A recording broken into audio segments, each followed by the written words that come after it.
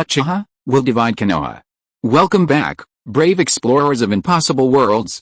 We are excited to have you here to continue this odyssey together.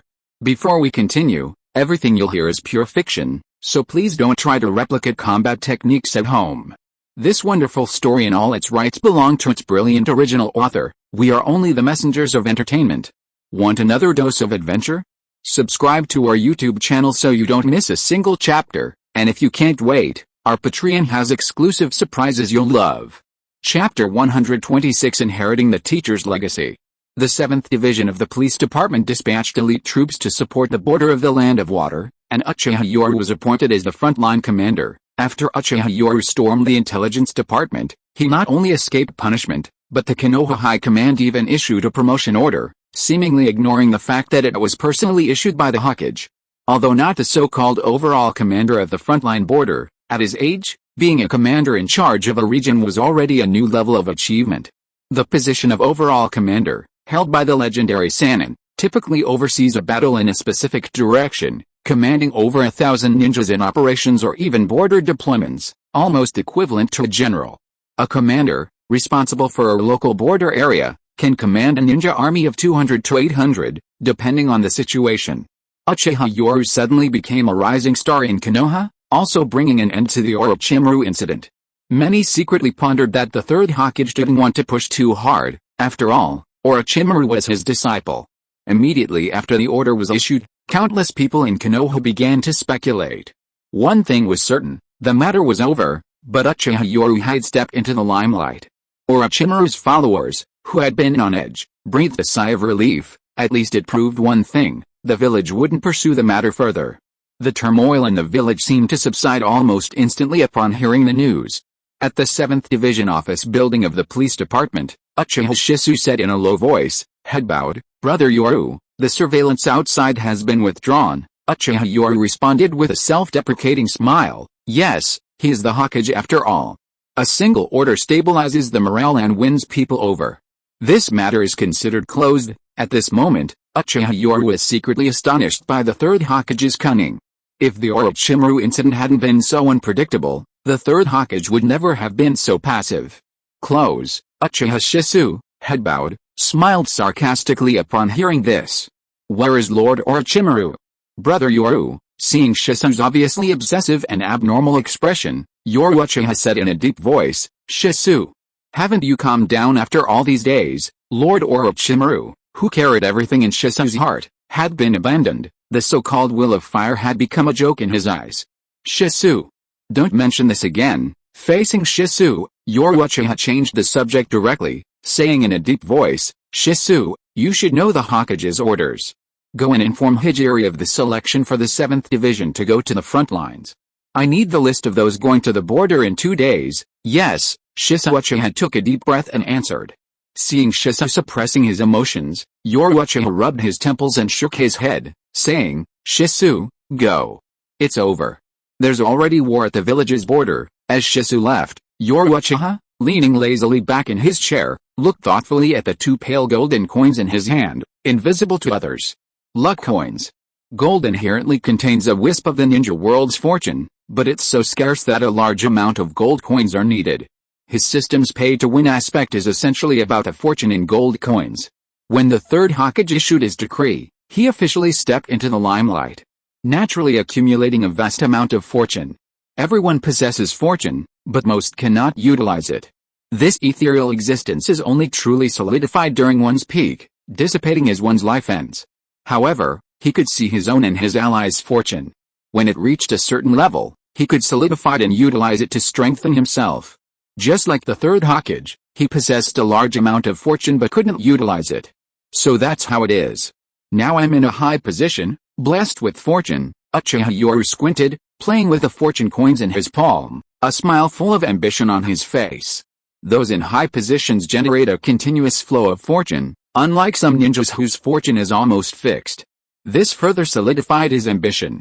If he could encompass the entire ninja world, how much fortune would he gain? Then, the 6 paths of hell, the Otsutsuki clan, all would become his prey. The oppressive atmosphere of the 7th office building of the police department seemed to stir again. And for the first time since the Orochimaru incident, Uchiha Yoru emerged from this place, ostensibly an office building but actually a prison, dragging his lonely figure in the twilight. In a dimly lit room in the Uchiha clan compound, pale green medical ninjutsu chakra appeared in his hands, which he gently placed on the forehead of the girl lying on the bed. The warmth of the medical ninjutsu chakra relaxed her, and she slowly opened her eyes. Upon seeing the familiar figure, the usually strong Mitarashi Anko couldn't help but tear up. "Yoru, you're back," sob first. Her most admired teacher, Orochimaru, left Konoha, and then the village's distress shattered her psychological defenses. At this moment, Anko burst into tears. The young Anko clung to him, her ample bosom bringing a smile to Uchiha Yoru's face. He gently stroked her forehead with his medical ninjutsu hands. "Anko, it's alright. You've only suffered some psychological trauma, but it's okay. The intelligence department hasn't invaded your mind," Uchiha Yoru comforted her, a cold sneer filing his heart at the Hokage's faction. "They abandoned Anko, they'll regret it later, but there will be no chance to make amends." He didn't hide his praise for Konoha. Instead, he stated the fact that she had been locked in an interrogation room by the village's intelligence department, almost having her brain invaded. This was the kind of treatment used against enemies and spies, and now it had been used on her. She had been abandoned. The 3 black tomo-shaped curse marks on her slender, white neck were glaringly obvious, the intermittent chakra corrosive pain causing Anko excruciating agony. But right now, the village's betrayal hurt more than anything else. For the village, she had chosen to abandon her teacher, only to be abandoned by the village in return. "Yoru, don't leave me again." Anko was at her most vulnerable now, her large, watery eyes looking up. She had nothing left. If Uchiha Yoru hadn't rescued her, she thought she might be lying on the cold ground. "Anko, don't worry, I won't leave you, Yoru." After experiencing such a devastating emotional blow, Mitarashi Anko had become unusually sensitive, even bordering on obsessive. "Anko, it's alright now." Soothing the small body in his arms, Uchiha Yoru smiled with relief. This time, he truly let down his guard. In the dimly lit room, Uchiha Yoru gazed at the gathering aura above Mitarashi Anko's head and murmured to himself, "So that's how it is." Although Mitarashi Anko lacked strength, her aura, bearing the title of Orochimaru's disciple, was stronger than that of an average ninja. Now, being with him was a complete boost to his aura. Ugh! Suddenly, a painful cry echoed in the dimly lit room. Anko clutched her neck, the cursed seal causing her excruciating pain. Uchiha Yoru, holding Anko, naturally felt it, especially as the cursed seal flared up, causing his body temperature to rise. "Anko, bear with it. I have a way to remove your cursed seal, but the way is to replace it with mine." In the dim room, Mitarashi Anko gritted her teeth, enduring the pain, and looked up, her large, misty eyes gazing at her only remaining support. Her pitiful expression was like that of an abandoned wildcat, a truly heartbreaking sight. It must be said that the ninja world is a distorted world. Ninjas raised as tools from childhood develop distorted emotions. Seeing Anko tremble and close her eyes, slowly releasing her hand from her neck to reveal the burning cursed seal, one understood Anko's choice. Her wet eyelashes trembled. Now, in Anko's heart, the only one she could trust, her last remaining support, was the person before her. A morbidly distorted world. Despite this, Uchiha Yoru showed a look of pity, sighing softly, "Anko, from now on, my back is in your hands." Her eyelashes trembled as if in response. In the dimly lit room, Uchiha Yoru's 3 tomo Sharingan spun, and he slowly opened his mouth, gently biting down on Anko's neck. His sharp fangs easily pierced her skin, and with a surge of inexplicable power, Anko, nestled in Uchiha Yoru's arms, groaned in pain. "Yoru, don't abandon me." As Anko groaned in pain, the new cursed seal power on her neck began to frantically devour the original cursed seal marks. With wisps of black smoke swirling around, the cursed seal representing Orochimaru's mark dissipated. The perfect cursed seal. Uchiha Yoru now possessed the perfect cursed seal, minimizing the damage to the body and being a gentler version. Since Mitarashi Anko was able to survive the original cursed seal, it proves one thing: her constitution doesn't reject the cursed seal. It's clear from the original story that ninjas under cursed seals have a survival rate. A large proportion don't survive. His perfect version of the cursed seal also has this limitation. As his cursed seal was imprinted, the gentle power of the seal slowly relaxed Mitarashi Anko's furrowed brows, and for the first time in many days, she finally showed a peaceful expression and fell into deep sleep. During this time, Matera Shianko experienced the darkest moments of her life, and the invasion of the cursed seal had already exhausted her. Now, she could finally sleep peacefully. Just then, footsteps sounded beside her. Uchiha Yoru's expression immediately hardened. He gently placed Anko on the bed, covered her with a blanket, and then withdrew. In the moonlight, two guests, one adult and one child, arrived outside Uchiha Yoru's luxurious house. "Mother, this is Yoru-sensei's residence." Uchiha Itachi looked respectfully at the house before him. With his mother's nod, he politely stepped forward and gently knocked on the door. In the bright living room, Uchiha Yoru, Uchiha Mikado, and Uchiha Itachi sat facing each other. Clan head's wife, facing the respectful Uchiha Yoru. Uchiha Mikado also displayed the etiquette of a noble family, smiling gracefully as she served tea and said softly, "Yoru, I hope you haven't blamed me during this time. After all, the clan has been under considerable pressure. For the past few months, Uchiha Yoru had been practically imprisoned in the office building. The Uchiha clan had chosen silence. They had no right to say anything about Orochimaru's power, ultimately only preserving their own people. However, things were different now. With signals from the Konoha leadership and the support of the legendary Sannin Jiraiya, Uchiha Yoru now possessed a powerful ninja under his own command and had inherited Orochimaru's legacy. A divisive tactic. It must be said that the higher-up strategy was brilliant. They said nothing, but merely released signals that led the unsuspecting Uchiha clan to believe he had already pledged allegiance to the higher-ups.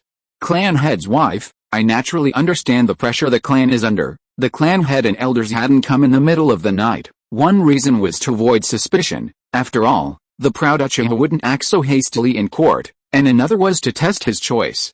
Night Lord, Itachi has awakened his Sharingan. The border is unstable, and all the major clans are sending their elite troops to reinforce the front lines. The Uchiha clan especially needs merit to regain trust. I entrust Itachi to you." At this moment, Uchiha Mikado, the gentle clan head's wife, showed a pleading expression for the first time, and Uchiha Itachi respectfully nodded, saying, "Knight Master, I entrust him to you," sending Uchiha Itachi to the battlefield. Or rather, a test. Uchiha Yoru nodded almost without hesitation and said in a deep voice, "Itachi is my student, so naturally I will take good care of him." This trip to the front lines is not only to stabilize morale, but also an opportunity to prove the Uchiha clan. Currently, the Uchiha clan is caught in the middle due to the Nine Tails accusations, and they are actively sending elites to address the border unrest, aiming to send a signal and regain trust. This is evident in the original story, where the most talented member of the Uchiha clan, Shisui, was sent to the front lines, proving everything. "Thank you very much, Yoru-kun." "Thank you, teacher." Uchiha Itachi, having experienced some things, seemed to have matured considerably in an instant. Even his mother was unaware of his current thoughts. The astute Itachi, observing the oppressive atmosphere in the living room, knew his mother's late-night visit was on a clan mission. Therefore, he tactfully bowed and respectfully said, "Teacher, mother, I'm going to the courtyard to practice my swordsmanship." Seeing Itachi's quick wit, Mikado smiled with satisfaction and nodded. "Itachi, thank you for your hard work." Yoru, standing nearby, also smiled and nodded. "Itachi, your age limits your physical growth. Focus on ninjutsu and throwing weapons. You can hone your ninjutsu later when your body has matured." "Yes, teacher." Itachi respectfully withdrew from the room, leaving only Yoru and Mikado in the brightly lit living room. What they discussed at night remains unknown, only that after an hour or two, both wore satisfied smiles, and Mikado nodded with a smile as she led Itachi away. Chapter 127 Danzo. I am the Hokage. Under the bright sunlight, an elite ninja legion appeared outside the gates of Konoha, a dense mass of over 200 ninja members. "Captain, all 113 ninjas from the 7th Division of the Police Department who went to the front lines have arrived." Since their defection, the 3 members of Genma's team had no turning back. They had long since made up their minds. They would rather die on the front lines than return to be investigated by Root. Genma Shiranu respectfully acted as his right-hand man, reporting the Legion in detail, while the other 2 went about their respective tasks. Turning to look at the 3 members of Genma's team, Uchiha Yoru revealed a resolute smile. "From this day forward, your Genma team will be my guards. My safety is entrusted to the 3 of you." The 3 were visibly startled upon hearing this, and then their eyes involuntarily reddened. Even the usually composed Genma Shirinu felt a lump in his throat. They were geniuses, but they had also experienced great ups and downs, tasted the bitterness of human nature, and fallen to the point of being disliked by everyone. Now, the feeling of being valued and trusted again filled the hearts of the 3 members of the Genma squad with a bittersweet feeling. What? Perhaps you don't have the confidence, Uchiha Yoru said with a teasing laugh. Genma suppressed his emotions and revealed a resolute expression, saying in a deep voice, the Genma squad will definitely protect Captain Uchiha Yoru. Their current reputation, to put it bluntly, meant that someone specifically wanted the 3 of them as bodyguards. This was clearly trust and encouragement. Yoru, let's hurry to the battlefield. Anko, I'm ready. With an excited and hearty laugh, Materashi Anko seemed to have regained her former cheerfulness, and in her military uniform, she exuded a heroic and spirited aura. Seeing this, Kurona Iyuhi sighed, rubbing her forehead in exasperation. Anko, don't be so unpredictable, okay, Kurona. This is a rare opportunity for us to fight side by side, Anko said with an innocent smile, though Kurona's eyes were filled with tenderness.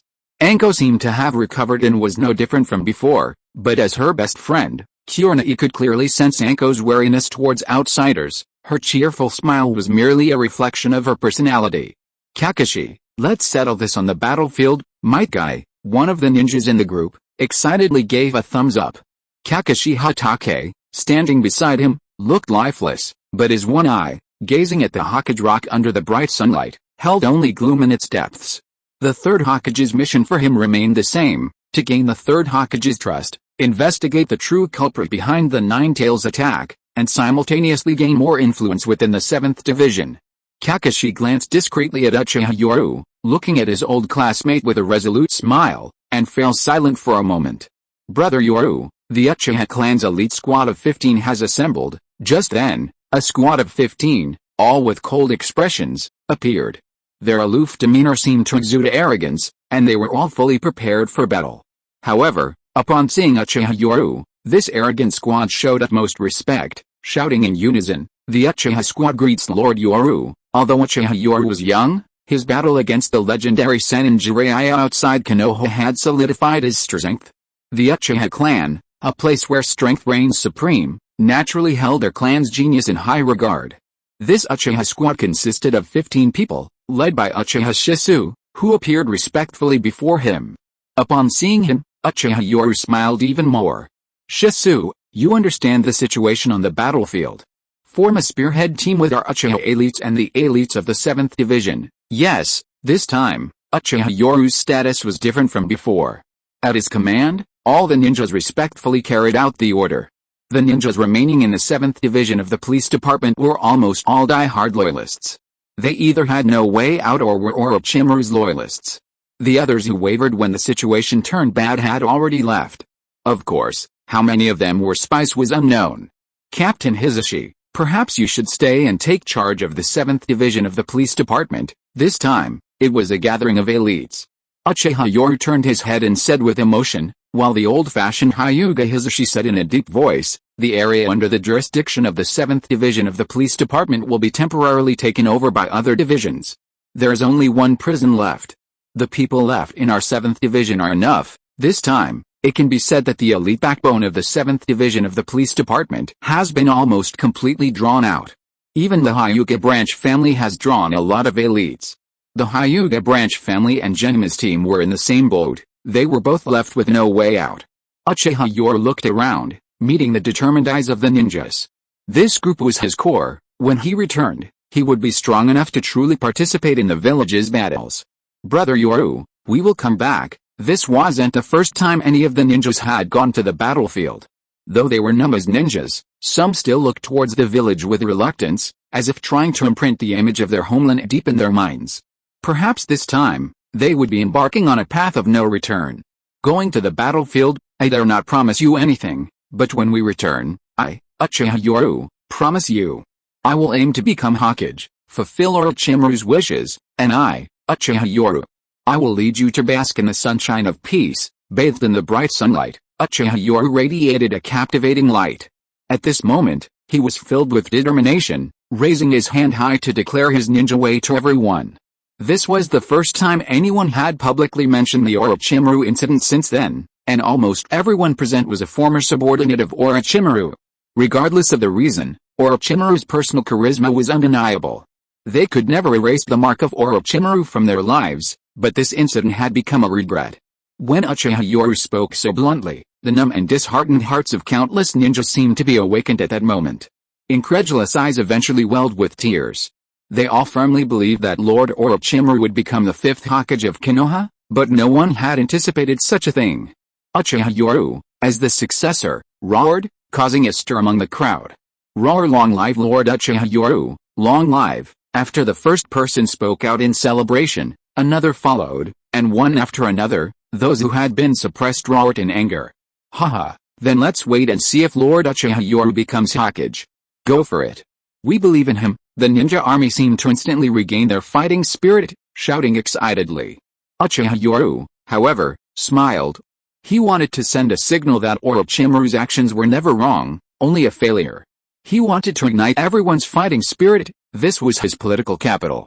Having risen to prominence by inheriting his teacher's legacy, it might seem insignificant for him to deny his teacher's past actions, but that would still be an admission of guilt.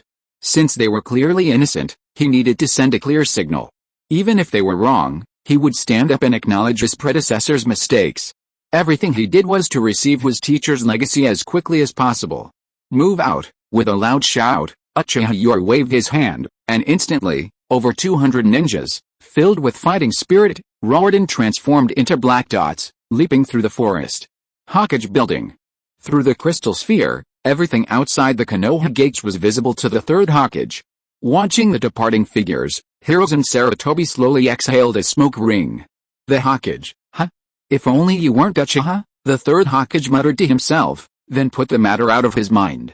Uchiha Yoru was indeed strong, but going to the front lines was more of a symbolic gesture, a signal from the Konoha leadership, and a way to reassure the people. Reputation. It's something invisible and intangible, yet undeniably real. Orochimaru had led countless ninjas in battle over the years, his prestige especially high on the front lines. This upheaval had also unsettled many. Even those who had once been close to Orochimaru were worried about their future, some even filled with anger.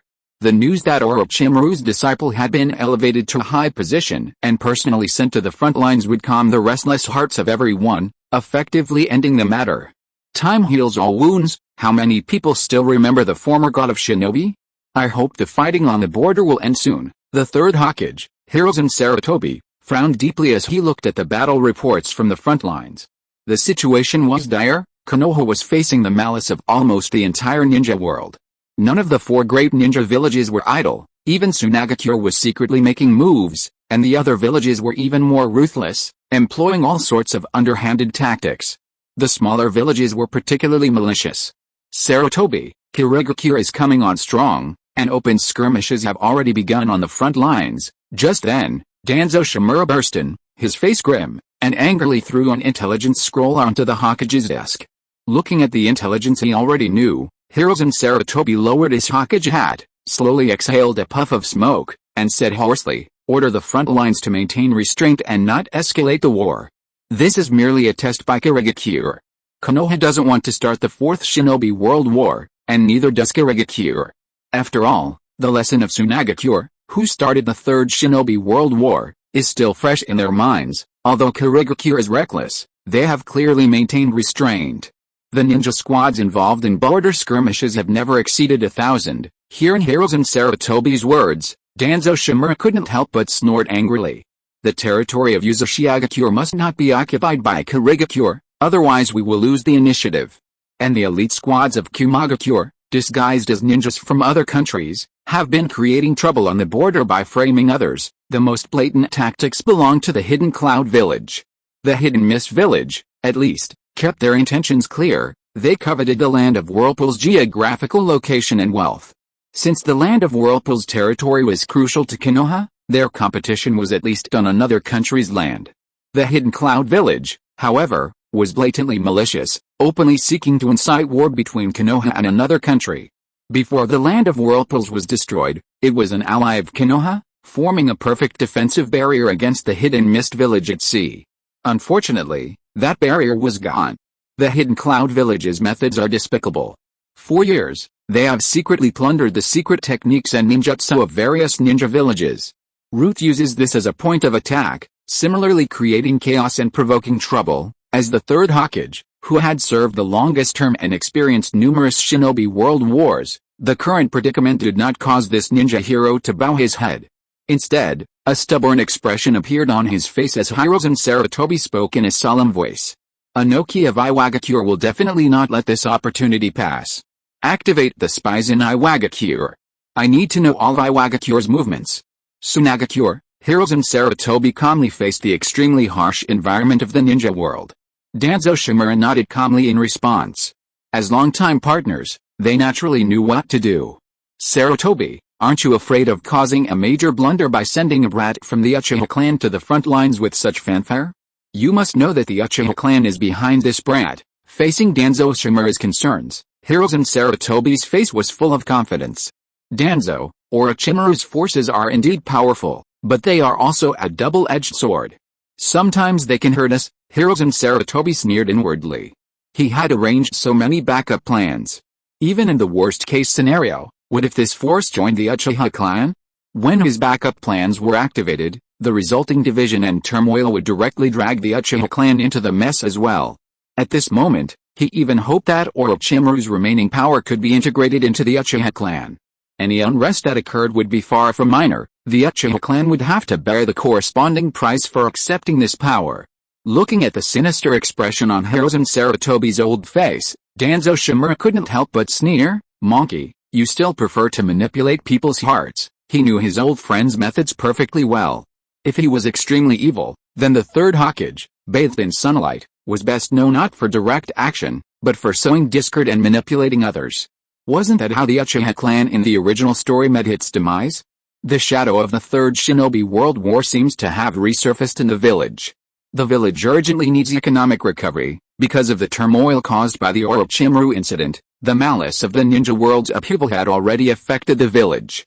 It seemed that all the villagers of Konoha felt a storm was brewing. This was something Hirozen Sarutobi didn't want to see. What he urgently needed now was economic recovery. Danzo, have your Root and Enbu join forces to suppress the war atmosphere at the front lines. Konoha needs peace, even if it's just an illusion. Only in an atmosphere of peace can the economy recover quickly. Hirozen Sarutobi revealed his method, suppressing the turmoil on the border, meaning preventing it from spreading to ordinary civilians and ninjas. In this way, under the illusion of peace, the Land of Fire's economy would not be destabilized, but would instead recover as quickly as possible. Of course, this would come at a price. Konoha would have to devote more resources to protecting trade escorts and even suppressing unrest within the Land of Fire. Seeing that Hirozen Sarutobi had a plan, Danzo Shimura had just breathed a sigh of relief, but the next sentence from the other party made his eyes widen with frustration. Danzo. From today onwards, all wood-released ninjas from Root are to be transferred to the Enbu. Sarutobi, you? Hirozen Sarutobi slammed his fist on the table and roared at Danzo. Danzo. I am the Hokage. I haven't even investigated your Root's secret restart of the wood release plan. If it weren't for the current border unrest, I would have punished you severely, Sarutobi. Fine. You're ruthless. At this moment, Shimura Danzo's teeth were practically grinding to powder, and a look of resentment flashed in his one exposed eye. You clearly have spies planted in my Root. What are you pretending to be so arrogant about? Now you act like you don't know anything. Do you really think I'm stupid? Thanks to all the brothers for their support. Chapter 128 The power of the 10,000 Serpent Formation is displayed. The Land of Whirlpools. Once the territory of the Uzumaki clan, one of the most powerful clans in the ninja world, this land has sadly vanished into the annals of history, leaving only a name whose origins are now unknown. Even the Uzumaki clan's bloodline is on the verge of extinction. The Land of Whirlpools is a massive island, bordering the Land of Fire, only 250 li, approximately 125 kilometers, from its mainland. If the Hidden Mist Village, Kirigakure, were to occupy it, their ninja army could use it as a springboard to launch a direct attack on the Land of Fire in the event of a major war. Similarly, if the Hidden Mist Village were in Konoha's hands, it would effectively block the Land of Water's advance on the Land of Fire. Any attempt to bypass it would be futile. Since the fall of the Land of Whirlpools, this island has become a strategic battleground for both the Land of Fire and the Land of Water. The demise of the Land of Whirlpools deprived Konoha of this natural barrier against the Land of Water, leading both countries to focus their subsequent wars on it. Strategically, this island is a vital strategic location and a buffer zone between the two sides. On the surging waves, over 100 figures appeared, swiftly navigating the water. The rapid footsteps echoed across the waves, creating a crisp, rhythmic sound. A group of Konoha ninja, their faces resolute, gazed at the island now visible in the distance. Lord Yoru, the Land of Whirlpools is ahead. Our garrison there is frequently attacked by Kurigakure ninja. They had finally crossed the border after their arduous journey, and stepping onto the lawless territory of the Land of Whirlpools meant they had entered a war zone. Hyuga clan ninja, strengthen your defenses and prepare to land. Yes, sir. The waves crashed against the beach, and the sounds of battle echoed across the island. Hundreds of Kurigakure ninja were engaged in a frenzied slaughter, while the Konoha ninja, wounded and battered, were forced back to the shoreline. Where are the reinforcements? If they don't arrive soon, we won't be able to hold out any longer. Damn it, those lunatics from Kurigakure are launching a suicidal attack specifically targeting us. Damn it, explosive tags. Quick, fire release. On the island of Uchiha, Konoha had 3 bases under defense. No one expected Kurigakure to concentrate most of its forces on one of them, catching them completely off guard and forcing them into a rout. The beach was ablaze with ninjutsu, kunai and shuriken flying everywhere, blood splattering everywhere. Kurigakure ninjas, bound by the blood mist village policy, were cold-blooded war machines, their bloodthirsty and fearless attacks causing heavy casualties for Konoha. Yes, it's Zabuza. Due to the island's natural terrain, Kurigakure ninjas had a significant advantage, unleashing their water-release ninjutsu with unbridled abandon. Konoha ninjas, mostly using fire release, were clearly outmatched. On the crimson-stained beach, someone suddenly cried out, pointing towards the waves and shouting at the top of their lungs, "Reinforcements! It's our reinforcements!" The hidden mist forces, of course, also spotted the Konoha reinforcements appearing from the sea. Sujetsu Hazuki, the hidden mist commander who initiated this battle, revealed his massive figure with shark-like teeth and laughed cruelly. Konoha's little bugs have arrived just in time. Perfect. Send them all into the sea to feed the sharks. Standing nearly 2.5 meters tall, Sujetsu Hazuki was like a giant, especially as the leader of the 7 ninja swordsmen of the mist, wielding the great sword Samehoda, making his strength exceptional. At Sujetsu Hazuki's command, a dozen elite ninjas from the hidden mist army instantly appeared, rapidly forming hand seals and slamming their hands into the ground in unison, shouting, "Water release, water dragon bullet technique." Instantly, the turbulent sea resounded with dragon roars, followed by the emergence of a dozen enormous, ferocious water dragons that roared madly towards the Konoha reinforcements. Just as Sujetsu Hazuki's satisfied, bloodthirsty smile faded, a massive roar suddenly erupted. It was as if a heavy object had appeared on the sea surface, followed by a deafening crash. Instantly, towering waves, like a waterfall, surged forth, directly blocking the onslaught of over a dozen B-rank ninjutsu-infused water dragon bullets. Sujetsu Hazuki's smile froze. On the battlefield, many of the Konoha and Kurigakure ninjas stared in terror at the colossal creature that had appeared on the sea. Manda! Manda!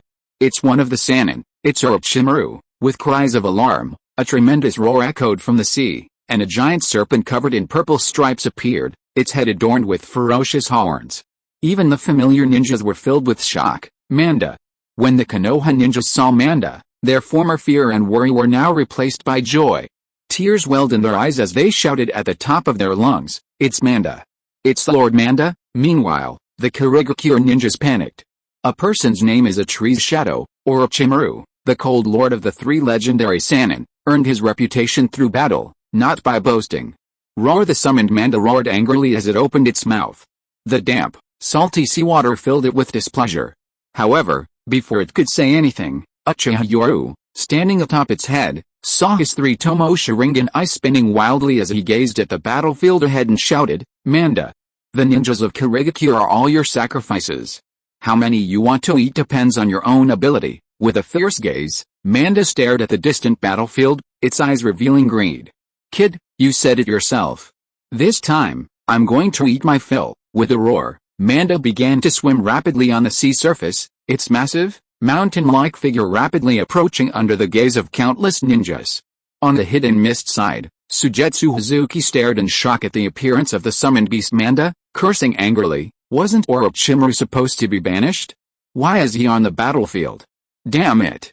What are the intelligence departments doing? Enraged, Sujetsu Hazuki gripped his Samehuda sword, ready for battle. Facing Orochimaru, one of the legendary Sannin, he dared not be careless. With a deafening roar, Manda surged onto the beach, sending waves and sand flying. Its raging, mountain-like form charged wildly towards the hidden mist. Watching this, Sujetsu Hazuki cursed under his breath.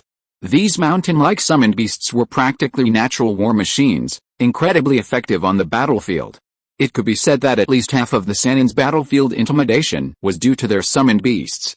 Standing atop Manda's head, Uchiha Yoru gazed majestically at the battlefield. He not only didn't hold back against Orochimaru's ninjutsu, but deliberately unleashed it. This was the effect he needed.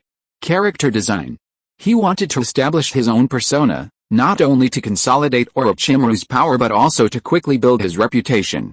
Lord Yoru, many of the Konoha ninja who had reached land recognized the figure atop Manda. After all, he had served on the front lines with Orochimaru for some time, so naturally some would recognize him. Furthermore, they had received orders to become their frontline commander.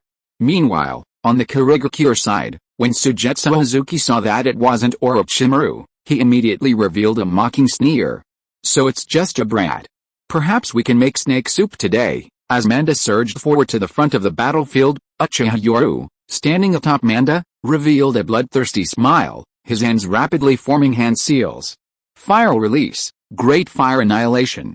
Taking a deep breath, gathering chakra in his throat, Uchiha Yoru suddenly unleashed a massive wave of flames forward. The flames, like a waterfall, cascaded wildly from the sky, making this level of fire release the most dazzling spectacle on the battlefield. Seeing this ninjutsu, Sujetsu Hazuki was even more shocked. At the same time, the elite ninjas of Kurigakure reacted quickly, forming hand seals. Water release, water wall. After forming the seals, the Kurigakure ninjas spat out large amounts of water, which collided with the overwhelming flames. In an instant, the collision of fire and water produced a piercing hissing sound, and a huge plume of steam swept in, instantly obscuring a large area of the battlefield. The sea breeze was blowing directly towards Kurigakure, and nearly half of the Kurigakure ninjas were instantly enveloped in the water mist.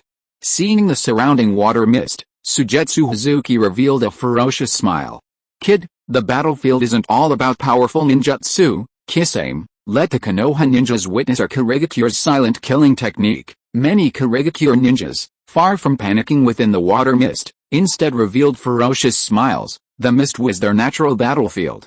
All Konoha ninja, prepare for a counterattack. At that moment, Uchiha Yoru, standing atop Manda's head, issued the completely opposite order, choosing not to defend but to launch a counterattack.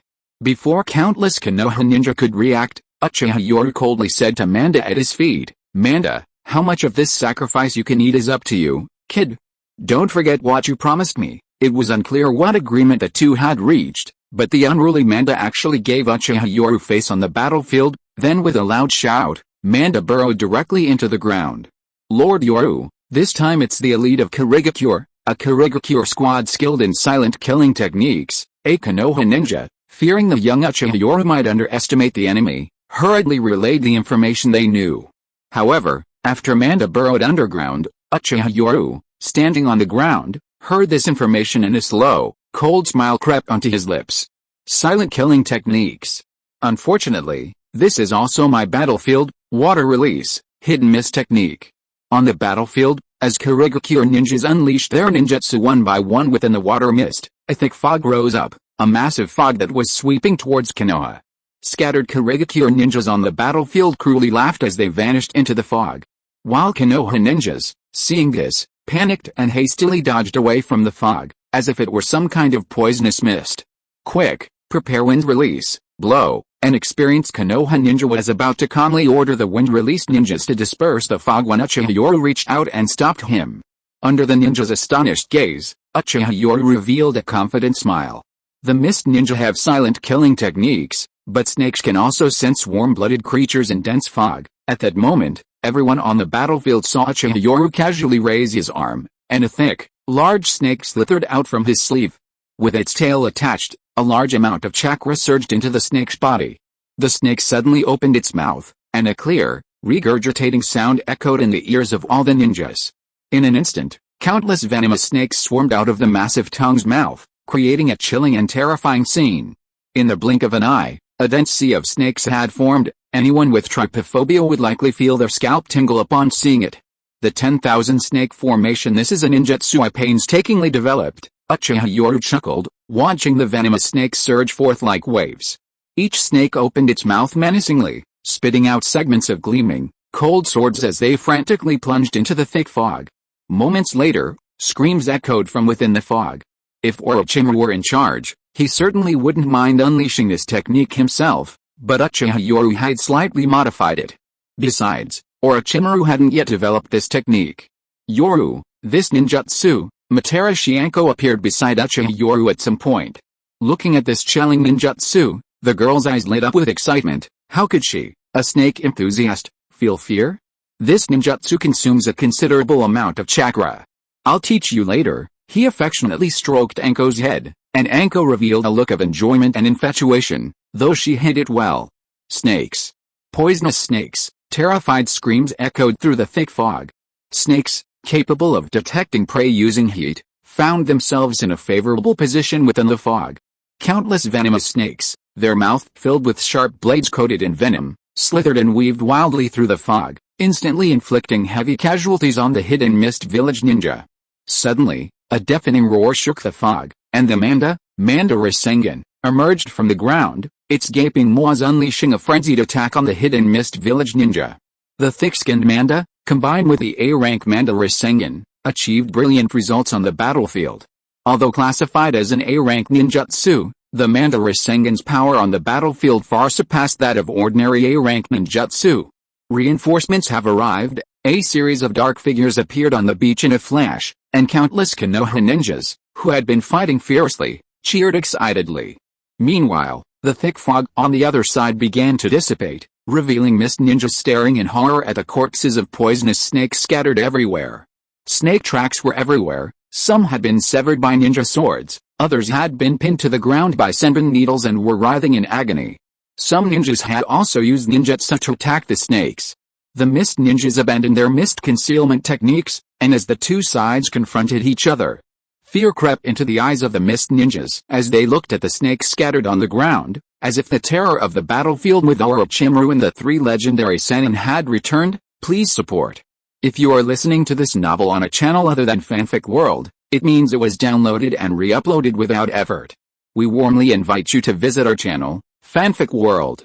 There you will find the original version of this story and many other novels of various genres.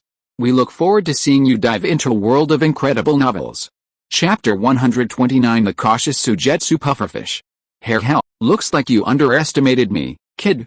You really think you can act recklessly just because you learned a little ninjutsu from Orochimaru? Slowly pulling down his massive Samehoda from his back, the 2.5-meter tall giant, Sujetsu Hazuki, revealed a ferocious grin, his sharp teeth bared in a cruel display.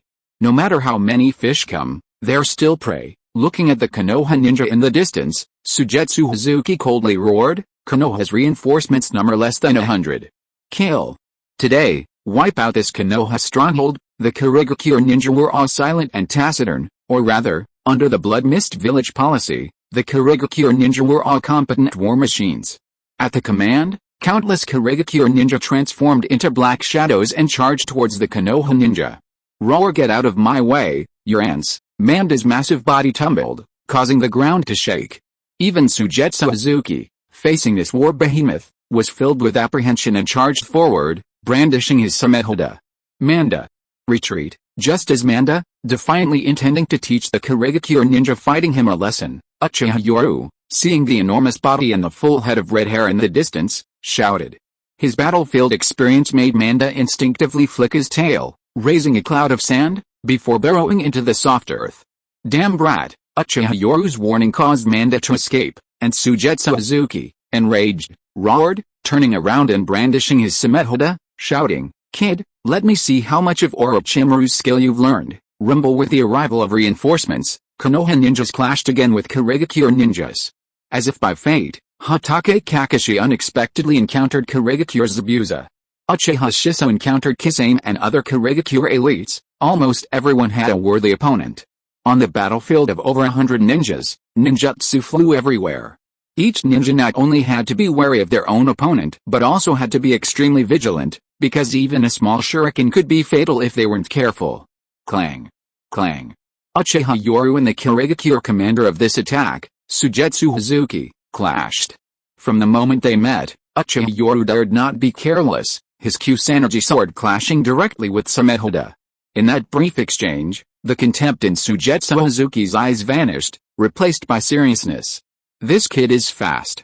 Similarly, Uchiha Yoru, relying on his lightning release chakra mode, pushed his speed to the limit, his hand trembling as he fought with a Kusanagi sword.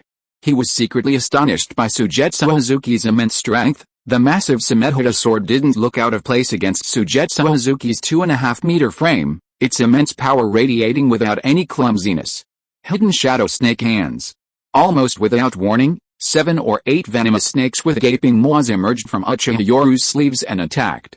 Although the ninjutsu level wasn't high, it was undeniably too sudden. In the brief exchange, Suigetsu Hazuki couldn't help but frown. This brat seemed to know him quite well. Fat pig, is that all you've got? Uchiha Yoru, taking advantage of the opportunity to retreat quickly, didn't miss the chance to mock him. The word fat pig immediately caused a shadow to appear in Suigetsu Hazuki's eyes. Kid, even Orochimaru wouldn't dare to look down on someone like that here, as the leader of the 7 ninja swordsmen of the mist. Suigetsu Hazuki also had his own pride, especially with his Samehoda sword, which made him invincible. Uchiha Yoru, looking at the minor character Suigetsu Hazuki from the original story, secretly pondered. No ninja should be underestimated. Judging from his swordsmanship just now, he was definitely among the top jonin. Suddenly, Suigetsu Hazuki shouted, and his wildly dancing red hair launched a dense attack of hair. This ninjutsu was very similar to Jiraiya's hair ninjutsu. Faced with this sudden attack, Uchiha Yoru quickly formed hand seals and took a deep breath. The chakra gathered in his throat erupted, transforming into a massive fireball that shot out. Fire release, great fireball technique. The enormous fireball swept past, and even with the added chakra, the sharp senbon hairs instantly vaporized under the intense heat. Uchiha Yoru not only used fire release to block the attack, but the remaining force continued to strike. Kid, using fire release on a miss ninja? You're too presumptuous. Suigetsu Hazuki, enraged, suddenly spat out a large mouthful of water, instantly extinguishing the massive fireball. Sashizuki Fuguki, one of the first 7 ninja swordsmen of the mist from Kurigakure in the Land of Water, the first wielder of the great sword Samehoda. He was unusually tall and muscular, skilled in hair-based ninjutsu, water-style techniques, and swordsmanship. The Samehoda sword can absorb an opponent's chakra and inject it into the user. It's primarily used for slashing. Its deep blue blade is covered in barbs. Uchiha Yoru, his body crackling with lightning on the battlefield, casually revealed the information without any attempt to hide it from the other ninjas. Your Samehoda is indeed strong, but our Konoha intelligence department isn't to be underestimated. Your Samehoda is a living sword. It could even clash head-on with a Kusanagi sword, and it wasn't afraid of lightning-style techniques. But when I used fire-style techniques, you chose to counter with water-style techniques. Your sword is afraid of fire, Samehoda is afraid of fire. Upon hearing this, Suigetsu Hazuki's face turned ashen, and he gritted his teeth, snarling, Kid, it seems Orochimaru has been gathering intelligence on my Kurigakure from within Root. Clearly, Hazuki attributed this information to Root, as only they possessed such powerful infiltration and reconnaissance capabilities. Uchiha Yoru smiled at Hazuki's misunderstanding, offering no explanation that he had deduced this information from the original story. In the original story, during Killer Bee's battle with Itachi Uchiha, Samehoda revealed its weakness to fire. Kid, Orochimaru has been expelled from Konoha. Why don't you join our Kurigakure? Just as Hazuki launched his sarcastic retort, he suddenly sensed something amiss. A sharp pain shot through his hand, and he instantly broke free from the Jinjutsu. The moment he escaped, several ferocious creatures appeared in his pupils, their jaws gaping wide as they lunged at him. Damn brat, Suigetsu Hazuki, wielding Samehoda with a single hand, sliced the venomous snakes in two, filled with shock and rage. Had it not been for Samehoda, he would have been careless and nearly perished here. Your eyes, Uchiha Yoru, transforming into a bolt of lightning, had already closed in behind him. As the two clashed again, Suigetsu Hazuki was filled with apprehension, his eyes constantly darting away from his opponents. How can your Sharingan be so strong? Suigetsu Hazuki was now filled with fear. He had been unknowingly drawn into Genjutsu. He wasn't unfamiliar with fighting Uchiha Sharingan users, but this brat's Sharingan abilities seemed terrifying. Meanwhile, Uchiha Yoru, relentlessly unleashing a storm of attacks with his Kusanagi sword, smiled. The power of the Sharingan was undeniable. Even without activating the main Gekkai Sharingan after evolving into it, his 3-Tomo Sharingan in its normal state seemed to have been enhanced. Kid, you're too arrogant. In close combat, Suigetsu Hazuki suddenly roared, his anger creating an opening. Uchiha Yoru, with a cold smile, gripped the Kusanagi sword and plunged it into Hazuki's armpit. However, the sensation upon penetration was off. Suigetsu Hazuki's face revealed a wicked, triumphant grin, all traces of his previous anger gone. The explosive tags hissed, and Suigetsu Hazuki's body instantly transformed into a water clone. Just as the water clone was about to collapse, the explosive tags flashed with intense white light, and with a deafening roar, Uchiha Yoru was engulfed in the explosion. Kid, a ninja's strength is never determined by the level of their ninjutsu. From within a mud pit, Suigetsu Hazuki's massive body slowly emerged, revealing a ferocious sneer. But just then, lightning flashed behind him once more. By the same token, the shadow clone technique isn't something only you can do. Uchiha Yoru, wielding the Kusanagi sword, had a cold glint in his eyes. Their duel lacked any grand ninjutsu displays, but this close-quarters combat was incredibly dangerous. Forced back, Suigetsu Hazuki snorted coldly, brandishing his Samehuda sword as he prepared to attack. Suddenly, a venomous snake leaped from the crater from the earlier explosion, biting his ankle. Damn it! When did this happen? Suigetsu Hazuki, having crushed the snake into pulp, revealed a look of shock and anger. His mind replayed the events of the moment. The instant he used his water clone to detonate the explosive tags, his opponent had plunged his ninja sword into the ground, carving a small crater. The snake had seized the opportunity to lie in wait, and the explosion had allowed the mud clone to perfectly conceal the opening. You little brat, you're so cunning. Suigetsu Hazuki's face turned green. He hadn't expected this kid to be so troublesome. He had information about this kid. His massive chakra reserves were the same as his own, which was why he'd chosen to fight him with swordsmanship. He hadn't expected this kid to be so treacherous. Retreat. Seeing his ankle starting to turn black, Suigetsu Hazuki decisively threw a smoke bomb and ordered all the mist ninja on the battlefield to retreat. Water release, mist concealment technique. As they retreated, Suigetsu Hazuki formed hand seals, instantly transforming his massive chakra with the moisture in the air into mist, instantly creating a thick white fog across the entire battlefield. Under these circumstances, the Konoha ninja hurriedly began to defend. Hyuga clan ninja, be on alert.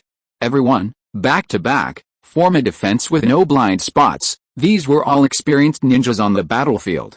The moment the fog appeared, groups of 3 or 5 Konoha ninja immediately formed small defensive circles, back to back.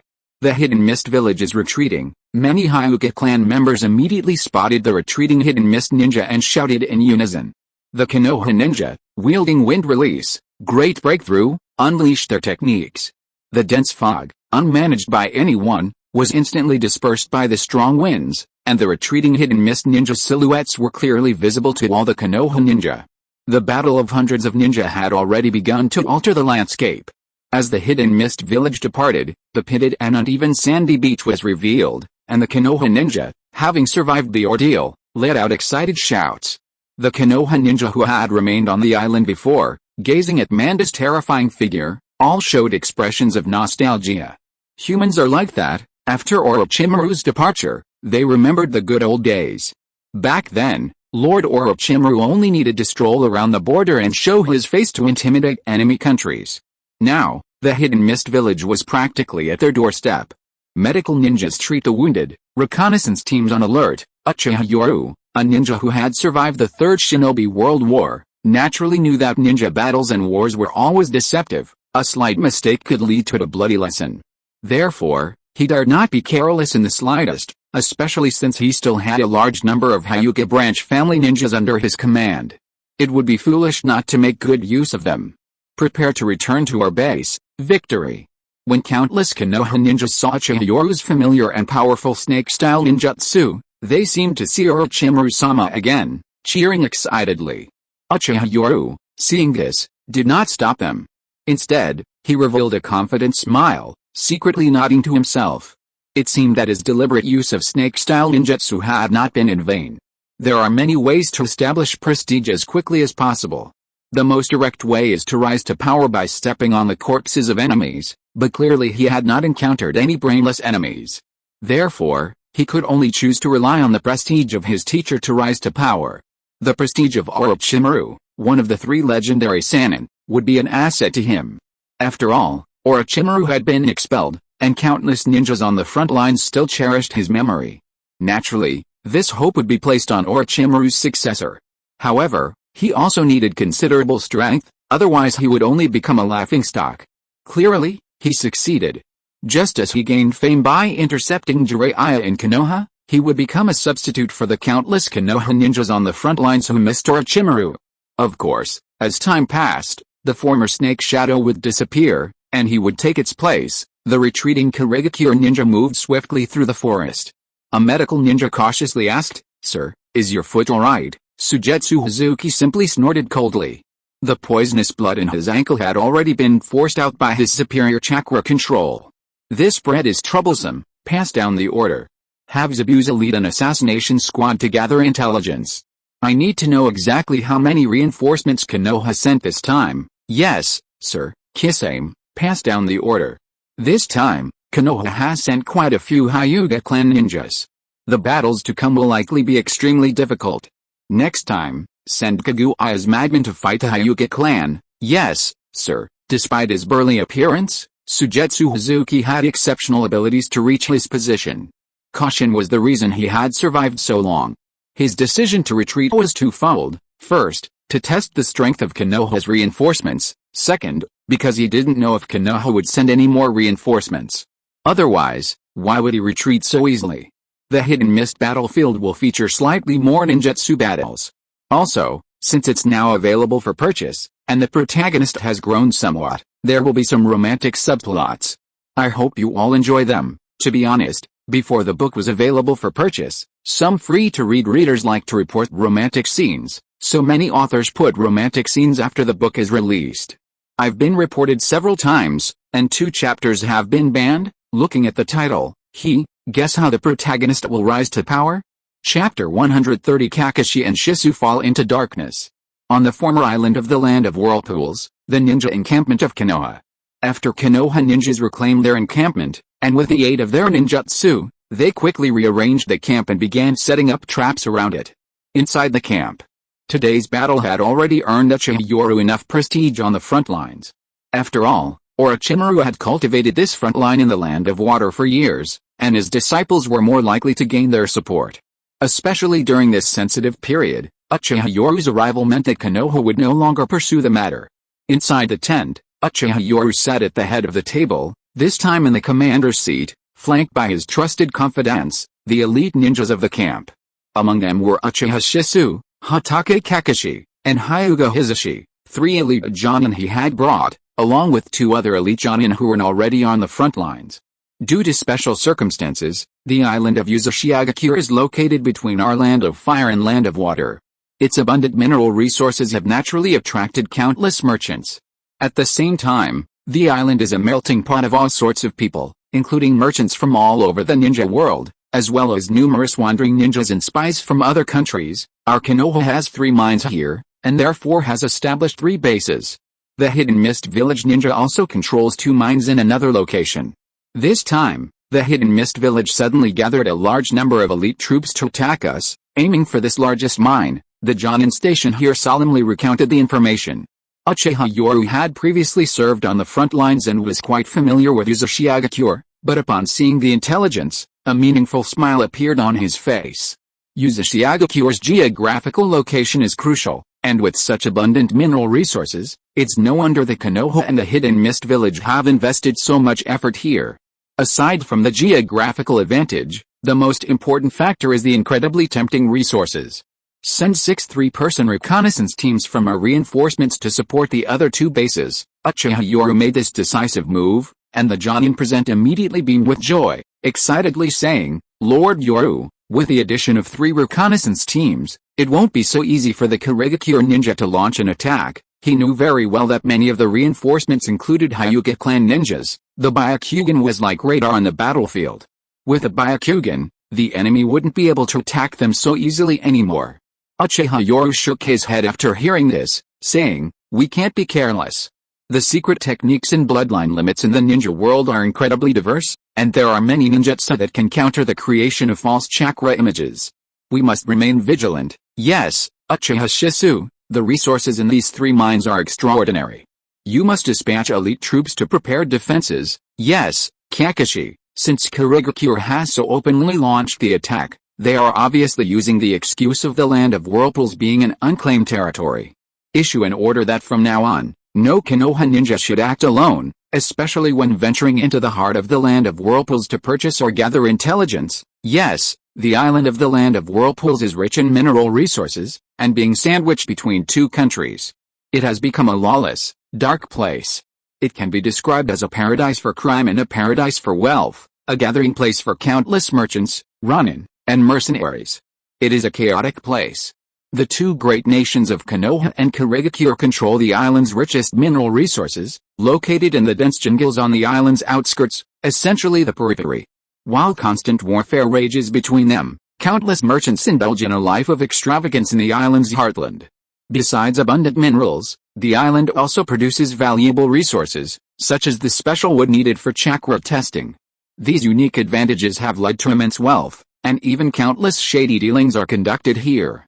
He had already handled administrative affairs for a considerable time while following Orochimaru on the front lines, and being familiar with the situation, he quickly adapted.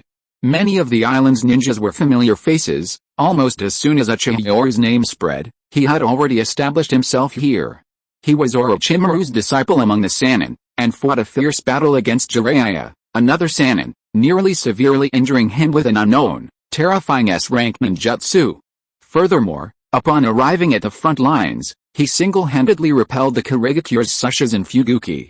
With the added recognition of their status and these 2 undeniable victories, they had it all, so naturally, there was no resentment among their subordinates.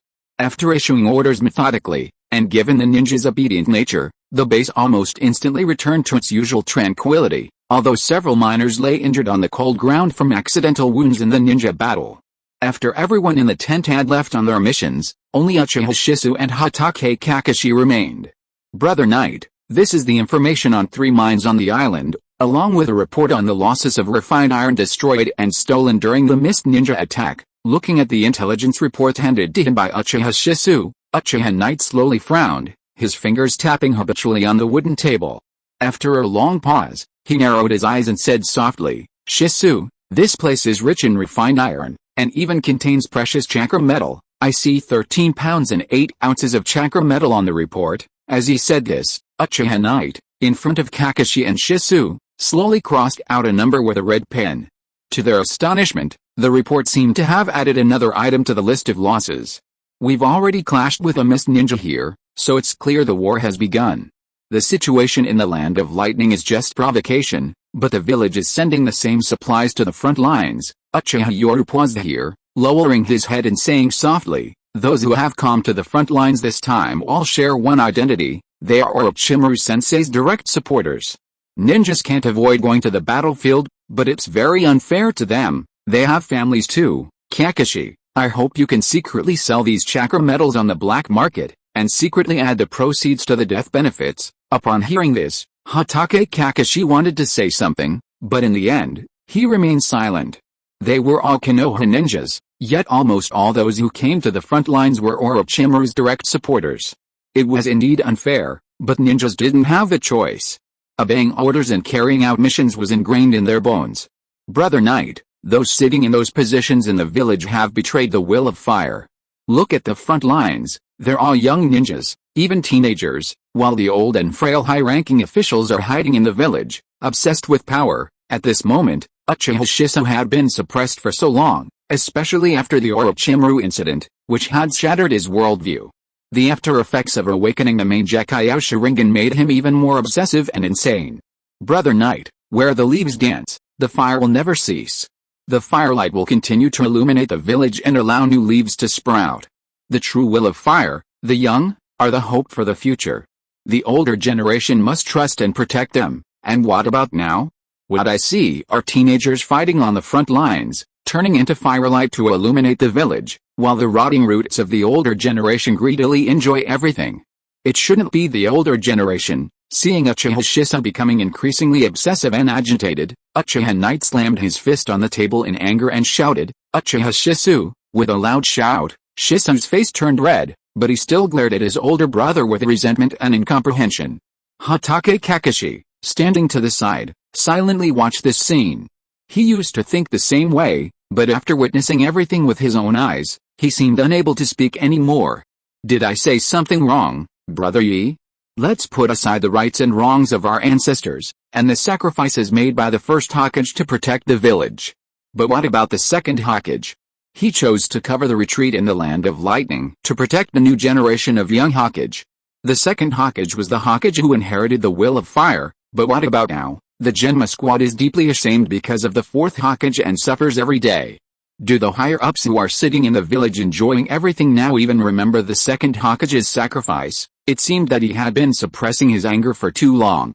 At this moment, Uchiha Shisui poured out all the anger in his heart. His eyes were red with excitement, and he even pointed at Hatake Kakashi next to him and dragged him into the battle. You said White Fang was a hero, but White Fang chose his comrades over the mission. Now, this hero you call can't even be enshrined in the memorial. Then what about the sacrifice the second Hokage made for the younger generation? Wasn't that a greater loss than White Fang's failed mission? Why can they enjoy everything so peacefully? At this point, Uchiha Shisui, unusually blinded and irrational, stared angrily at Hatake Kakashi, saying, "Kakashi, if your father, White Fang, was a piece of trash, then what are those corrupt beings? Did they also abandon their mission as the second Hokage's guards? And what about Lord Orochimaru? Was he also trash?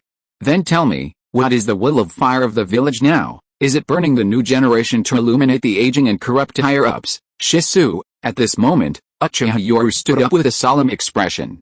Looking at Shisui, whose eyes were bloodshot and whose mind seemed to have become somewhat paranoid, he was secretly alarmed. It seemed that Shisui had been suppressed for too long, and the awakening of the main Decay Sharingan had caused some mental problems due to his extreme and unstable emotions. Shisui, your mind is too extreme right now. You need to calm down. This time, Uchiha Yoru did not stop Shisui. Instead, he softened his voice and began to soothe the other's agitated expression. Although Hatake Kakashi was not from the Uchiha clan and was less affected by the mental stimulation of the main Decay Sharingan, the words he had just heard had a significant impact on him. His eyes also began to look confused. Yes, if his father was to bear the shame, then what about the higher-ups of Konoha? Watching the second Hokage sacrifice himself for them, wasn't that a greater loss than his father abandoning the mission? Why were the higher-ups so complacent and enjoying everything under the same circumstances? Kakashi, Uchiha Yoru's voice jolted Kakashi Hatake back to his senses. Yoru said in a deep voice, the evolution of the Sharingan occurs when someone loses a loved one or experiences pain. A special chakra surges within the brain, acting on the optic nerve and causing changes in the eyes. Therefore, the Sharingan is called the eye that reflects the soul. It is synchronized with the power of the soul. Shisui hasn't calmed down yet. As someone who also possesses the Sharingan, I need you to keep an eye on him and prevent him from doing anything rash. The main Decay Sharingan. After their Sharingan evolved, Shisui revealed the secret of the main Decay Sharingan. Yoru had strictly ordered them to keep it a secret while also instructing them never to use it unless absolutely necessary. Yoru, perhaps Shisui is right. For the first time, Kakashi revealed his true feelings, his hoarse voice echoing in the tent. His exposed eye, along with Shisui's, looked toward Yoru. At this moment, Uchiha Yoru seemed to have become their pillar of support. Seeing Kakashi's actions, Shisui beside him also showed excited approval, as if he had found a like-minded companion. The difference was that Hatake Kakashi possessed a calm political mind. He was more composed and had more of his own opinions than Shisui. He said in a deep voice, Yoru, through these events, there is one thing we must pay attention to. You cannot choose to ignore all of this just because you care about the village, the Third Hokage. Perhaps there really is a problem. A resolute look appeared in Hatake Kakashi's eyes as he spoke his true feelings and analysis. Danzo, the leader of Root, said that the Fourth Hokage's sacrifice during the Nine-Tails attack might have been a conspiracy orchestrated by the Third Hokage to return to power. Yoru, don't look at me with that threatening gaze. I forced myself not to think that way, but the Orochimaru incident seems to make this even more suspicious. Since the Orochimaru incident, Kakashi and Shisui had been feeling suppressed, especially Yoru, who feared being implicated and left a will. Kakashi understood even more clearly that the border unrest saved Yoru's life, and also saved Orochimaru's direct followers, forcing the village to compromise.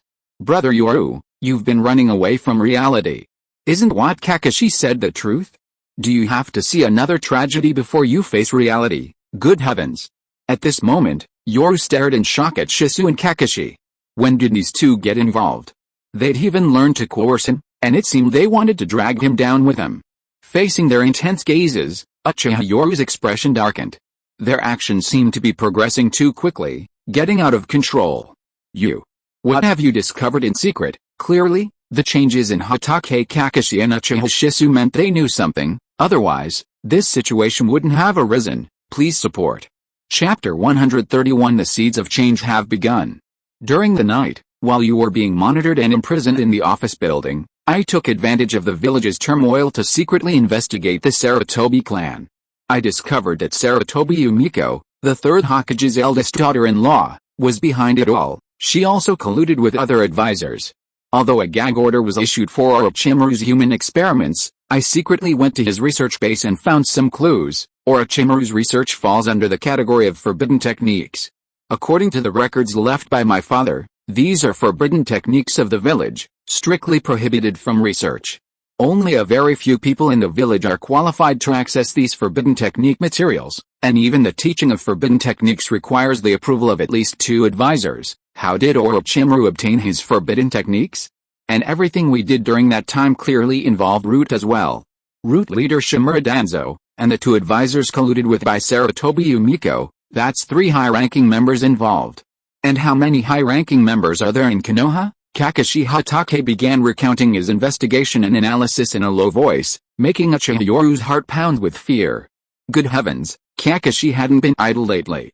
Just as Kakashi finished speaking, Uchiha Shisui gritted his teeth and said, Yoruni, do you know where those children and ninjas we intercepted went? The Nara family returned to their clans, the daimyo's children went home, and the remaining children and ninjas without any background or status were either recruited by Root or sent to the most dangerous front lines. How many of them will return? It was clear that Uchiha Shisui and Kakashi had exchanged information beforehand, and at this moment, there seemed to be a sense of being out of control. Uchiha Yoru gave a forced smile in their eyes. Kakashi, Shisui, you must believe in the will of fire.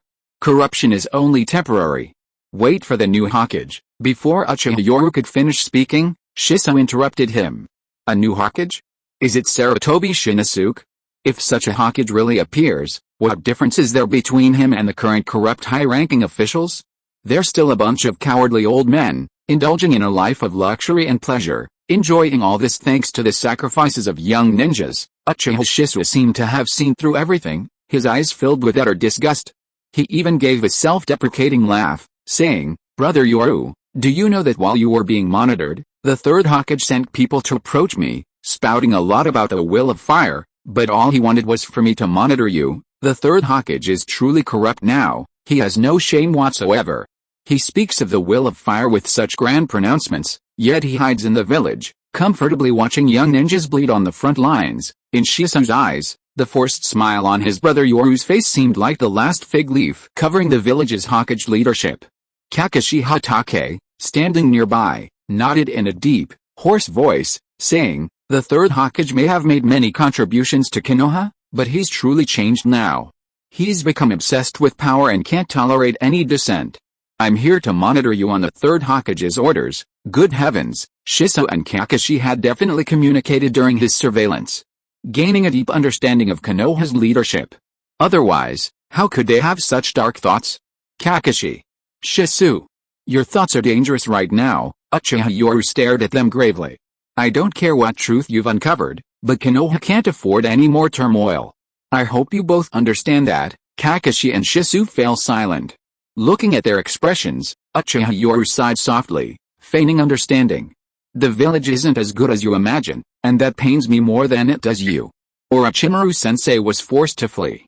"While the village leadership bears undeniable responsibility, Konoha is our home, and we are also executioners with blood on our hands," Uchiha Yoru added with a self-deprecating laugh, looking at the two with a somber expression. "And this war won't end so quickly." Sensing Yoru's distress, Hatake Kakashi, quick-witted as ever, seemed to realize something and asked in a hoarse voice, "Yoru, have you discovered something?" Shisui's strength might not be inferior to Kakashi's, and having awakened the main Gekkai Sharingan at this time, he had even surpassed Kakashi's genius. However, in terms of mental fortitude and political acumen, the gap between him and Kakashi was enormous.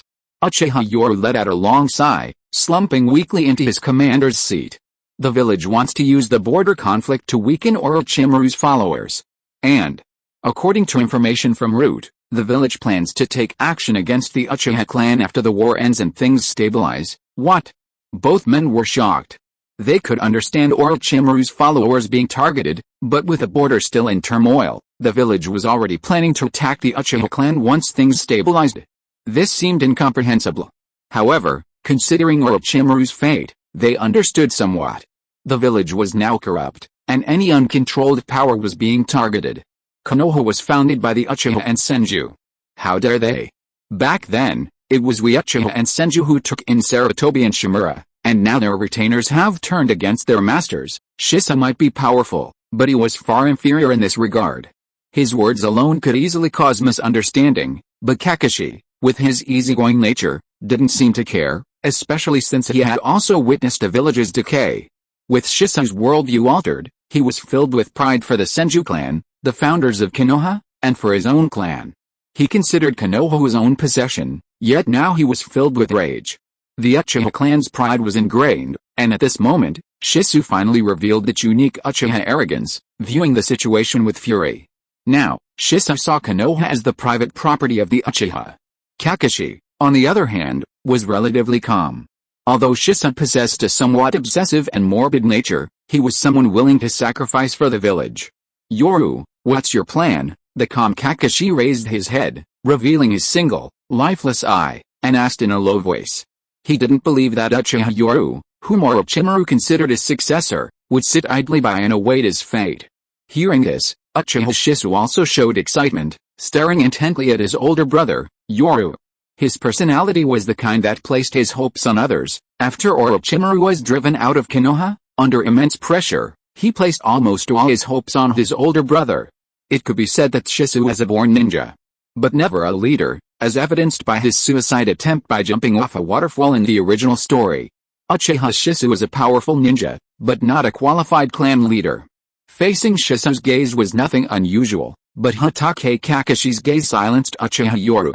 Although Kakashi was currently in his darkest hour, an analysis of his character in the original story leads to one conclusion: he was no ordinary ninja.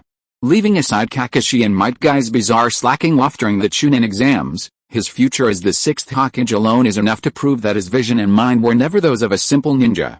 An ancestor from his previous life once said, "One lie requires countless lies to cover it up, but a lie is always a lie, and it will eventually be exposed." After a long silence, Uchiha Yoru slowly raised his head and looked at Kakashi and Shisui. Their mentality had developed too quickly, catching him somewhat off guard. Now, he could only risk probing. This is unfair to the ninjas fighting on the front lines. They are still young. Sarutobi Shinosuke is the commander-in-chief on the border of the Land of Lightning, and Sarutobi Asuma enjoys the guidance of the village's elite Jonin, and he enjoys everything behind the scenes. The two ancestors of the Uchiha and Senju founded Konoha for peace, and it shouldn't become a machine for the greed and selfishness of some people. I intend to protect ourselves first, and then change the village. Protect ourselves first? There had never been such a saying in the ninja world. Shisui's eyes were somewhat blank, while Hatake Kakashi seemed to understand something from the words and couldn't help but show a look of shock. He had never thought that the other party would solve the problem from this perspective. After all, this kind of solution had never appeared in the ninja world before, leaving them completely bewildered. Uchiha Yoru, however, explained to the two with a grave expression. During the Third Shinobi World War, I witnessed a scene while on a mission in a small country.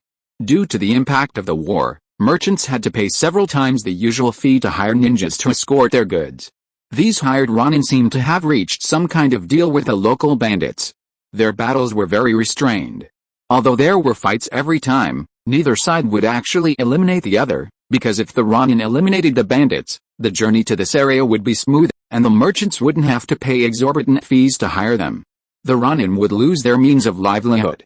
Similarly, if the bandits eliminated the Ronin, the next batch of merchants would hire stronger and more ninjas for escort. The Ronin and the bandits were almost tacitly restrained, and this tacit understanding even revealed a strange rule of the chaotic world. Watching Kakashi Hatake and Shisui Uchiha listen to him recount a story, Yoru Uchiha gave a bitter smile. I don't know if what I'm doing is right, but I know that ending this war will come at a terrible price. They are all ninjas who followed Orochimaru sensei, and they have never made a mistake. They survived the Third Shinobi World War, but now they can only remain on the battlefield, while other ninjas can enjoy peace in the village. It's too unfair to them. I also have my own selfish motives. Because after the war ends, the village's target will be the Uchiha clan, who are suspected of causing trouble with the Nine Tails. Then it will be another incident like Orochimaru sensei's. I don't want to experience that again. Right now, I just want to accumulate strength and then change the corrupt village. After Yoru Uchiha spoke his heart, Kakashi and Shisui fell silent. The White Fang and Orochimaru incidents were truly painful for Konoha. Just two cage-level ninjas caused such a commotion. The Uchiha clan is the strongest clan, and the commotion caused by them will probably be even greater. Brother Yi, do you mean to deliberately leave the enemy unattacked, or to keep the opposing forces in check to make your own position more important? Although Uchiha Shisui deeply hated the corruption of the higher-ups, he also did not want to start a civil war. Therefore, he was shocked by his elder brother's novel idea, but after thinking about it carefully, it seemed to make a lot of sense. Uchiha Yoru nodded with a wry smile after hearing this. That's right. As long as the war on the front lines continues, the village won't be able to spare the resources to start a civil war. Hatake Kakashi, however, was secretly shocked, yet couldn't help but show admiration. Yoru, the Third Hokage, has planted countless spies on the front lines. One of his missions was even to have them secretly sow discord within the Uchiha clan once the situation stabilized. Uchiha Yoru was genuinely shocked upon hearing this. This time, he wasn't faking it at all, it was all true. After the initial shock, a chill ran down his spine, and he couldn't help but gasp, exclaiming in horror, the Third Hokage has impressive methods. The split within the Hyuga clan has shown the Konoha leadership how to weaken bloodline clans. Since I've accepted my teacher's followers, I must also accept the infamy he bears. I'll use that as a pretext to incite internal division within the Uchiha clan. Kakashi Hatake no longer trusts the Third Hokage and has even betrayed the Hokage's leadership. Similarly, Kakashi's willingness to trust Yoru Uchiha stems from his own experience. Orochimaru, one of the three legendary Sannin, was abandoned by the higher-ups despite bearing the brunt of everything, and there's also the matter of his father, White Fang. Yoru's unwavering belief in the village moved him deeply, and Yoru, inheriting the prestigious Uchiha clan and Orochimaru's power, already gave him grounds for further consideration. Deeply dissatisfied with the village's decay, Kakashi chose to seek like-minded companions to change Konoha. The village is his home, he never considered defecting. Faced with his corrupt home, all he could think of was change, revolution. Konoha needed change. It needed a new Hokage to change everything. Kakashi, it seems you've also received the Third Hokage's orders to find an opportunity to sow discord. Shisui, standing nearby, was even more furious upon hearing this, but more so self-deprecating. The ugly, dark side of the village was causing him increasing pain. Kakashi, Shisui, I don't know if the road ahead leads to an abyss or something else, but I firmly believe in only one thing. Uchiha Yoru stared intently at the two, his eyes blazing with unwavering conviction. Konoha today is just as you see it, controlled by corrupt and aged people. They have lost their fighting spirit and are now intoxicated by power. I want to change that. Therefore, I need to acquire more power so that I can change the village. I once swore, if the village is corrupt, I will do everything in my power to become Konoha's new Hokage, and I will personally change everything. When I become Hokage, the darkness over Konoha will be gone, and I will personally welcome Konoha as hero back. At this moment, Uchiha Yoru's eyes shone with fervor and determination as he stared directly at Shisui and Kakashi, saying, "The name of the hero White Fang will be engraved on the village's memorial stone, and Orochimaru-sensei, burdened with infamy, will be vindicated." Upon hearing these words, coupled with Uchiha Yoru's resolute gaze, Uchiha Shisui and Kakashi seemed to resonate with each other, finding a new direction. Uchiha Shisui, needless to say, was a powerful ninja, but his personality lacked decisiveness in matters of great importance, always placing his hopes on others. Kakashi, however, showed a look of understanding. He wasn't a rigid thinker. As the future sixth Hokage, he naturally possessed a mind capable of making choices. Though still young, he had never lacked this kind of resolve. Every endeavor requires sacrifice. Too many heroes had already perished in the village's decay. Only reform could change the village, but he lacked direction and the power to alter everything. But today, Uchiha Yoru had given him hope. The identity of establishing the powerful Uchiha clan of Konoha, coupled with inheriting the power and influence of Orochimaru, one of the three legendary Sannin, essentially gave him a claim to the Hokage lineage, making success seem truly possible. Yoru. Change requires sacrifice. I hope you can truly lead Konoha to peace, to the true will of fire. Kakashi Hatake spoke sincerely, moved by the words. Seeing Kakashi choose to help him, Yoru Uchiha smiled, looking at Kakashi and Shisui. "No. Not just me, but us together," their resolute voices echoed in the simple tent. No one could have imagined the immense changes these three young ninjas with Sharingan, driven by their unwavering belief in change, would bring to Konoha and the ninja world. Although it's a war storyline, I still want to tell you, it's the same rhythm and plot you're familiar with, haha. It'll just have some battle scenes and some scenes about cultivating and consolidating power. Chapter 132 Come Out, Orochimaru-sensei. The Mist Ninja's base. The surprise attack hadn't achieved the expected results, leaving the Mist Ninja filled with resentment. Commander Sujetsu Hazuki sat grimly in his tent. "Kisame, what are the intelligence department doing? Wasn't it said that Konoha's reinforcements wouldn't arrive for at least 3 more days? Damn it, all our efforts have been in vain." Sujetsu Hazuki slammed his fist on the table in frustration. The tent was almost entirely filled with his trusted men, especially Kisame, with his shark-like face. He said in a deep voice, "Sir, Konoha's reinforcements must have arrived early because they were on a forced march. The scouts have already confirmed that Konoha doesn't have any more reinforcements." Kisame Hazuki, as his trusted confidant, was arguably the most capable and the one he trusted most so far. This subordinate was a pure ninja, and his most useful tool. Seeing Kisame's reply, Sujetsu Hazuki's expression softened slightly. He secretly breathed a sigh of relief and nodded, saying in a deep voice, "It seems Konoha doesn't want to escalate the conflict." The elite Kurigakure ninja inside the tent, under the iron-fisted policies of the Blood Mist village, were all skilled killers, but they lacked a clear understanding of the bigger picture. Their eyes gleamed with bloodlust, showing no fear of war, only excitement. This scene made Sujetsu Hazuki frown and feel a headache coming on. Sujetsu Hazuki shook his head inwardly, realizing he would have to put in more effort. He explained to the crowd in a deep voice, "Konoha doesn't want to escalate the conflict, and neither does the village. If the conflict escalates, even to the point of a battle involving thousands of ninjas, it won't be a mere skirmish anymore, it will be war. A direct conflict between Kurigakure and Konoha could even become the spark that ignites the Fourth Shinobi World War. Therefore, both the village and Konoha have almost unanimously chosen a mutually restraining game, which is to conduct a smaller-scale war here, a minor skirmish. So, while we and Konoha will have reinforcements, there won't be many." Sujetsu Hazuki, being one of the leaders of Kurigakure, could see things clearly. Konoha didn't want to start a war between the two countries, and neither did Kurigakure, given the immense losses of the Third Shinobi World War, from which they hadn't yet recovered. The skirmishes between Konoha and us here will be contained, so forget about sending large reinforcements. However, since Konoha has dispatched this elite force, I will also request a 4th Mizukage to send elite Anbu members to assist in the operation, the Anbu of Kurigakure." Upon hearing this, everyone's faces showed fear. The iron-fisted policies of the Blood Mist had made Kurigakure's Anbu an absolutely terrifying force. Not only did the Anbu gather the village's elite, but more importantly, Kurigakure had many rogue ninja.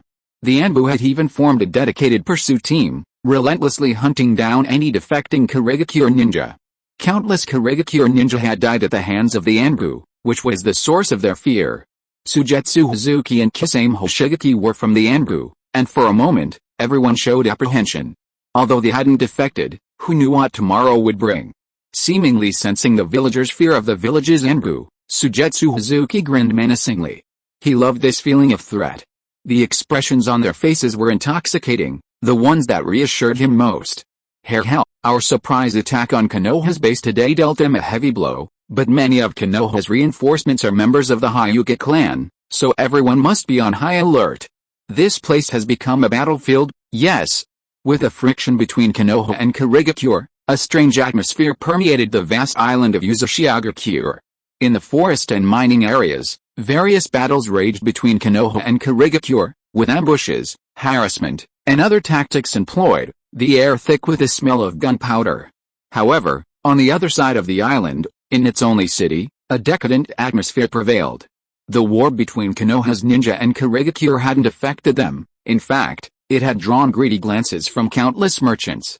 Although it wasn't a large-scale war, even these small skirmishes were rife with endless profits. In the land of whirlpools, countless survivors lived in fear and unease due to the war. Merchants seized the opportunity to inflate prices and reap huge profits, attracting a large influx of mercenaries and ranin. The gathering of numerous ninjas represented immense profits, turning the land into a veritable den of iniquity. Countless illicit goods were traded here.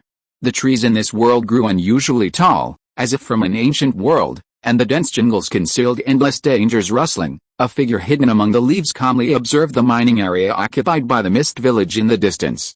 Lord Yoru, there are 10 watchtowers ahead. These watchtowers are all built a kilometer away from the mine. If we go any further, we'll likely be detected by the mist village's sensory ninjas. A Hyuga ninja spoke solemnly, his eyes filled with admiration as he looked at Uchiha Yoru. Ninjas admired the strong, especially those in the ninja world, a term used to describe a world of powerful ninjas, and this admiration was ingrained in their very bones. It seems the hidden mist village ninjas are very experienced.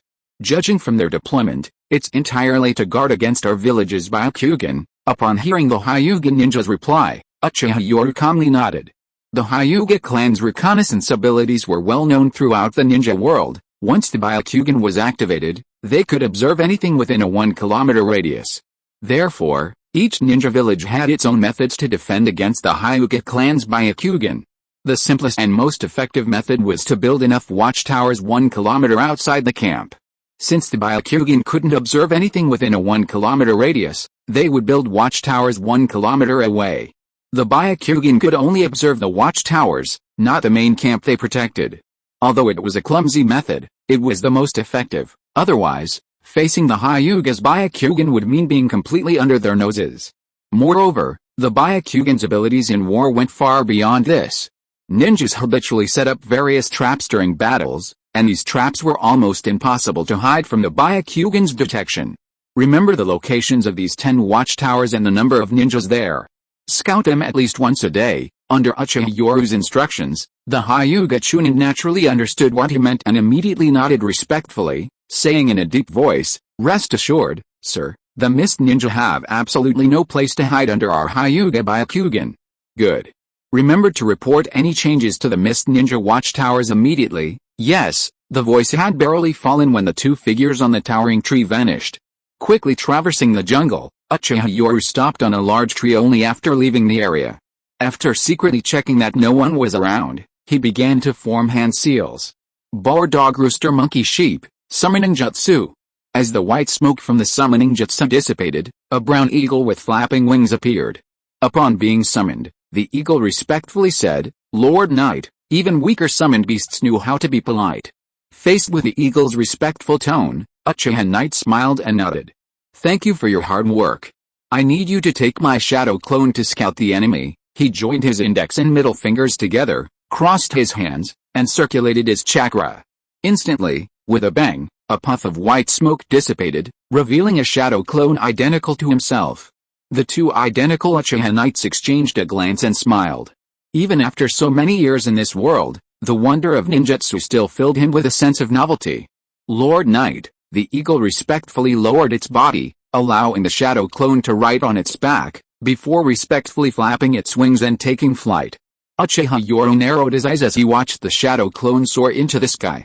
Flying ninja beasts were rare indeed, although their combat power wasn't high, their ability to fly was quite unique. The shadow clone stood firmly on the eagle's back, its clothes fluttering in the strong wind. Chakra beneath its feet allowed it to stand firmly on the eagle's back as if rooted to the ground. As it flew higher, the three-tomo Sharingan in its eyes spun wildly, eventually merging into one on one eye. Mangekyou Sharingan.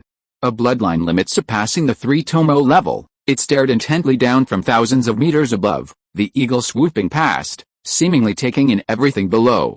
As expected, while the Mangekyou Sharingan is a level above the three-tomo level, its enhancement in its normal state is mainly in its eye power. Its observational ability has been significantly improved. I can barely see the general outline. A Mangekyou Sharingan swept across the sky, its powerful perception not exactly revealing everything, but it did see what it wanted to see. The mist ninja below, especially those who had reached the Jonin level, were all forged in blood and fire, possessing incredibly strong senses. A sudden, inexplicable feeling of being watched caused some of the more sensitive mist ninja to tensely raise their heads. Zabuza Mamachi, known as the demon among the mist ninja, immediately noticed an eagle soaring overhead and frowned, saying in a low voice, "Something's wrong. That eagle seems to be a summoning beast. Have our men keep an eye on the sky?" Yes, Uchiha Yoru was unaware that his impulsive desire to observe the terrain of the mist ninja's base had led to several days of high alert among the mist ninja. Konoha's base. Surrounded by tall watchtowers, the base, built against the mountain, was more like a camp. Inside, countless laborers recruited from the local area worked, as mining and refining required miners. After the fall of the Land of Whirlpools, this place was a chaotic, unclaimed land, where the local civilians lived a precarious existence, willing to do anything for a bite to eat. Enslavement? Uchiha Yoru was already numb to the scene, his eyes showing only indifference. Relatively speaking, without them, the common people here wouldn't even receive meager wages. At least working as miners here would allow them to support their families. The towering forest rushed past his eyes, and Uchiha Yoru, who was flying through the woods, suddenly stopped on a large tree. The dense trees blocked out the sunlight, and the dark forest exuded a damp and sultry feeling. The silent air was filled with annoying and chirping of countless snakes, insects, and rodents. For ordinary people, this place was fraught with danger. Calling it a forest of death would not be an exaggeration. "Come out." Standing on the thick tree trunk, Uchiha Yoru spoke calmly to the empty forest, but no one responded, only the sounds of snakes, insects, and rodents. Then, a slow smile appeared on his lips. "Orochimaru-sensei, since you're here, come out." After Uchiha Yoru spoke again, a white snake emerged from the bushes and suddenly opened its mouth wide when it reached the thick tree trunk. A retching sound, accompanied by a sticky noise, echoed as a white snake, no bigger than a fingertip, unleashed an arm. Then, the arm pushed against the ground, and a head of sticky, wet black hair emerged, followed by a pale figure. Long black hair, elongated golden pupils, purple eyeshadow extending to the nostrils, pale skin, and blue-green Magatama-shaped earrings. His former Konoha Jonin vest had been discarded, replaced by a beige outfit, along with his signature purple shimanoa, sacred robe, around his waist. The shimanoa signifies the boundary of sacred items. When tied to Orochimaru, it represented his status. The Sannin were now considered top-tier ninja in the ninja world, so it was fitting. Reunited after their separation from Konoha, Orochimaru's former coldness had been replaced by a sinister air, seemingly severing all ties with Konoha. Night-Kun's strength truly lives up to its reputation, even astonishing your teacher. It seems you're now qualified to show your ambition for that position. A unique, hoarse laugh echoed through the dark forest. It was a familiar voice from the master and disciple. Any unfamiliar ninja would likely have been terrified, given Orochimaru's entrance and smile, which easily led to misunderstandings. "Orochimaru-sensei, you flatter me. I know the gap between myself and a cage." Facing Orochimaru's praise, Uchiha Knight showed no pride, but rather a knowing smile. His current strength, excluding the Mangekyou Sharingan, was only at the elite Jonin level, at most a quasi-cage. His overall strength was similar to Sasuke, Hawk. For example, when Sasuke was thoroughly beaten by Killer Bee, his strength, far exceeding that of an average elite Jonin, easily instilled a misplaced confidence, making one think that cage-level beings were only like themselves. But when truly facing a cage-level powerhouse, like Sasuke, Hawk, being soundly defeated by Killer Bee, the gap was significant. This stage could be considered quasi-cage. Moreover, the main Decay Sharingan he had awakened in one eye was very powerful, but it was also contradictory. It was a Dojutsu with unlimited potential that he was quite satisfied with, and its power increased as his strength grew. However, at this stage, this main Decay Sharingan could at most enhance him, but it wasn't some kind of ultimate, deadly technique. Therefore, he was still self-aware enough to know that he was still far from being a true cage-level powerhouse. It seems you're as calm as ever, Yoru. You know, even I, your teacher, had a blind confidence at this stage back then, only to be awakened by the battlefield in the land of rain. Orochimaru's hoarse laughter echoed in the dark forest. Looking at Uchiha Yoru's calm mind, his eyes revealed admiration. It can be said that very few ninjas could receive Orochimaru's praise, and those who received such affirmation definitely had extraordinary abilities. Brothers with monthly tickets can wait and vote later. There will be a double monthly ticket event at the end of the month. Chapter 133 Orochimaru's Gift. In the shadowy forest, Orochimaru and Uchiha Yoru reunited after their separation from Konoha. Orochimaru-sensei, seeing Orochimaru regurgitate a scroll from his throat and toss it to him, Uchiha Yoru caught it with a puzzled expression, flicked it to wipe off the slime, opened it, and his pupils contracted before he looked up and smiled.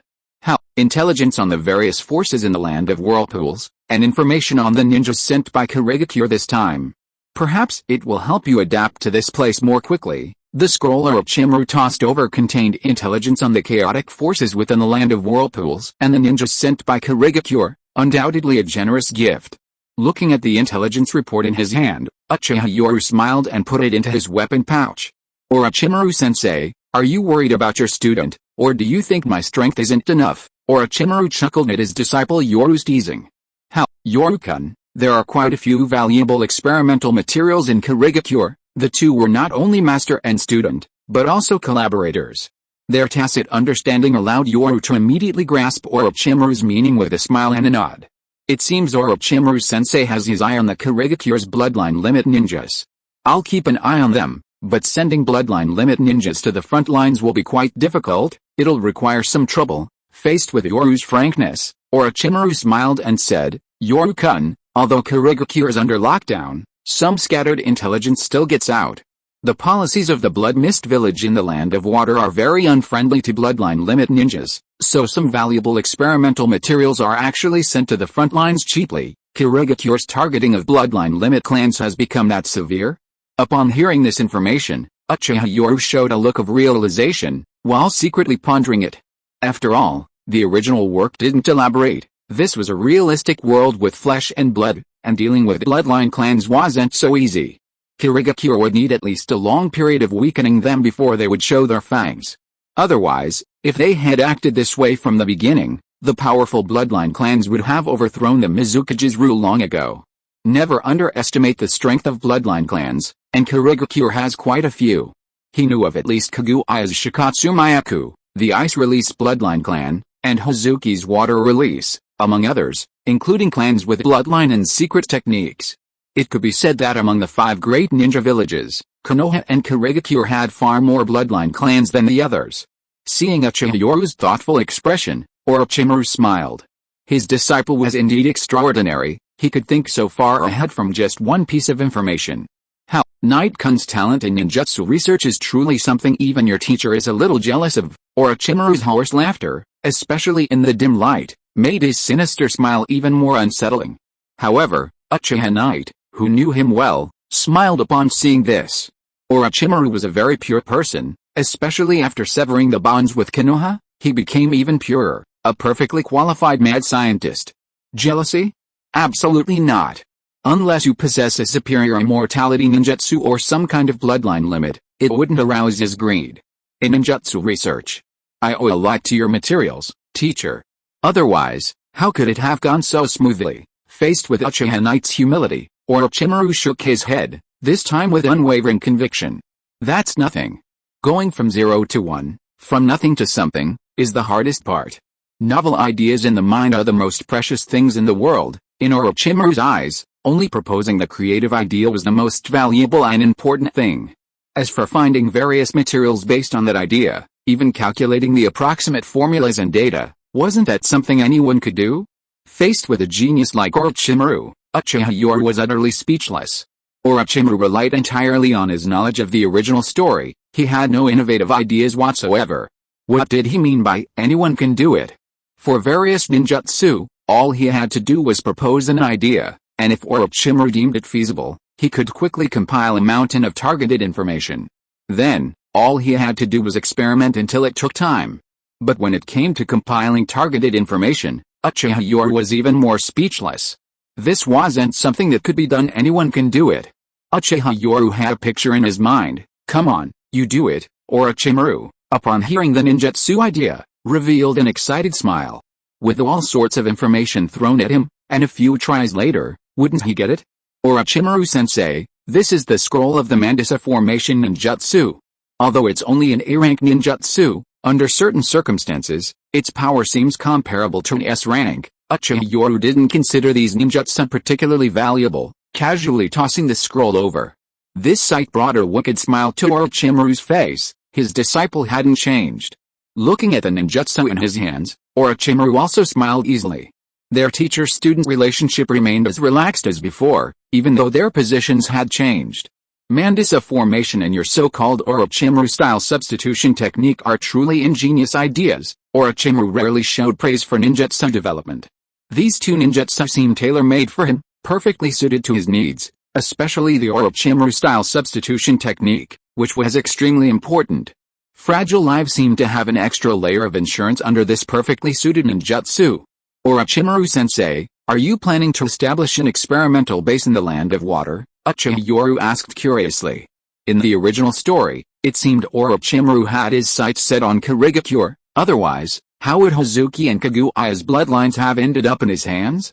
Facing Uchiha Yoru, Orochimaru hardly hesitated, instead smiling as he replied, no, after leaving Konoha, I plan to establish a new base in the land of rice fields. He paused briefly, then added, at the same time, I will establish a new ninja village. Hearing this, Uchiha Yoru smiled. In just a few words, the two seemed to have returned to the state of mutual trust they once shared, a mentor-student relationship, free from any conflict of interest. Night Lord, since you've already revealed your ambitious fangs, there was a promising young man here who could perhaps become a tool to help you achieve your ambitions. His students had repeatedly provided him with ninjutsu, especially the substitution jutsu, which had opened a new world for him. While Orochimaru didn't feel the shame or embarrassment of ordinary people, he understood the principle of reciprocity. No one party's insatiable greed could sustain itself indefinitely. Benefits are always mutual, not one-sided giving. Now that Orochimaru had left Konoha, and it seemed his student was helping him even more, from the initial large research funds, which Orochimaru felt constrained by after losing his disciple, to the later contributions of ninjutsu, before the Orochimaru substitution jutsu, the Third Hokage's explosive tag attack nearly cost him his life. Severely injured, he once again felt the fragility of life. Fortunately, his student had developed the substitution jutsu, and it was this ninjutsu that allowed him to successfully leave the land of fire. Teacher, you're too kind. After all, without your countless ninjutsu materials, how could I have developed it? Uchiha Yoru showed a very sincere smile, but Orochimaru didn't see it that way. This was a difference in their understanding. In Orochimaru's eyes, the idea of creating something from nothing was the most important thing. Only by daring to think could anything be possible. In Uchiha Yoru's eyes, he knew his own limitations. If he were to develop ninjutsu on his own, it would take forever. This thing really requires talent. But since he had Orochimaru as his teacher, tisk, all sorts of targeted materials had been compiled for him. He just needed time to practice. It could be said that after Orochimaru, the so-called development of ninjutsu was like an open book exam in his eyes. He just needed to find the right answer. Teacher, after you left Konoha, listening to Uchiha Yoru, his student, talk about the changes in Konoha, Orochimaru rarely showed a calm expression, and even revealed a mocking smile at the end. Yorkun, what matters most to us now is immortality. After all, even the sages have vanished into the dust of history. Clearly, Orochimaru had completely relinquished any notion of power. He was now the same obsessive, mad scientist from the original story, solely focused on achieving immortality. Yorkun, Your body is growing rapidly, especially in lightning release ninjutsu. If I hadn't seen you awaken your Sharingan, I'd probably doubt your Uchiha clan origins. Your physique is comparable to the third Hokage of the Land of Lightning. Even the fourth Hokage is slightly inferior in this regard. This time, instead of spitting out a scroll, the white snake that had been there earlier slowly crawled onto Uchiha Yoru's wrist and then, after regurgitating, spat out a scroll. A physique comparable to the third Hokage's tailed beast form, along with a massive amount of chakra. This is your targeted training plan for the coming period. It has to be said, following Orochimaru, as long as you have talent, he'll definitely provide you with a full and satisfying training program. Look at this training direction, you don't need to worry about anything.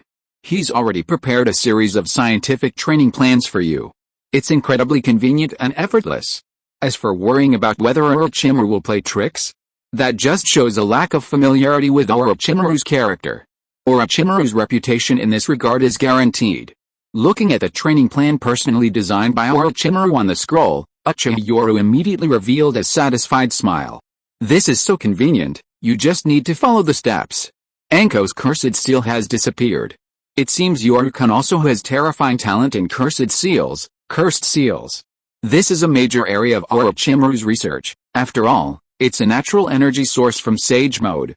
Seeing Orochimaru's meaningful smile, Uchiha Yoru shrugged helplessly.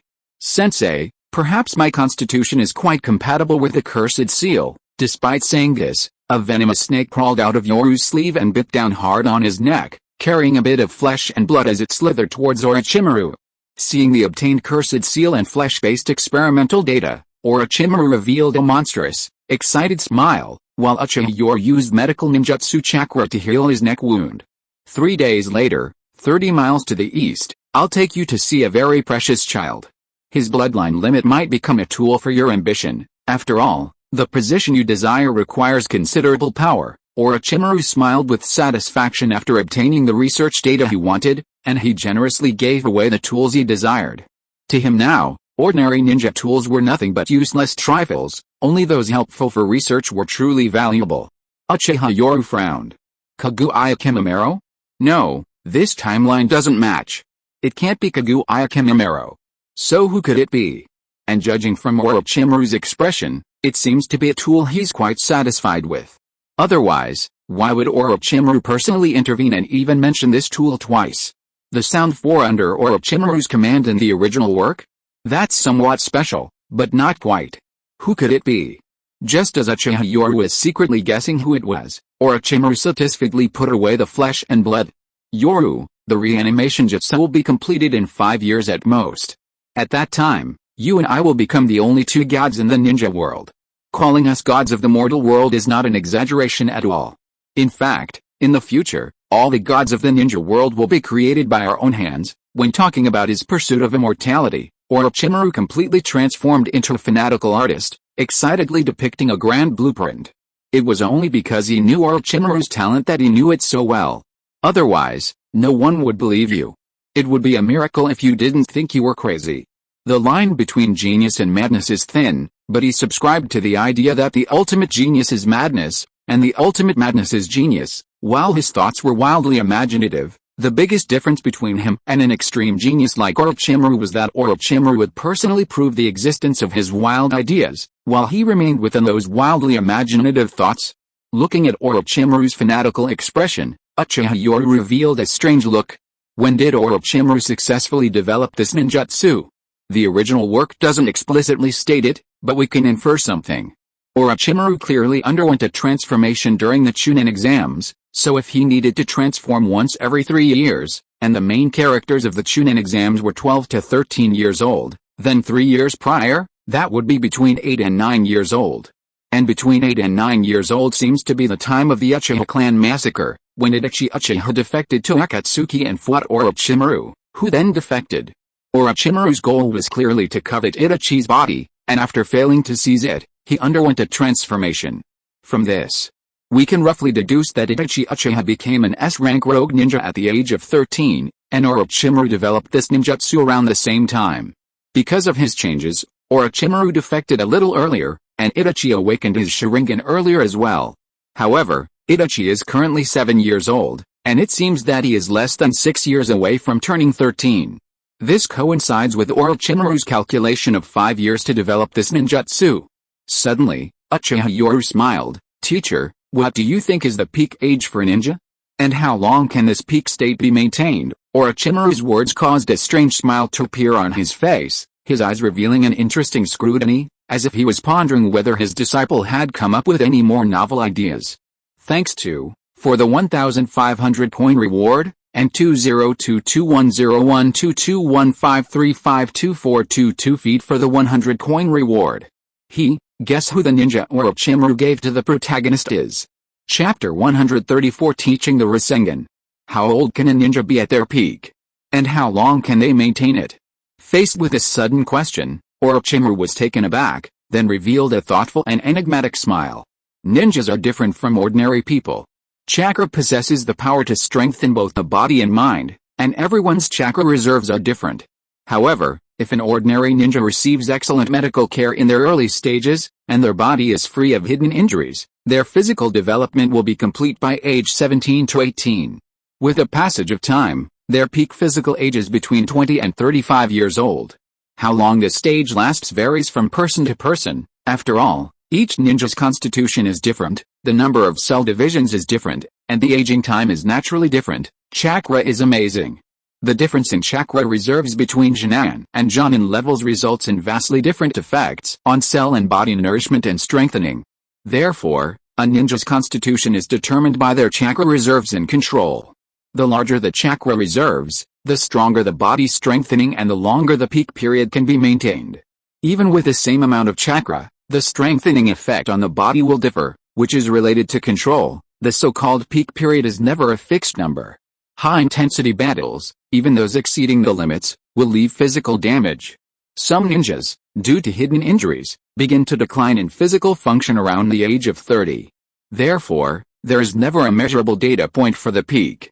However, some powerful ninjas at the very top of the ninja world's pyramid, those with strength comparable to the Kage, such as the Third Hokage, possess enormous chakra reserves and superb control.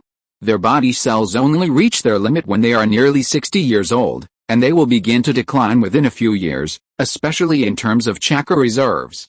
This is the fragility of life, it must be said. This is what you call professional. With sound reasoning and scientific evidence, Orochimaru gave a very well-founded and perfect answer, especially since he naturally knew his teacher, the Third Hokage, very well. The Sannin were also disciples of the Hokage, and they were not lacking in medical ninja support. Furthermore, as a researcher, Orochimaru was definitely skilled in medical ninjutsu, although he and the medical expert Tsunade pursue different areas of development. Jiraiya's age was 51 when he appeared in the first Chunin exams, and he was 54 when he died in Shippuden. Who could say that Jiraiya was already declining at that time? Therefore, some powerful and experienced ninjas, with their bodies enhanced by massive amounts of chakra, can maintain their peak performance until they are over 60. Chakra-enhanced physiques can be seen from both students at the Ninja Academy and ordinary people. Even children who have refined chakra possess physical abilities far exceeding those of adult civilians. A massive amount of chakra and its control are key, as are early resources. Both are indispensable. After all, one of the Sannin's teammates was the strongest medical ninja in the ninja world. Watching Orochimaru's analysis, Uchiha Yoru couldn't help but show a look of admiration. See? That's what you call professional. Teacher, the relationship between the soul and the body is very subtle. The body is so fragile, yet it can imprison and protect the soul. However, the soul has a longer lifespan than the body. So where does the soul go after the body dies? Is the body protecting the soul? Or is the body merely a vessel? Therefore, I have to draw a conclusion. How great are the drawbacks of the reanimation jutsu? Hearing his disciple suddenly doubt his most prized longevity ninjutsu, Orochimaru couldn't help but show a solemn expression, licking his lips and revealing a harsh smile. Yorkun, what do you mean? There are too many secrets between the soul and the body. I believe we still have enough time. Before our bodies weaken, we should not try to manipulate our souls and bodies. After all, forbidden techniques that manipulate the soul are called taboos. Even the former god of shinobi and the second Hokage failed, didn't they? Uchiha Yoru exuded a wise and cautious demeanor. Science requires bold exploration, but it also requires careful verification. Teacher, According to the clan's records, the Uzumaki clan seems to have conducted considerable research on forbidden soul techniques. They even possessed an S-rank forbidden jutsu that summoned a Shinigami, death god, by sacrificing one's own soul, allowing the Shinigami to reap and seal the enemy's soul. It seems the Nine Tails was sealed under such a forbidden jutsu. After much elaboration, he finally revealed his true intentions, aiming to prevent Orochimaru from undergoing reincarnation prematurely. Reincarnation carries risks, and if it were unrestricted, would Orochimaru already consider it a success? Later, Orochimaru became even more insatiable in his greed for powerful bodies, such as the Sharingan. What if the reanimation jutsu remained flawed and incomplete, and he even found a direction to research this flaw? Between a powerful body and immortality, Orochimaru would likely prioritize immortality. Only after achieving his goal of immortality would he have endless years to research various powerful bloodlines. Summoning the Grim Reaper, seeing Uchiha Yoru invoke the power and prestige of the Uchiha clan, Orochimaru's expression immediately lit up with the excited curiosity of someone who had discovered a new continent. The ninja world was indeed becoming more and more interesting. There were even such wondrous ninjutsu. If it could summon the Grim Reaper, then what kind of life form was the Grim Reaper? Had the Grim Reaper achieved immortality? And did the so-called Grim Reaper truly reside in the legendary Pure Land? And what about the souls of the dead? A multitude of questions surfaced in Orochimaru's scientifically inclined mind, and he licked his lips with excited eyes. Hell, perhaps after uncovering the secrets of the Grim Reaper, the mysterious gates of the soul will open. The soul was too mysterious. Even Orochimaru was currently only a novice in the field, preparing to explore the soul. Why did the human body age and die? Did the soul age? Or not? Seeing Orochimaru's interest piqued, Uchiha Yoru nodded firmly. That's right, this forbidden technique is called Reaper Death Seal. According to clan records, this ninjutsu is a forbidden technique of the Uzumaki clan. After the destruction of the Land of Whirlpools, this ninjutsu ended up in Konoha. Reaper Death Seal, Orochimaru muttered to himself. It seemed that the existence of this mysterious ninjutsu could accelerate his research. It seems that it was brought by Kushina back then. I didn't expect the Third Hokage to have kept this hidden. The Fourth Hokage actually used this forbidden technique to seal the Nine Tails. After thinking of something, Orochimaru narrowed his eyes and revealed a dangerous look. There was such a dangerous forbidden technique in the village, but he didn't know anything about it. Moreover, the Fourth Hokage Minato knew this ninjutsu, which proved that Jiraiya knew it, but he, as one of the legendary Sannin, didn't know it. For a moment, his heart was filled with complicated emotions. Third Hokage, when did you start to be wary of your disciple? It was clearly a sad matter, but Orochimaru showed no sadness at all. Instead, he exuded a coldness. During the Chunin exams in the original story, Orochimaru was clearly unaware that the Third Hokage used the Reaper Death Seal technique. Orochimaru's reanimation jutsu clearly involves the soul, but having virtually no clue about soul ninjutsu, he had to start from scratch. Having been informed about the existence of soul ninjutsu beforehand, it's understandable that Orochimaru, currently researching the reanimation jutsu, would seek out related techniques. After all, even without clues, he could still follow his own ideas. Now that someone has pointed him in the right direction, how could a scientist with an inquisitive spirit suppress his thirst for knowledge? Teacher, given your current situation, it seems this S-rank forbidden technique is difficult to access. He had clearly offered the direction, yet now he was saying this, but Orochimaru wasn't deterred by this difficulty, and a hoarse smile appeared on his face. Knight-kun, your information is invaluable. No wonder you're from the oldest bloodline clan. These days, only the Uchiha and Hyuga clans have such a long history in the entire ninja world. Orochimaru attributed this to the clan's long history and knowledge of these secret forbidden techniques. It made sense that the Uzumaki clan's appearance in Konoha would attract attention. However, Knight-kun, you should know that this place was once the site of the Land of Whirlpools. Perhaps we can find some information about the secrets you mentioned. It seems the Uzumaki clan has many secrets about their sealing techniques. Orochimaru licked his scarlet tongue, revealing a dangerously excited look. Seeing this, Uchiha Knight-kun secretly breathed a sigh of relief. He had finally found something for Orochimaru to do. He didn't believe that adding another technique to the existing reanimation jutsu would allow Orochimaru to perfect his ninjutsu so quickly. After all, Orochimaru's physical abilities were at least on par with Jiraiya's. Both were ninjas with massive chakra reserves, and maintaining peak condition in their 50s wouldn't be a problem. With a new direction, Orochimaru's reanimation jutsu will likely be delayed. After all, a new research focus is intolerable for scientists striving for perfect ninjutsu. Yorkun, I'll be investigating the secrets of the Uzumaki clan in the land of whirlpools during this time. A hoarse, sinister laugh echoed through the damp forest. Orochimaru's body slowly dissolved into a puddle of mud and disappeared before their eyes.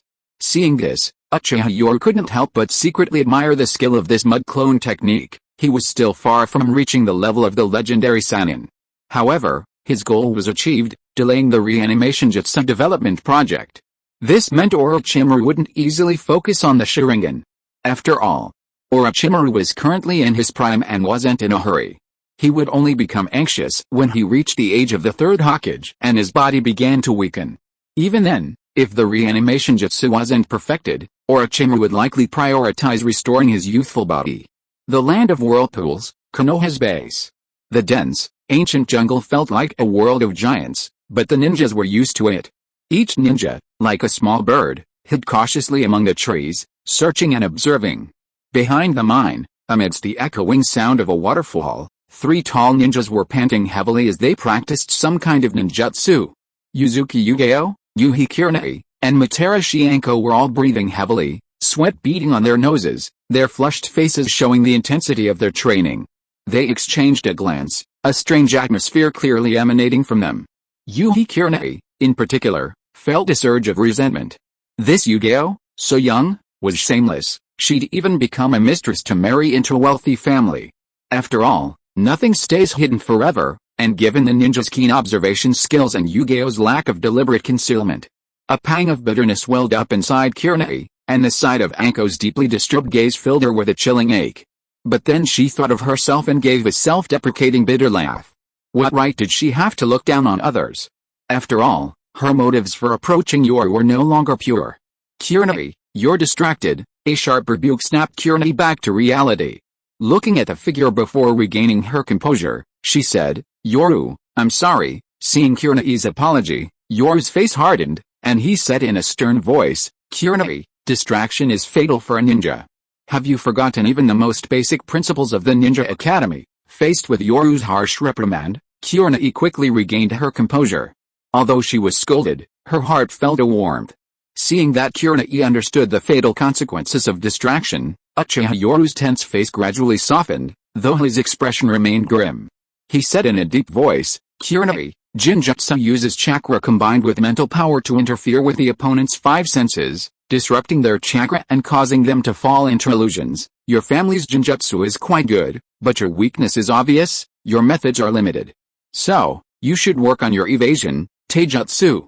I will teach you a no-seal A-rank ninjutsu, but I hope you won't need it. When Kurenai heard that Uchiha Yoru was going to teach her an A-rank no-seal ninjutsu, her heart skipped a beat, but her face showed a grave expression.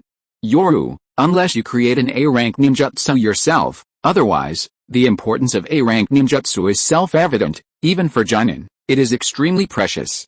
Kurenai's grave expression, unseen by Uchiha Yoru, revealed another side of her. With provocative crimson eyes fixed on the two, Yuzuki Yugeo lowered her head with a humble expression. After all, her status as a lover on the surface wasn't exactly respectable, but secretly she was smug, thinking, what's so great about that vixen? Meanwhile, Materashi Anko, seeing her best friend Yuhi Kurenai's eyes seemingly asserting her dominance, immediately bared her cute little fangs and grinned, clinging to Uchiha Yoru's arm with a haughty and possessive air. Her beautiful eyes gleamed with a possessive, almost Yandere-like desire. Yet she feigned a pitiful demeanor. Yoru, you said you wouldn't abandon me. Looking at Anko's pitiful state, Uchiha Yoru immediately showed a headache. Feeling the unexpected surge of energy in his arms, which didn't belong to her age, he still said solemnly, Anko, curb your playfulness.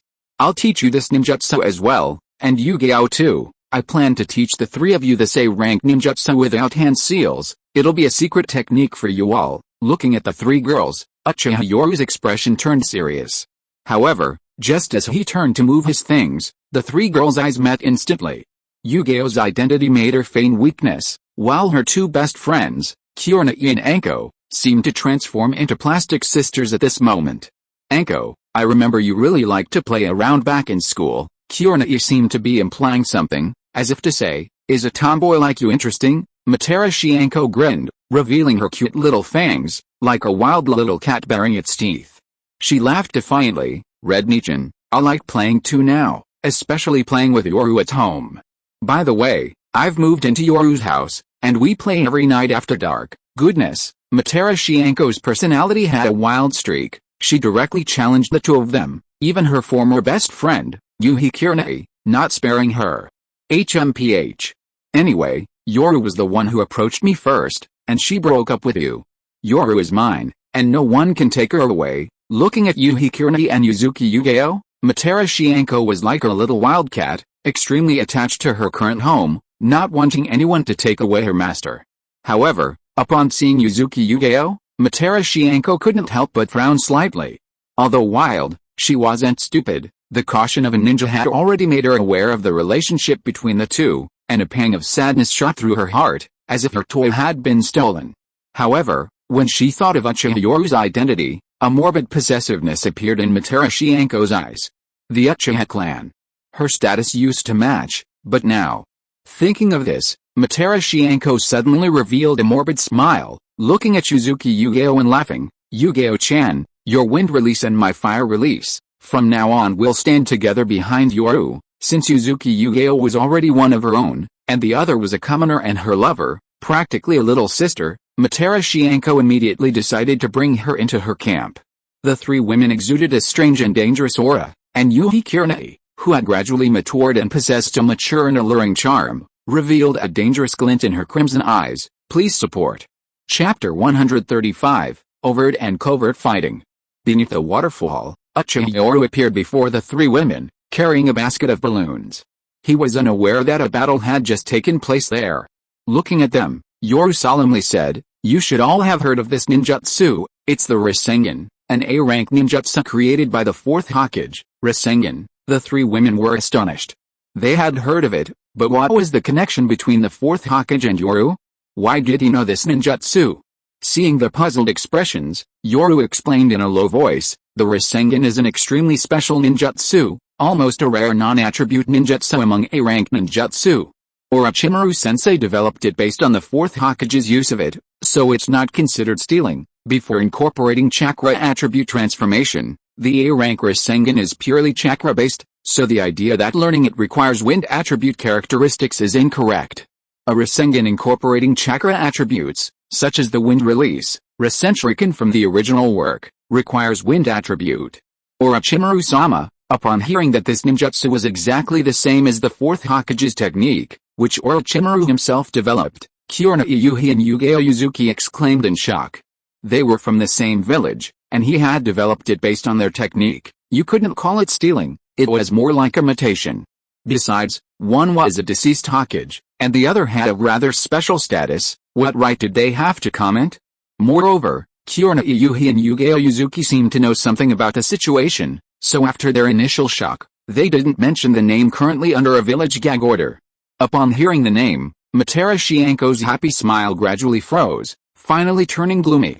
She let out a cold snort, her heart filled with complex emotions, the cold-bloodedness of her teacher when he cast the curse seal on her, and the pain of severing everything from the village. Her once admired idol chose to sever ties with the village, and she, for the sake of the village, abandoned her teacher, who was later exiled. The normally cheerful and straightforward Materashi Anko encountered a complex and slightly melancholic feeling that few ninja could comprehend. However, when she looked up and saw Uchiha Yoru's earnest and concerned gaze, a strange, possessive, and almost obsessive emotion flashed through her. Yoru. With Yoru around, everything before was a nightmare. Now, Yoru was enough. It seemed that after experiencing a series of blows, Materashi Anko had developed a morbid, psychological dependence on Uchiha Yoru, who had rescued her from the darkness. Alright, I'll teach you this ninjutsu. Don't think it's that simple. While the Rasengan doesn't require specific chakra attributes, it demands extremely strong chakra control, and the amount of chakra it consumes is also significant. The last point is crucial. Uchiha Yoru looked solemnly at the three women and said in a deep voice, the Rasengan and Kakashi's Chidori are on the same level of ninjutsu, requiring roughly the same amount of chakra. For a ninja, the proportion of chakra required for this ninjutsu is extremely high, the Rasengan. Don't think it's simple just because the protagonist in the original story can easily conjure up a Rasengan. He's from the Uzumaki clan and a Jinchuriki. What he possesses isn't called chakra, it's called chakra Tanura. It's incomparable. During the Chunin exams in the original story, Kakashi solemnly warned Sasuke when teaching him Chidori that he could only release Chidori twice a day. Considering Sasuke's age and strength, he was at the Chunin level, so it can be deduced that a Chunin's chakra is equivalent to 2A rank ninjutsu. As for Sasuke's final burst of power, unleashing the third Chidori, let's just say it's the protagonist's power spike. Running out of chakra is life-threatening. Kakashi died from chakra exhaustion during the pain battle. The Rasengan and Chidori are on the same level, requiring roughly the same amount of chakra, so his seriousness was genuine. After all, the protagonist's overpowered life is inexplicable, they're just normal people. Hearing Uchiha Yoru's solemn warning, Yuzuki Yugeo hesitated. Having already learned so many advanced ninjutsu, she felt increasingly guilty and weakly raised her head, saying, "Lord Yoru, if this ninjutsu will cause you trouble, I won't learn it." So pretentious. Seeing Yuzuki Yugeo's pitiful appearance, Kurenai's eyes flashed with a cold light. She was furious. Good heavens, it hasn't been long, and these people are all scheming. Seeing that Uchiha Yoru was about to refuse out of guilt, he feigned seriousness. "Alright, these things are none of your concern. This is a battlefield now. No one can protect you on a battlefield, only your own strength can ensure your survival. Uchiha Yoru, you come from a commoner background, are skilled in swordsmanship, and often engage in close combat. Similarly, the Mist Ninja are extremely skilled in swordsmanship. At equal strength, men possess greater strength and stamina than you. In a critical moment, a simple A-rank ninjutsu without hand seals could save your life." Although Uchiha Yoru spoke in an extremely harsh tone, as if giving an order, the guilt and self-reproach in Uchiha Yoru's lowered head made her feel suffocated. He was worried about her safety, while she had approached him with some ulterior motive. In fact, she was the enemy, a spy lurking beside him, a heinous female spy. After speaking to Yuzuki Yugeo, regardless of her inner turmoil, Uchiha Yoru turned to Yuhi Kurenai and spoke again in a solemn voice. "Kurenai, your genjutsu is too simplistic. If you encounter a ninja who counters you, your combat power will be greatly reduced. Therefore, you need other methods. Practice your taijutsu dodging and shuriken techniques. Also, I hope you never have to use this ninjutsu in your entire life. For a genjutsu ninja, using the A-rank ninjutsu Rasengan means she has already been engaged in close combat, which is extremely dangerous." Seeing Uchiha Yoru's concern, the alluring Yuhi Kurenai smiled slowly. After knowing each other for so many years, they could understand each other with just a glance. "Yoru, don't worry, I won't hold you back." The intelligent and beautiful Yuhi Kurenai smiled confidently. Although her mind was filled with many thoughts, she knew exactly what kind of person Uchiha Yoru needed by his side. She had to become strong to become the woman behind him. After all, there was still the Third Hokage's order to monitor her. Thinking of this, Kurenai felt a heavy pressure in her heart. She had to become a Jonin, or even stronger, so that she could stand behind Yoru, and then she would have the right to say to the Hokage that Yoru was fine and that his love for the village was no less. And then there's Enko. When Enko's eyes revealed a hint of illness, Uchiha Yoru sighed softly. Enko, however, grinned innocently. "Yoru, don't worry, I'll definitely be the first to learn the Rasengan." Indeed, this was very much Enko's personality. Uchiha Yoru smiled with relief. "Enko, your talent lies in your vast chakra reserves. I've told you before, you're a ninjutsu-type ninja. Snake-style ninjutsu provides control, fire release offers high long-range damage, and the Rasengan perfectly complements your close combat abilities." After analyzing the three women, Uchiha Yoru extended his palm in front of them. A whirlwind rose from his palm, and under his deliberate manipulation, a leaf spun rapidly above his hand, eventually forming a visible blue chakra sphere. A calm, blue Rasengan spun in his palm. The intense, dense chakra caused the three women to gasp in amazement. An A-rank, hand-sealed last ninjutsu was definitely a secret technique, extremely precious. They weren't stupid, they knew its value and naturally cherished this opportunity. The Rasengan was inspired by the tailed beast ball by the fourth Hokage. Chakra is concentrated in the palm, flowing irregularly and compressed to form a palm-sized, attribute-less chakra ball. Its learning difficulty is extremely high among A-rank techniques. Its power, as he spoke, Uchiha Yoru smiled confidently at the three women. In front of them, the Rasengan lightly touched a large tree. The powerful chakra friction created a hole in the tree, tearing it to shreds.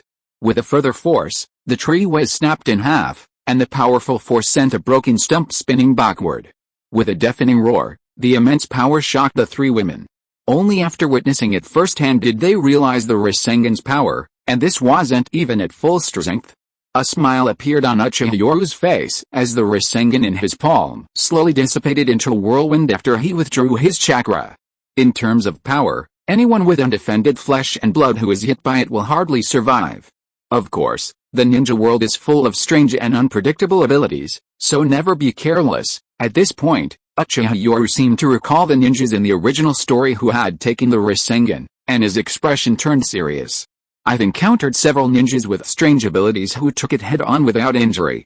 Of course, ordinary ninjas who took it head-on would either die or be seriously injured. Now, the first step, Uchiha Yoru said with a playful smile, pointing to a basket of balloons. There's a waterfall here, perfect for filling them with water. Place the water-filled balloons in your palms. Use your control to release chakra through your palms, using the water balloons to create a flow of chakra.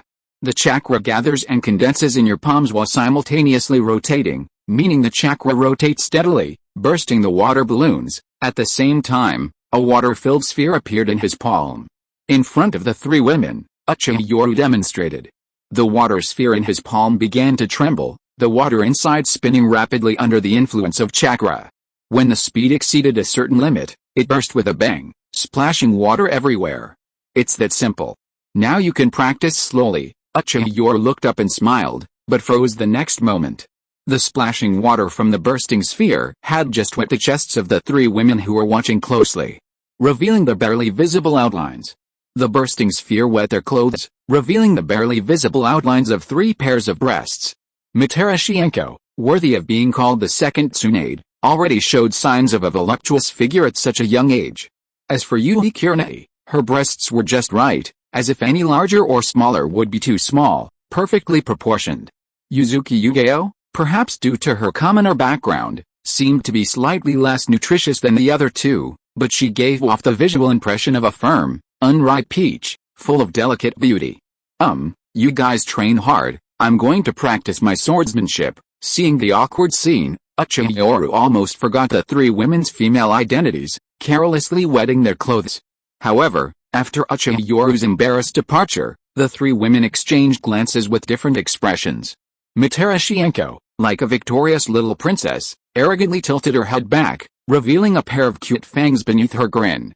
Anko-nichan, look, this ball seems a bit small. Holding a ball, Mitarashi seemed to have grown up, but her clumsy acting made the ball in her hand appear rather small compared to her chest.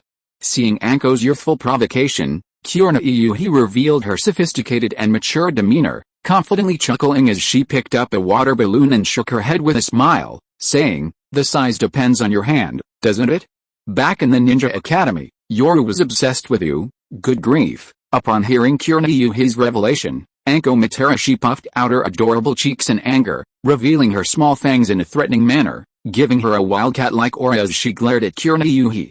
"Red sister, if I remember correctly, it was you who used your gold necklace." Before Mitarashi could finish collecting it, Yuhi Kurenai laughed without any attempt to hide her feelings.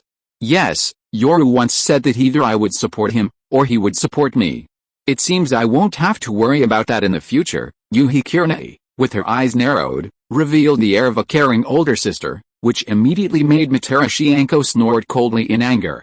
Meanwhile, Yuzuki Yugeo, with her head lowered, became the least noticeable person, slowly taking out a water sphere and finding a shady spot to sit cross-legged and begin cultivating. Looking at Yuhi Kurenai and Mitarashi, Yuzuki Yugeo felt guilty and remorseful, but also secretly encouraged herself. "You're the best. When the Third Hokage knows Yoru's love for the village, and the Third Hokage trusts Yoru, I'll give up everything and stay by Yoru's side to atone for my sins. Even if I never get a title for the rest of my life, it will be my just deserts." She needed to atone. Mitarashi was a disciple of Orochimaru, one of the three legendary Sannin. Kurenai's father was a renowned Genjutsu elite Jonin in the village, inheriting his father's skills. Compared to the two, Yuzuki Yugao had no advantage whatsoever. Their looks were equally impressive, and more importantly, there was the difference in their identities. Yuzuki Yugao was filled with guilt and self-reproach. She was a spy who had infiltrated a village, betraying his trust. Yet, he had risked everything to teach them powerful ninjutsu, wanting only for their survival, a trust that only intensified her guilt. Kurenai was also heartbroken. She was strong-willed and competitive. But she carried the Third Hokage's trust. Although she knew Yoru was innocent, her motives were no longer pure. Normally, Kurenai would have confronted him directly, but this guilt made her weak and remorseful. Neither Kurenai nor Yuzuki Yugao knew each other's identities. Meanwhile, the only one innocent and without ulterior motives, Mitarashi Anko, revealed a fierce determination to win. Anko Mitarashi, clutching a water balloon and flashing her adorable little fangs, excitedly practiced the ninjutsu. Yoru belongs to me. I'm a genius. I'll be the first to learn this ninjutsu. Yoru will definitely praise me. The thought of Yoru smiling and praising her after she was the first to learn the ninjutsu, then stroking her little head, made Anko's face flush red, and her heart pounded with excitement. At that moment, Anko was oblivious to her own emotional shifts, like a little wild cat eager to please her master and receive praise and comfort, and deeply attached to sleeping beside her master, sniffing his familiar scent and embracing his warm body. Please support. If you are listening to this novel on a channel other than Fanfic World, it means it was downloaded and re-uploaded without effort. We warmly invite you to visit our channel, Fanfic World.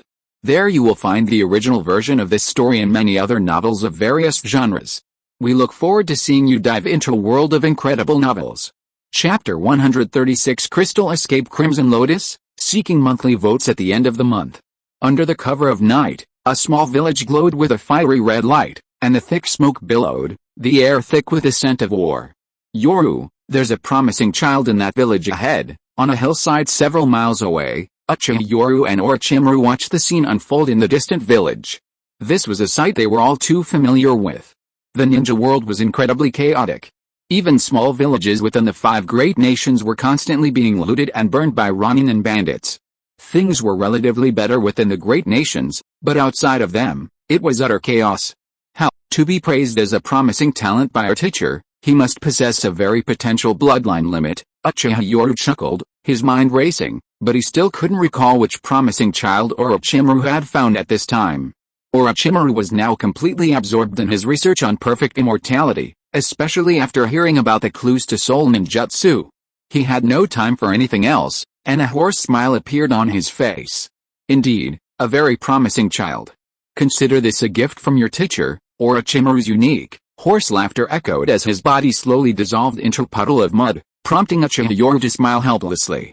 It seems you've discovered traces of the Uzumaki clan's ruins. Even this place is a clone. In the original story, Orochimaru later found the Uzumaki clan's ruins, where he found the Shinigami that had devoured his arms among the Shinigami masks. So when exactly did Orochimaru find this place? Considering he was sealed away before, it's inferred that he must have found it long ago, but didn't have a way to exploit the Shinigami's power, so he was sealed away by Itachi. After his release, he obtained chakra and some information through Kabuto, which led to his later exploit of the Shinigami's power. It's impossible for Orochimaru not to be interested in the secrets of the Uzumaki clan, which is why he was given the opportunity to search for the Uzumaki clan's ruins ahead of time. Who could be this child who you praise so highly for their potential, teacher? Uchiha Yoru squinted, his eyes gleaming with curiosity. He was like a curious cat, eager to know if this child was from the original story or not. Flames engulfed the land, the wooden village ablaze with fire. The cries and screams abruptly ceased, leaving only the crackling of burning houses. It was an extremely eerie scene. The air was thick with the smell of blood, yet there was no sound, as if it were an empty village. Inside the burning house, the firelight illuminated Uchiha Yoru's face. He stared in astonishment at the corpses within, or rather, at the corpses that, even in their dying moments, seemed to hold an unbelievable disbelief, as if time had stood still. All the corpses were encased in pink crystal, each one sealed alive within the crystal. In the confined space, without air, ordinary thieves would obviously have died. The crystal seals had exceeded their limits of endurance. Crystal release. So it was you. Upon seeing the pink crystal, Uchiha Yoru finally recalled a ninja who hadn't appeared much but was almost forgotten. Her stunning entrance was also Orochimaru's first candidate for a reincarnation vessel. The bloodline limit, crystal release female ninja Gyuren. Her entrance was absolutely stunning, and her strength was immense. In the original story, Gyuren's overall strength rivaled that of a cage. After all, she fought against the entire Konoha ninja group and even went toe-to-toe with Hotake Kakashi from Shippuden. Her strength far surpassed that of ordinary Jonin, suggesting her strength was at least an elite Jonin or even close to cage level. Although she had a fatal flaw, crystal release was completely countered by sound-based ninjutsu. It couldn't overshadow Gyuren's brief moment of brilliance. Indeed, a very promising ninja, though she was buried in obscurity. At this moment, Uchiha Yoru showed a look of realization. Among the ninjas Orochimaru had taken in at this time, only Gyuren fit the description, since Kimimaro and the others' ages didn't match the current timeline. Although a ninja with limited screen time and buried in the plot, he was truly outstanding. Looking at the crystal in his hand, Uchiha Yoru narrowed his eyes, a meaningful smile appearing on his face. A very promising bloodline limit. Orochimaru-sensei, your gift is excellent, I accept it with a smile. Inside the village engulfed in flames, a little girl stared in terror at the lifeless landscape, empty tears streaming from her eyes. Her face illuminated by the firelight, Gyuren knelt limply on the ground, silent except for tears streaming down her cheeks. Her empty eyes gazed at the village. At that moment, it seemed as if the world consisted only of her. However, just then, a figure slowly emerged from the crackling, burning house. Protected by powerful chakra, ordinary flames could not harm the figure. The figure slowly walked out of the burning house, a person wearing a loose white robe and black trousers. Her chest was slightly exposed, revealing her striking muscles. Dark black arm guards covered her forearms and extended to her hands. A finely crafted black leather belt was tied around her waist, with a ninja straight sword tucked horizontally into it. When she saw the figure emerge, Gyuren's eyes were empty and lifeless. At this moment, she had lost all hope in the world and had lost all ability to resist. Perhaps anyone could easily kill her. Uchiha Yoru, emerging from the flames, naturally saw the limp little girl, and a hint of pity appeared in his eyes. In this chaotic world, despair had become the dominant theme in the face of such tragedy. It was a distorted world. Uchiha Yoru slowly walked up to the little girl, revealing that alluring smile. I am very interested in your power. Come with me, the uniquely charming voice echoed in her ear, and Gyuren's empty eyes trembled. Her unfocused pupils began to refocus. As if coming back to her senses from the darkness, Gyuren slowly raised her head and saw that handsome face with a gentle smile, looking at her sincerely. In the darkness, she seemed to see a ray of light descend, filling her body and soul. My name is Uchiha Yoru, and I need you. The voice, alluring and captivating, possessed a unique charm that sounded like heavenly music in this distorted ninja world. Gyuren seemed to grasp something, her limp body suddenly gained strength, and her trembling hand slowly rose to grasp the gentle hand. Warmth descended upon her, and it seemed she had found her purpose in life. Lord Yoru, Gyuren was still just a 10-year-old girl. Uchiha Yoru held her cold little hand, a compassionate and gentle smile on his face. Let's go. A power surged from somewhere within her, and Gyuren trembled as she slowly rose, not even realizing that her little hand was tightly clutching the warm hand that had given her warmth. As if she never wanted to leave it. Two figures, one large and one small, slowly walked out of the village. Standing outside the village, watching the raging fire, Gyuren's eyes were filled with endless sorrow and despair. Her home was gone. However, feeling the warmth from the palm, Gyuren slowly turned her head, gazing at the figure that had given her warmth, a glimmer of hope appearing in her dark eyes. Uchiha Yoru, watching the village engulfed in flames, sighed softly. The ninja world has always been chaotic like this, earth release, swamp of the underworld. With a single hand seal, the ninjutsu is activated instantly, but for the young Gyuren beside her, it brought an unforgettable visual shock. The village's land instantly transformed into a vast swamp.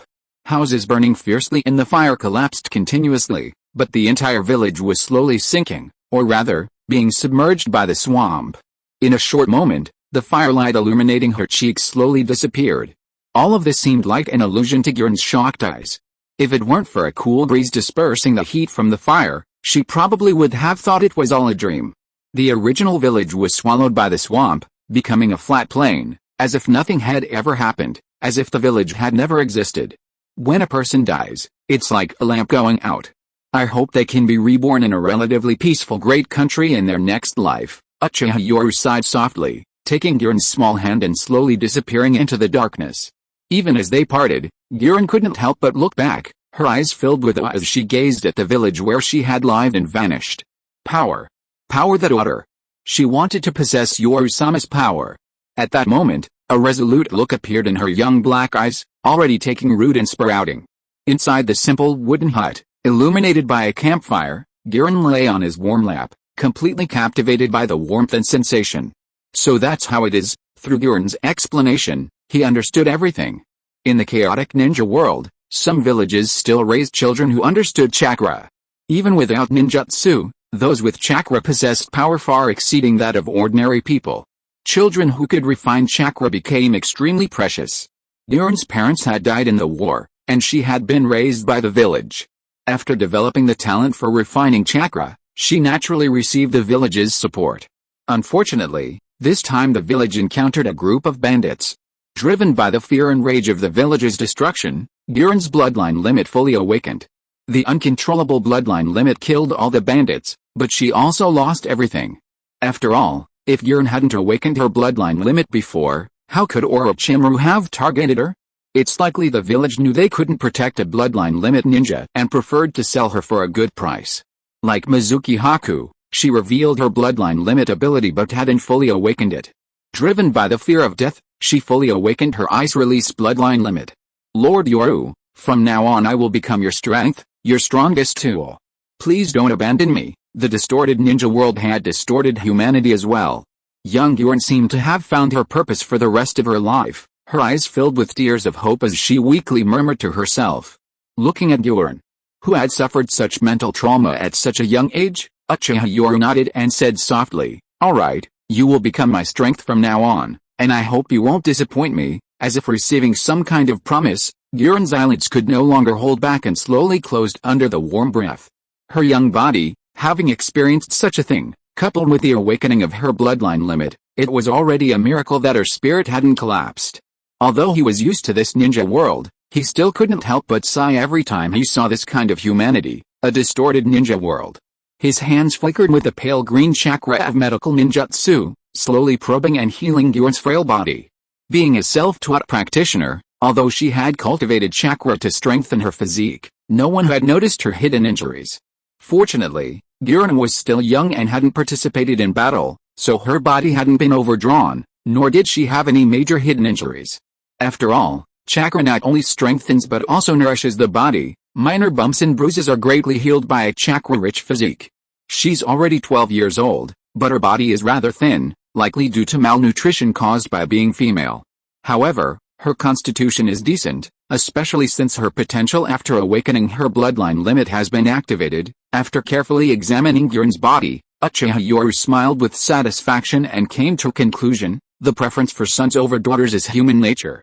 Although women can cultivate chakra, they are mostly seen as precious commodities for procreation, since children born to both parents with chakra are bound to be as well. Therefore, women with chakra are considered valuable, and only some powerful female ninjas achieve their status through strength. The 5 great ninja villages, being more stable, are naturally more open-minded, but secretly, countless ninjas still hope that their partners are also women with chakra. As the sun rose the next day, Giran opened her eyes with a look of horror. The scene around her instantly made her realize that last night's nightmare was not the cause of her death. Lord Night, surrounded by an empty house, Giran's face paled with panic as she hurriedly opened the wooden door. The instant her eyes widened in terror, a fierce wind whipped across her face, causing her to swallow hard. Her legs trembled, and her terrified eyes stared into the abyss below. She had almost fallen to her death. This was a wooden house built on a sheer cliff, and as the door opened, she saw eagles soaring high in the sky. Lord Night, an eagle carrying Uchiha Knight appeared before the house. Startled upon waking, Giran smiled with relief upon seeing the figure on the eagle's back, as if telling him that this was not a dream, but reality. The person who had given her warmth was real, not a dream. Were you frightened? The summoning beast eagle's home was built on a precipice, a small family of summoning beasts, with no more than 20 members in total. No. Looking at Uchiha Yoru's gentle smile, Giran blushed and hurriedly shook her head to explain, as if afraid of being looked down upon because of her timidity. Lord Yoru, Miss Gyurn, the eagle summoning beast, was very respectful, even its words revealing a sense of humility. Uchiha Yoru was their powerful master, and Gyurn, as a ninja chosen by their master, was also a bloodline ninja, destined for greatness. Therefore, the eagle, aware of its own limitations, was very respectful. Gyurn was clearly still a little bewildered by the scene before her, while the eagle, as if it were the most natural thing in the world, folded its wings, its sharp talons gripping the hard wall as it crouched down. Uchiha Yoru chuckled and stepped down from the eagle's back. Lord Yi, please give your orders. We will take good care of Miss Honglian. The eagle nodded respectfully, then spread its wings and circled in the sky, its cries echoing across the heavens. Please support. Chapter 137 The Cultivation of the Crimson Lotus. Inside the simple wooden hut, the air was thin and the temperature low due to the sheer cliff location. Luckily, the eagle clan is carnivorous, generally feeding on sea fish, rabbits, sheep, and other animals.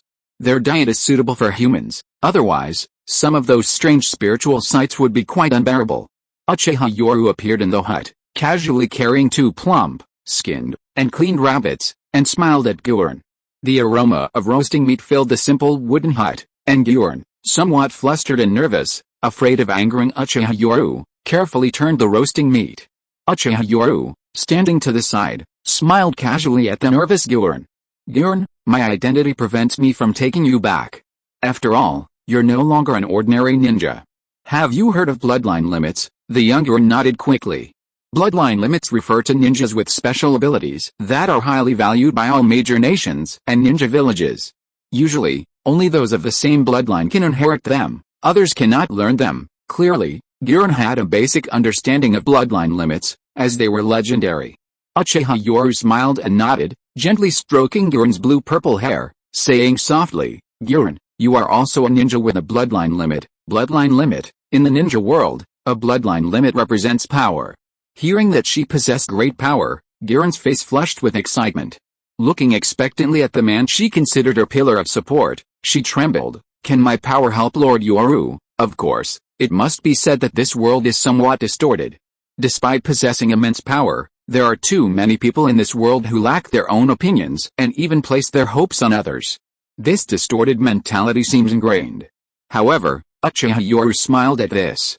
He didn't want to change this. After all, for those in power, this was the world they dreamed of. No one dislikes someone who would give their life for you with unwavering loyalty. Unlike this world where loyalty is taken for granted, he always understood the preciousness of such qualities, and therefore cherished them greatly, unlike the rulers of this world who didn't value such easily obtained qualities. This is a sheer cliff thousands of feet high, so the temperature is relatively cold, especially in winter. Uchiha Yoru took out a large, soft white robe and some clean white blankets for resting and spread them in the room.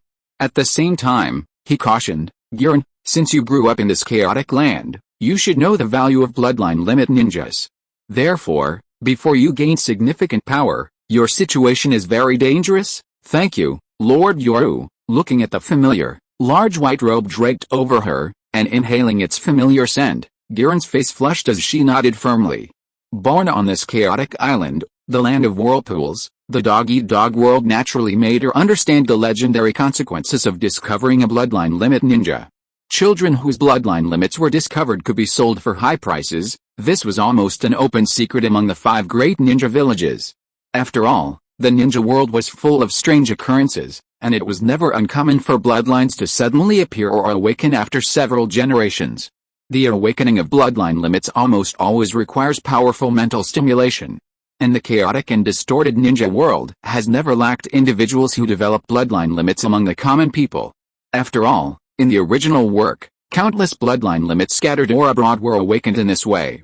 Looking at the obedient Gyurn who regarded him as a pillar of support or even a god, Uchiha Yoru smiled.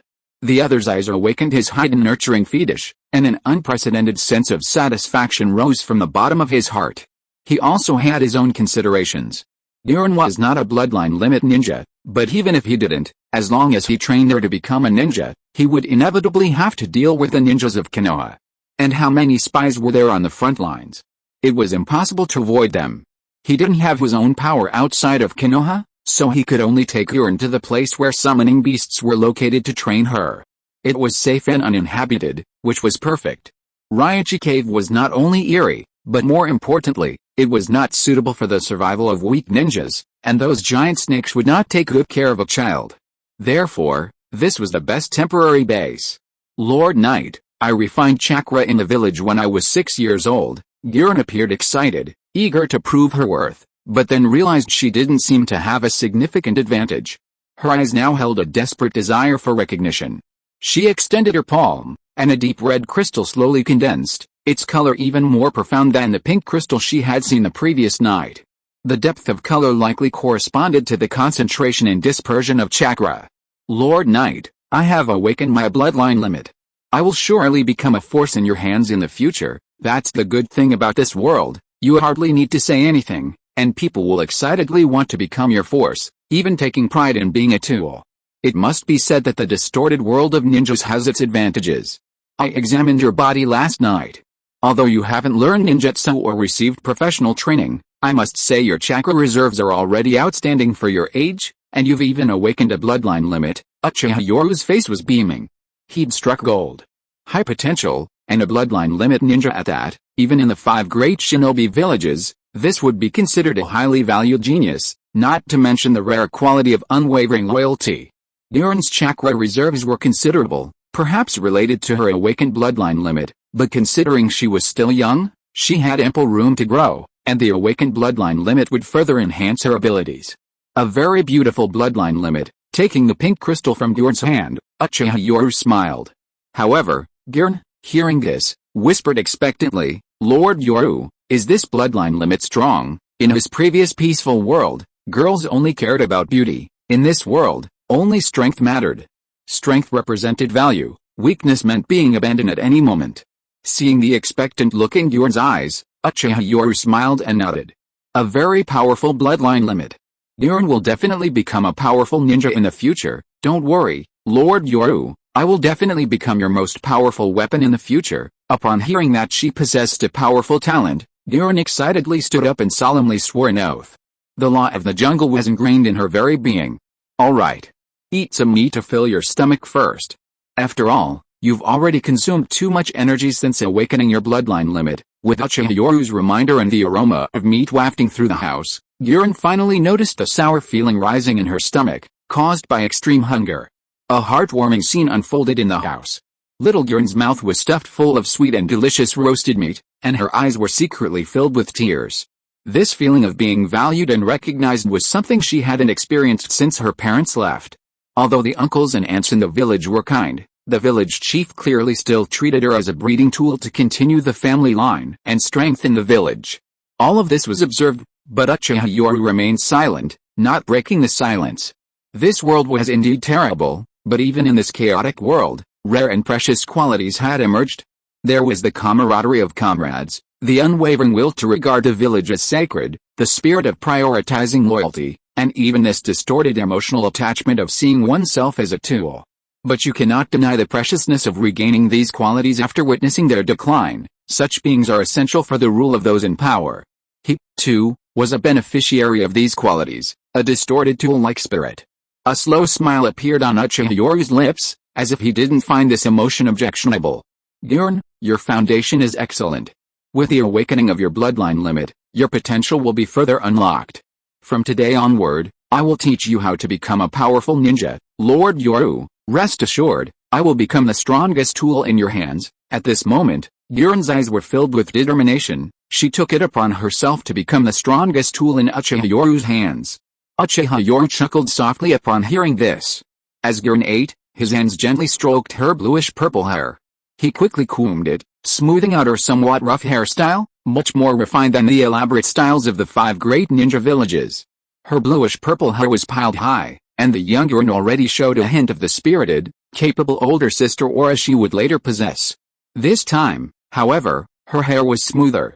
Yurin, now that you've refined your chakra, you must recognize most of the characters. From today onwards, my shadow clones will come every few days to personally train you. I will personally teach you basic ninjutsu and literacy. Once you have the ability to protect yourself, I will take you to a place where you can quickly become stronger. Uchiha Yoru's gentle voice echoed in her ears. Giron ate the meat in her hands, but her thoughts were no longer on it. Her earlobes burned red as she felt those gentle hands combing her hair, and a hint of reluctance appeared in her eyes. Since her parents passed away, no one had cared for her like this. With her tomboyish personality, she always just tied her hair up haphazardly, never paying attention to it. After tidying and retying Honglian's hair, a tear that slid to the ground naturally didn't escape his notice, but he pretended not to see it. He was never stingy with this kind of tenderness. They were both suffering people, and she regarded him as a pillar of support, even a god in her eyes. Therefore, he would never put on a superior air like some nobles, turning cheap charity into disdain. Your gentleness, even an encouraging and appreciative glance, was always something incredibly noble in their eyes, but to them it was nothing more than a cheap word of comfort, a smile.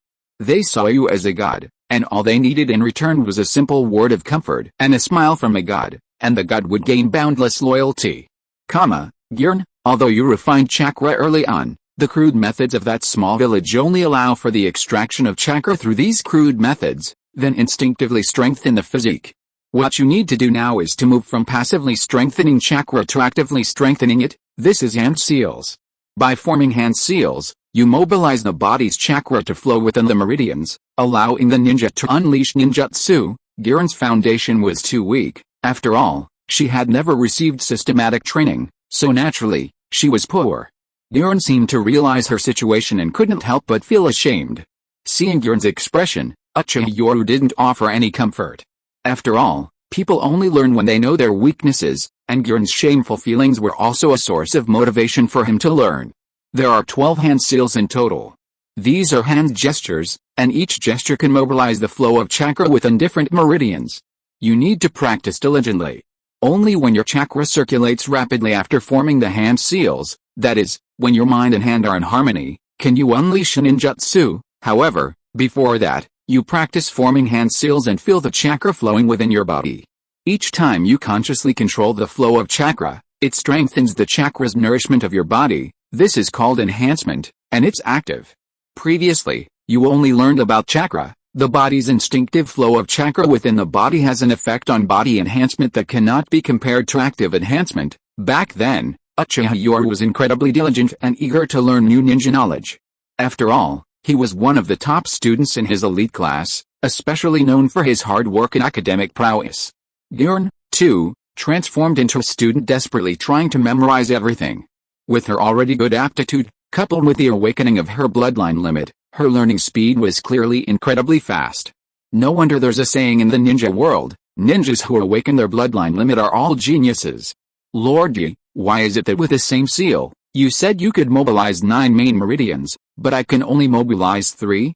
The other 6 seem to be unresponsive. The studious Honglian immediately discovered her problem and secretly felt distressed, wondering if she was a good-for-nothing. Uchiha Yoru smiled with satisfaction upon hearing this. That's why you need to train diligently. Only through the tempering of time can you freely manipulate the flow of chakra in your meridians while forming hand seals. Legend has it that when ninjas reach a certain level, their bodies develop an instinct, and they can activate ninjutsu simply by clapping their hands. Now, what you need to do is familiarize yourself with these 12 hand seals. Remember to practice them every night before bed. Talent is merely a foundation bestowed upon you by heaven. Diligence is the condition for your success. Forming hand seals requires time and practice. The humble and eager to learn Giron immediately showed a determined expression. I understand. I will definitely not let Lord Yoru down. At this moment, Giron transformed a certain spirit into boundless fighting spirit, and Uchiha Yoru also showed a satisfied smile. No wonder everyone loves teaching geniuses. They understand immediately and can even apply what they've learned to other situations. This kind of teaching is simply a pleasure. Inside the room, one was teaching, while the other was frantically absorbing endless ninja knowledge like a sponge, wanting only to quickly become stronger and become the strongest tool in the master's hands. In the cold, damp room, Uchiha Yoru would dedicate time each day to teaching his disciple the knowledge of the Ninja Academy. After all, a solid foundation is essential for becoming a powerful ninja. Rushing into teaching ninjutsu at a fast pace would only waste his talent. This is one of the reasons why countless small nations in the ninja world have failed to catch up with the great powers over the years. Ryurin began her systematic studies and rigorous ninja training, while Uchiha Yoru's shadow clone would sit cross-legged after each lesson, sensing the presence of natural energy. The perfect cursed seal had already allowed him to perceive the presence of natural energy, and being a shadow clone, the perfect cursed seal could instantly release the natural energy within his body to prevent petrification should anything go wrong. Please support. Chapter 138 Kakashi instructs Shisui on falsely reporting supplies. The ruins of the Land of Whirlpools, after a failed raid, seemed to have fallen into hibernation. While large-scale operations ceased, small-scale skirmishes continued to unfold within the forest. The sprawling mountains and dense, dark rainforest exuded danger. Calling it a forest of death wouldn't be an exaggeration. Konoha and Kirigakure ninjas probed each other daily in small teams, the main battles reduced to small-scale skirmishes. Ambushes, assassinations, traps, interceptions, poisoning, all sorts of methods were employed. This time, both sides tacitly chose not to harm ordinary people. Both sides began sabotaging each other's logistics, employing every possible means. Although there was no major war, daily fighting was an exceptionally agonizing experience, especially for the ninjas on both sides. Both villages tacitly chose not to escalate the conflict, but this shared constraint brought a sense of frustration and endless torment to the ninjas on both sides. This could be considered the epitome of war. Those in power merely offer empty words for their own gain, while those below must fight bloody battles every day. The forest is the battlefield, a microcosm of the war between Konoha and Kirigakure. Both sides send out ninja daily. This is the attrition warfare between great powers, a test to see who can't sustain it first, who decides it's not worth it and chooses a truce. Inside the Konoha base, in a tent. Brother Knight, medical resources have been depleted recently, especially tourniquets and various antidotes, Uchiha Shisui respectfully reported, holding a statistical report. He paused at the end, then lowered his voice and said in a deep voice, the medical resource consumption was overstated by 3 percentage points when reporting to the village. Good heavens, who would have thought that the honest Uchiha Shisui had learned this trick, overstating resource consumption by 3%? Where did that extra portion go? Sitting upright at his desk, Uchiha Yoru raised an eyebrow upon hearing this, while Kakashi, with only one eye peeking out, calmly stated, the recent consumption of Kune, Shuriken, and explosive tags has been enormous, especially here in this jungle warfare environment where traps are needed. I've added 30% to the report to the village. Holy crap. Uchiha Shisui, standing nearby, stared wide-eyed at Kakashi, as if to say, you, with your thick eyebrows and big eyes, actually, wait, you're too ruthless. Facing Uchiha Shisui's shocked gaze, Hatake Kakashi showed no shame, instead calmly stating, fighting in the rainforest, and with a mist ninja being extremely skilled in assassination techniques, I think we could increase medical resources by at least 50%. After all, while we have a large number of wounded, our casualties are few, largely thanks to you, Yoru. As he said this, Hatake Kakashi subtly glanced at Uchiha Yoru, adding, I didn't expect Yoru's medical ninjutsu to be so profound. Faced with Kakashi's calm tone and righteous expression as he spoke of embezzlement, Uchiha Shisui, who had initially felt pressured, after all, this was a first for him, an honest ninja, was astonished by Kakashi's performance. Why such a difference in attitude despite both being first-timers? How could you be so calm and ruthless? Is this also a matter of talent? Is Kakashi exceptionally gifted? In reality, this is the difference in their mindsets. Shisui is a pure ninja. While Kakashi possesses not only exceptional ninja talent but also a politically astute mind. After all, he was the Hokage in the original story, and he shouldn't be underestimated. He naturally understands that falsifying accounts is appropriate for the current situation. Looking at Kakashi and Shisui, Uchiha Yoru, sitting at the table, shook his head with a wry smile. The two were practically his right-hand men, indispensable to him.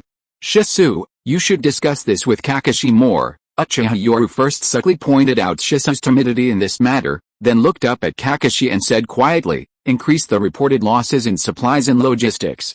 If there are any oversights, you can lure the Mist Ninja to destroy 1 or 2 reserve points. Hearing this, Kakashi's eyes flashed with understanding, while Shisui looked bewildered, seemingly not quite understanding. Uchiha Yoru's meaning was clear, a lie is always a lie. By exaggerating so many supplies, if anyone suspects anything, you can simply manipulate things to make the deception impossible to verify, thus avoiding any problems. As for losses, it's simple. In the heat of battle, it's normal for 1 or 2 supply depots to be destroyed in a surprise attack. As for the exact amount lost, even if you don't overreport, you should at least fill in the gaps. Do you need someone to teach you that? Shisui, standing to the side, seemed to understand something after a long pause, his eyes widening as he stared at the two, as if saying, "You can do it like that? It even makes sense. These funds must be carefully preserved, because their families need them because of the war." Uchiha Yoru's melancholy words immediately weighed on Shisui's heart, and he secretly resolved to put more effort into this area in the future, and if necessary, learn more from Kakashi-senpai. I've decided to divide this fund into 4 parts, to be jointly managed by Kakashi, Shisui, Hisashi, and myself. Upon hearing this, Uchiha Yoru immediately and solemnly retorted, "Just leave these funds to Yoruni, I don't need them." However, before Shisui could finish speaking, Uchiha Yoru raised his hand to stop him, and Kakashi nodded slightly, saying, "Yoru, I think Shisui is right." However, Uchiha Yoru smiled and shook his head, saying, "This is a battlefield. Even if it weren't a battlefield, Kakashi, you should understand one thing, there are no invincible ninjas. If something were to happen to him, would you want these funds to disappear?" Uchiha Yoru's words were clear, if something were to happen to him, these funds would go to his grave with him. Upon hearing this, Shisui revealed an angry expression. "Brother Yoru, anyone who wants to harm me will have to step over my dead body first." Shisui's words, almost a declaration of loyalty, caused Yoru to smile and wave his hand to stop him. Kakashi, however, was more mature. He remained silent for a moment before solemnly nodding in acceptance. In Kakashi's eyes, Shisui's strength was formidable, even he himself wasn't confident of defeating the young man. However, Shisui's thinking was too immature. The enemy might not be from another country, it could be from within. Clearly, Yoru was worried. If something were to happen to him, the funds wouldn't all be lost. Alice, although Hisashi led the branch family to break free from their fate, such a large group had no way out once they joined the 7th Division. The fate of the caged bird seal forces almost all the branch family members to work on the most dangerous front lines. There are too many orphans and widows in the branch family, it's a heavy burden. Once they take the money, they're all in the same boat, and the Hyuga branch family also needs these funds. In Kakashi and Shisui's eyes, while breaking free from the Hyuga branch family's long-held wish was their fate as caged birds, the Hokage's higher-ups' behavior was simply too ugly. They split the Hyuga clan, then discarded the branch family like trash. That seemed excessive, even though politics is always ruthless. As for Root, without the collective tacit approval of the Hokage's higher-ups, how could Root possibly wield such power? Now, not only Kakashi, but even Shisui understood how egregious Orochimaru's actions were, and what was the result? Danzo was just dismissed, but because of a statement that Konoha's situation was tense and Root needed a leader who could quickly grasp the overall situation, Shimura Danzo was reinstated. Kakashi and Shisui, now outsiders, saw it clearly. Root was merely a glove used by the Hokage's higher-ups to do the dirty work, and this glove naturally operated under the command of those in control. By the way, Kakashi, based on the actual situation, slightly exaggerate the injuries of some wounded soldiers in the reports, but be sure to proceed slowly and don't rush it. After all, they haven't been home for years. Kakashi, with his political acumen, instantly understood Uchiha Yoru's words. He nodded and said in a deep voice, "Understood. I will implement it gradually, allowing these frontline heroes to return to the village as wounded." In short, it meant exaggerating the injuries on the reports, but not too many at once to avoid detection. These ninjas were heroes who had been bleeding on the front lines. They also had families. Shisui, clearly a few beats slower to react, finally understood and couldn't help but show his dissatisfaction. "Brother Yoru, almost all the Sarutobi clan ninjas hold important positions, and there are hardly any on the front lines. They've been there for so long already, shouldn't they be doing better?" Yoru Uchiha raised his hand to stop Shisui's outburst, warning him in a deep voice, "Shisui, your words are dangerous. Remember to watch your mouth. You know these things, but keep them to yourself. Do I need to teach you the principle that loose lips sink ships?" The genius Uchiha Shisui suppressed his frustration and finally lowered his head, but the anger simmering within him grew stronger, destined to erupt like a volcano one day. "Alright, Shisui, with the front lines stabilizing, news has arrived from the village and clan. Itachi and the elite younger generation of the clan will be transferred here. You will be in charge of this, clearly?" The Uchiha clan was training its younger generation. This might be a privilege of a powerful clan, but wasn't it also support for the front lines? Kakashi, standing nearby, sighed inwardly. Even the oldest and most prestigious clans knew to support the front lines. While some might use this as a means to hone their own younger generation, it was still support. Meanwhile, the increasingly powerful Sarutobi clan enjoyed the most secure path, progressing steadily through their missions. The battlefield, though dangerous, was also a breeding ground for geniuses. No wonder the Uchiha clan always produced a constant stream of geniuses. In contrast, the Sarutobi clan, though powerful and seemingly on par with the Uchiha clan, lacked truly formidable members. Sarutobi Shinosuke? Thinking of him, Kakashi smiled sarcastically. His strength was barely enough to be the head of the Anbu. He was probably only slightly stronger than the head of the barrier division among Konoha's 6 major departments. Being the head of the Anbu was barely acceptable, but to be the head of a village's cage? Even Kakashi was somewhat skeptical, let alone anyone else. No wonder the Sarutobi clan, despite its powerful foundation, can't produce a single decent strongman among the younger generation. If they had even one, the village would probably have already chosen the 5th Hokage. Is Itachi coming? Although he already knew, upon hearing the news, Uchiha Shisui took a deep breath and solemnly nodded. Don't worry, Yoru, leave the clan's affairs to me. After all, Yoru was now in charge of the frontline command, so he naturally wanted to share the clan's responsibilities to the best of his ability. Also, the next batch of reinforcements from the village will arrive. Kakashi, you'll be in charge of selecting the escort team. With the arrival of the reinforcements, our wounded should return to the village to rest. Yes. Holding a scroll report, Yoru's face revealed a sarcastic smile upon seeing the list of those arriving. This scene naturally didn't escape Shisui and Kakashi's notice. Brother Knight, is there anything wrong with this batch of reinforcements? Facing Shisui's question, Knight looked up and saw Kakashi's gaze. He sighed softly, be careful in the future. The village's higher-ups still don't trust us. There are traces of root members among them. Be cautious in your actions from now on, lest someone catch you red-handed. We still have the Genma squad, their loyalty is beyond question. Hearing Knight's last sentence, Shisui snorted angrily, another bunch of rats hiding in the shadows, only good for attacking their own people. Kakashi, having served in the Anbu for so many years, naturally knew of Root's existence and sighed. Knight, you must be careful too, Root. These were no ordinary ninjas, they were a group of emotionless, cold-blooded machines, willing to use anything for a mission. Don't worry, you two also need to be careful. Don't give yourself away. Doing some things yourself is better than being careless. Yes, Shisui and Kakashi understood what he meant, especially since they were going to lie and overstate nearly half of the supplies, so they naturally had to be careful. Uchiha Yoru looked at the names on the aid list and his eyes narrowed. The name Yakashi Nanao was inconspicuous, but he spotted it immediately. It seemed that Denzo's root organization wanted to spy on the Uchiha clan. After all, it was difficult to make a move within the village, but the battlefield was a mixed bag, mostly filled with younger generation Uchiha ninjas, making it a better opportunity to gather intelligence. Unfortunately, he already knew this name and had grasped the other party's weakness. Known as Konoha's strongest spy ninja, the walking shrine maiden, Danzo really thought highly of him, even sending her to deal with him. He didn't know what methods he used, but Yakashi Nanao also didn't reveal that he already knew her identity. Are Root targeting him now? Or are they just on guard? Is it because of his dual identity as Orochimaru's disciple and Uchiha? Or is Root lurking in the shadows plotting something? Please support. Chapter 139 The Fallen Flower of the Dark Guard. Back Mountain. You've completed the first stage. Now you'll practice the second stage, Power. Kyorna Iyuhi, Yugeo Yuzuki, and Anko Materashi, each with their own thoughts, were secretly competing. Uchiha Yoru pretended not to see their underhanded tactics. After all, competition only exists when people are together, and competition is the source of motivation.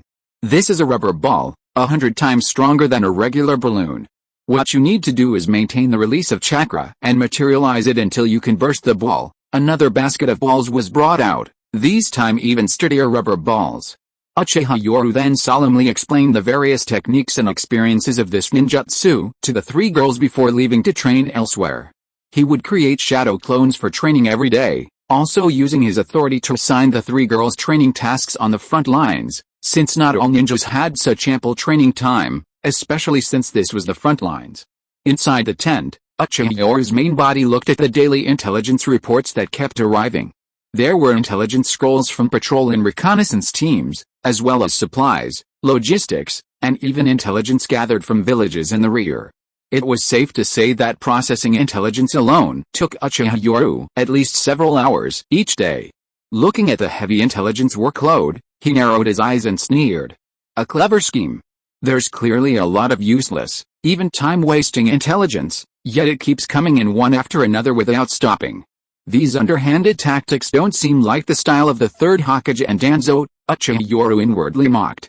Through the tedious and numerous intelligence reports, either he was draining a lot of his energy each day, significantly reducing his training time, or he was delegating the tasks, clearly knowing that some of the people he trusted were their people.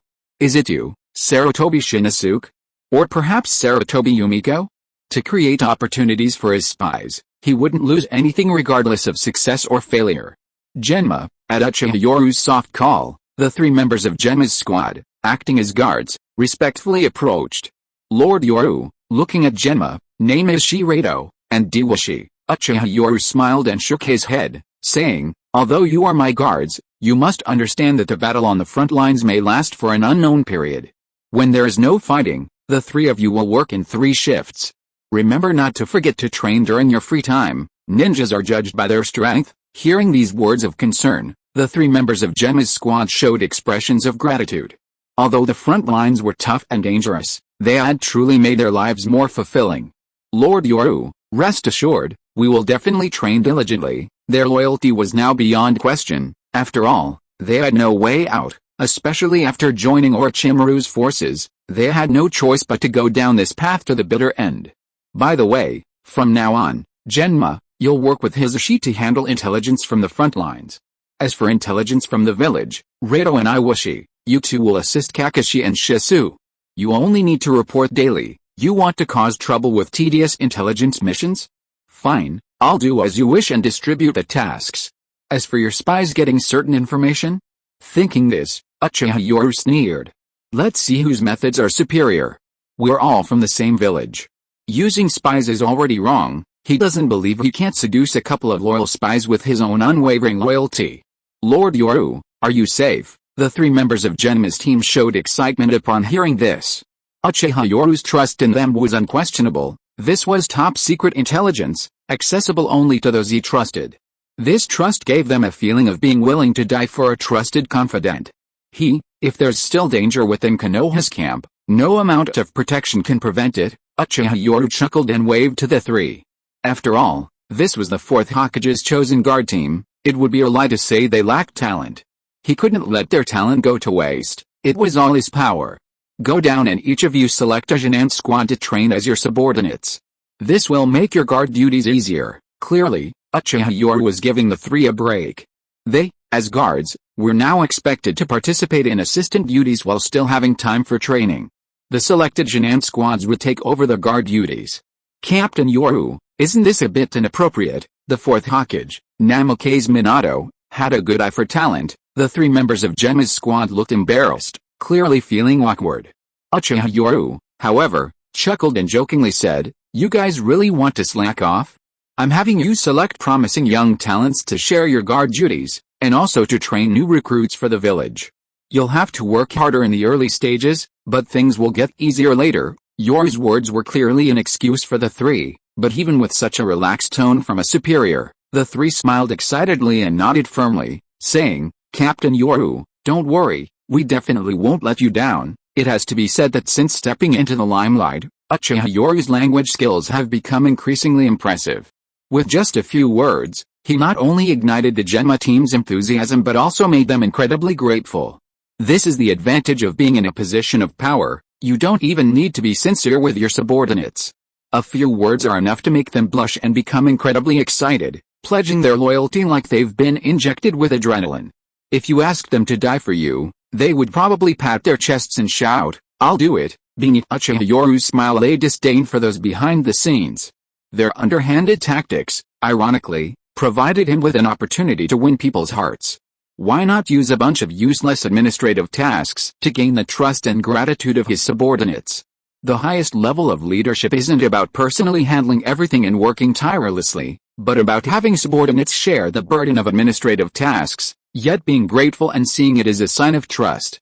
Uchiha Yoru was somewhat cynical about this distorted world, but it wasn't entirely their fault. After all, they had only existed for a short time, with historical gaps in between, some even man-made. No one had ever truly understood the methods of great figures in history, only the strong left their mark.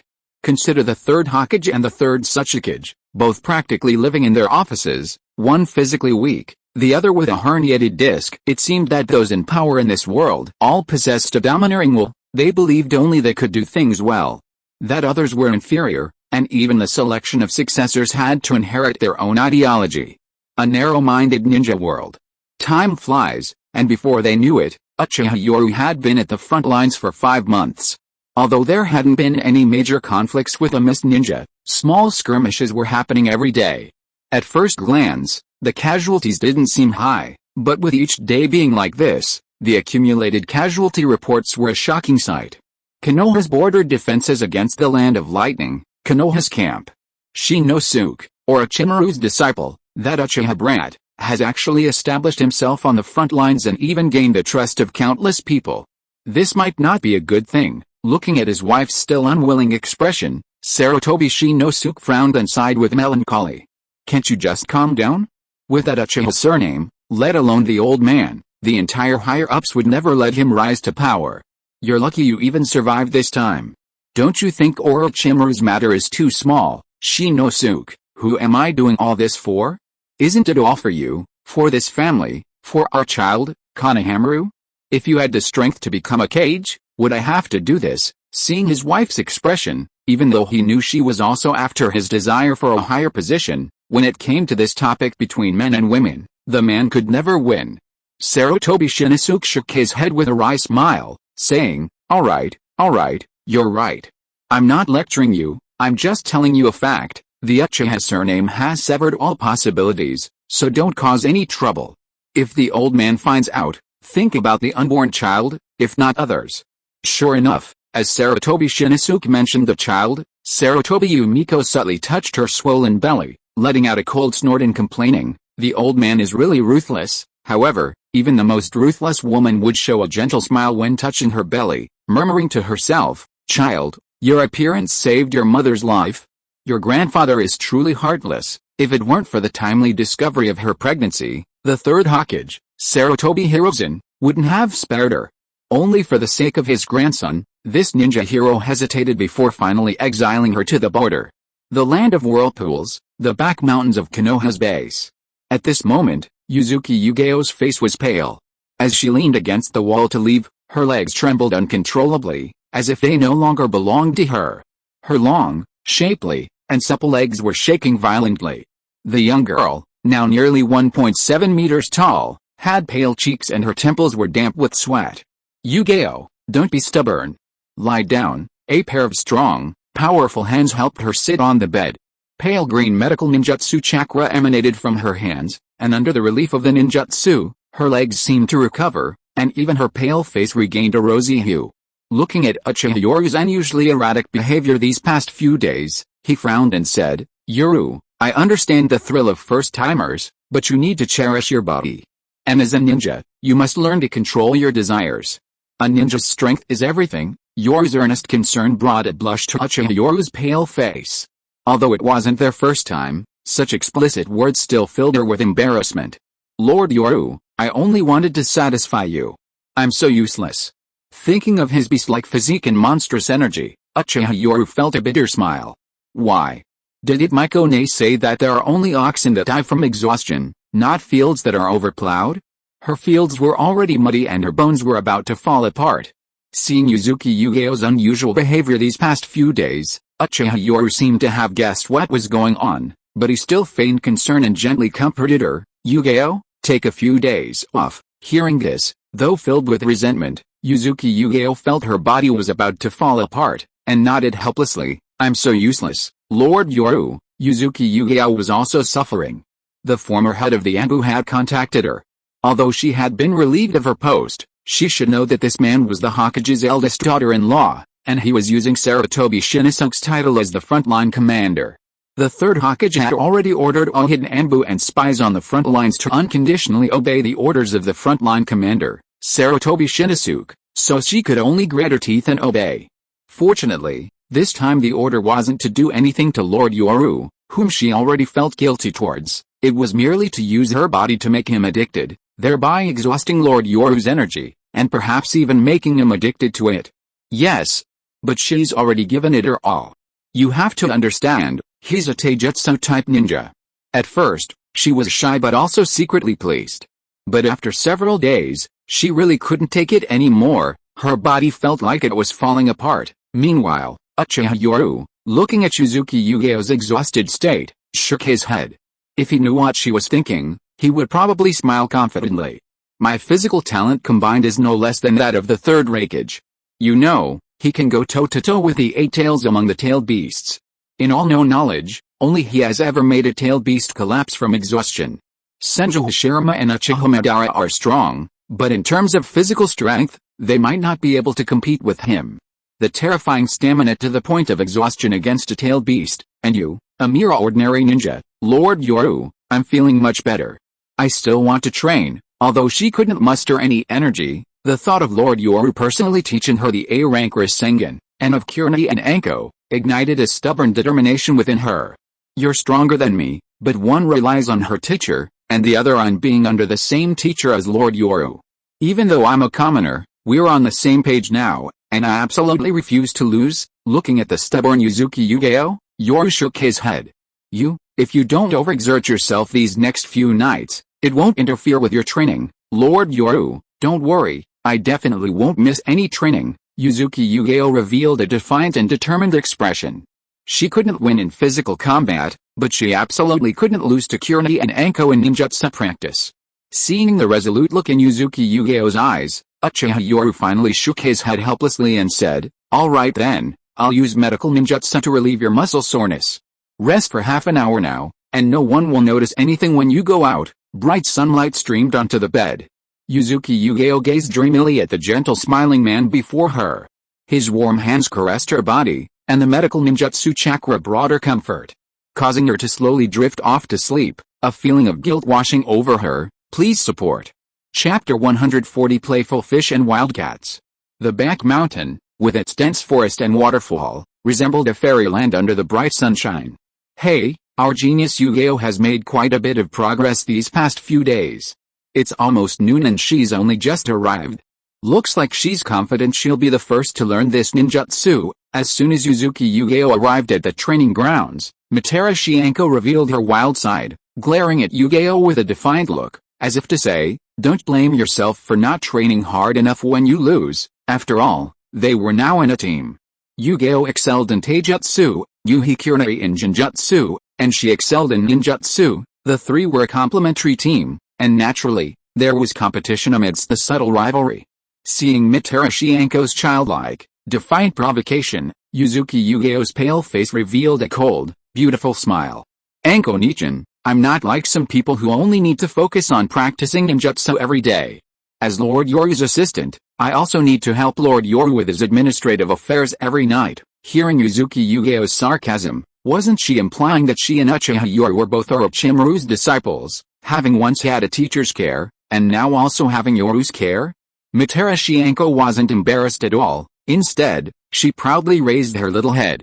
There's nothing I can do. This Anko-sama has outstanding ninjutsu talent, and Yoru just spoils me. Yuzuki Yugeo smiled lightly, not taking Anko's provocation to heart. Instead, a victorious smile appeared in her heart. Despite her powerful talent and background, the Yoru you always talk about is still mine at night. Under the bright sunshine, although she had slept for an hour, she still felt as if she were walking on clouds, her legs floating. Therefore, Yuzuki Yugeo pretended to be nonchalant and took out a rubber ball, sitting cross-legged in the shade of a tree to begin her cultivation. Seeing that no one had noticed her unusual behavior, Yuzuki Yugeo secretly breathed a sigh of relief. Despite a relaxed demeanor, only she knew that a layer of cold sweat had broken out on her back. At the same time, she secretly pondered that she was still not strong enough. On the other side, Mitarashi Anko, seeing this, felt a surge of competitive spirit. Her wild, beautiful eyes glared fiercely at Shizuki Yugao before turning to look in Yuhi direction. This time, however, her gaze held an unnatural quality, as if she felt guilty. After all, she knew the relationship between her best friend Yuhi and Yoru. No, I must be the first to learn the Rasengan. My ninjutsu talent will definitely not be inferior to theirs, Mitara Shianko silently encouraged herself, her pouting lips brimming with fiery fighting spirit. The team of 3 Chunin, Yuhi, Yuzuki Yugao, and Mitara Shianko, was considered an elite team due to their excellent teamwork. Although they were on the same team, their coordination during missions was impeccable, yet during training, each of them secretly harbored a fierce competitive spirit. Mitara Shianko was straightforward and playful, a recognized genius since the Ninja Academy, possessing extraordinary talent in ninjutsu. After graduation, she became a disciple of Orochimaru, one of the legendary Sannin. Relatively speaking, she was simple-minded, and although she had experienced some things recently, she still harbored a deep distrust of others. Yuzuki Yugao, born into a commoner family, rose through the ranks of the elite class at the Ninja Academy through hard work. She possesses exceptional talent in chakra control, but due to her humble origins and lack of resources, she primarily focused on swordsmanship. After graduation, she joined the Anbu. Calm and clear-headed, she is considered a composed ninja. Yuhi, whose father was a renowned Jinjutsu elite jonin in the village, inherited her father's talent in Jinjutsu, demonstrating remarkable skill from a young age. Although not from a powerful clan, her family's legacy surpassed that of ordinary ninjas. She is meticulous and possesses an extremely calm and analytical mind hidden beneath her intellectual beauty. Therefore, Yuhi always serves as the leader of the trio. Under the shade of her large tree, Yuhi glanced at the two without showing any emotion. While Mitara Shianko remained unfazed, a flicker of displeasure flashed in Yuzuki Yugao's eyes. Although well hidden, it didn't escape her notice. Not far from where the 3 women were cultivating, beneath a waterfall, amidst the thunderous roar, Uchiha Yoru sat calmly cross-legged on the rippling lake surface. Now that he had reached his level of strength, aside from the evolution of his bloodline limit, he could only rely on the relentless grinding of water to hone his skills, especially since he was pursuing ninjutsu and taijutsu. There was another shortcut, Sage Mode. It was only because of his vast chakra reserves that he had begun cultivating in this area so early. Just as Uchiha Yoru was diligently cultivating, he suddenly sensed something and opened his eyes, a helpless expression on his face. A pair of jade-like hands slowly emerged from the lake. Emerging from the water was Yuhi. Enticed by her wetness, supported by her cross-legged position, slowly curled her lips into a smug smile. Yoru, this is your true form, his tone was certain, and a mischievous glint shone in Kurani's crimson eyes.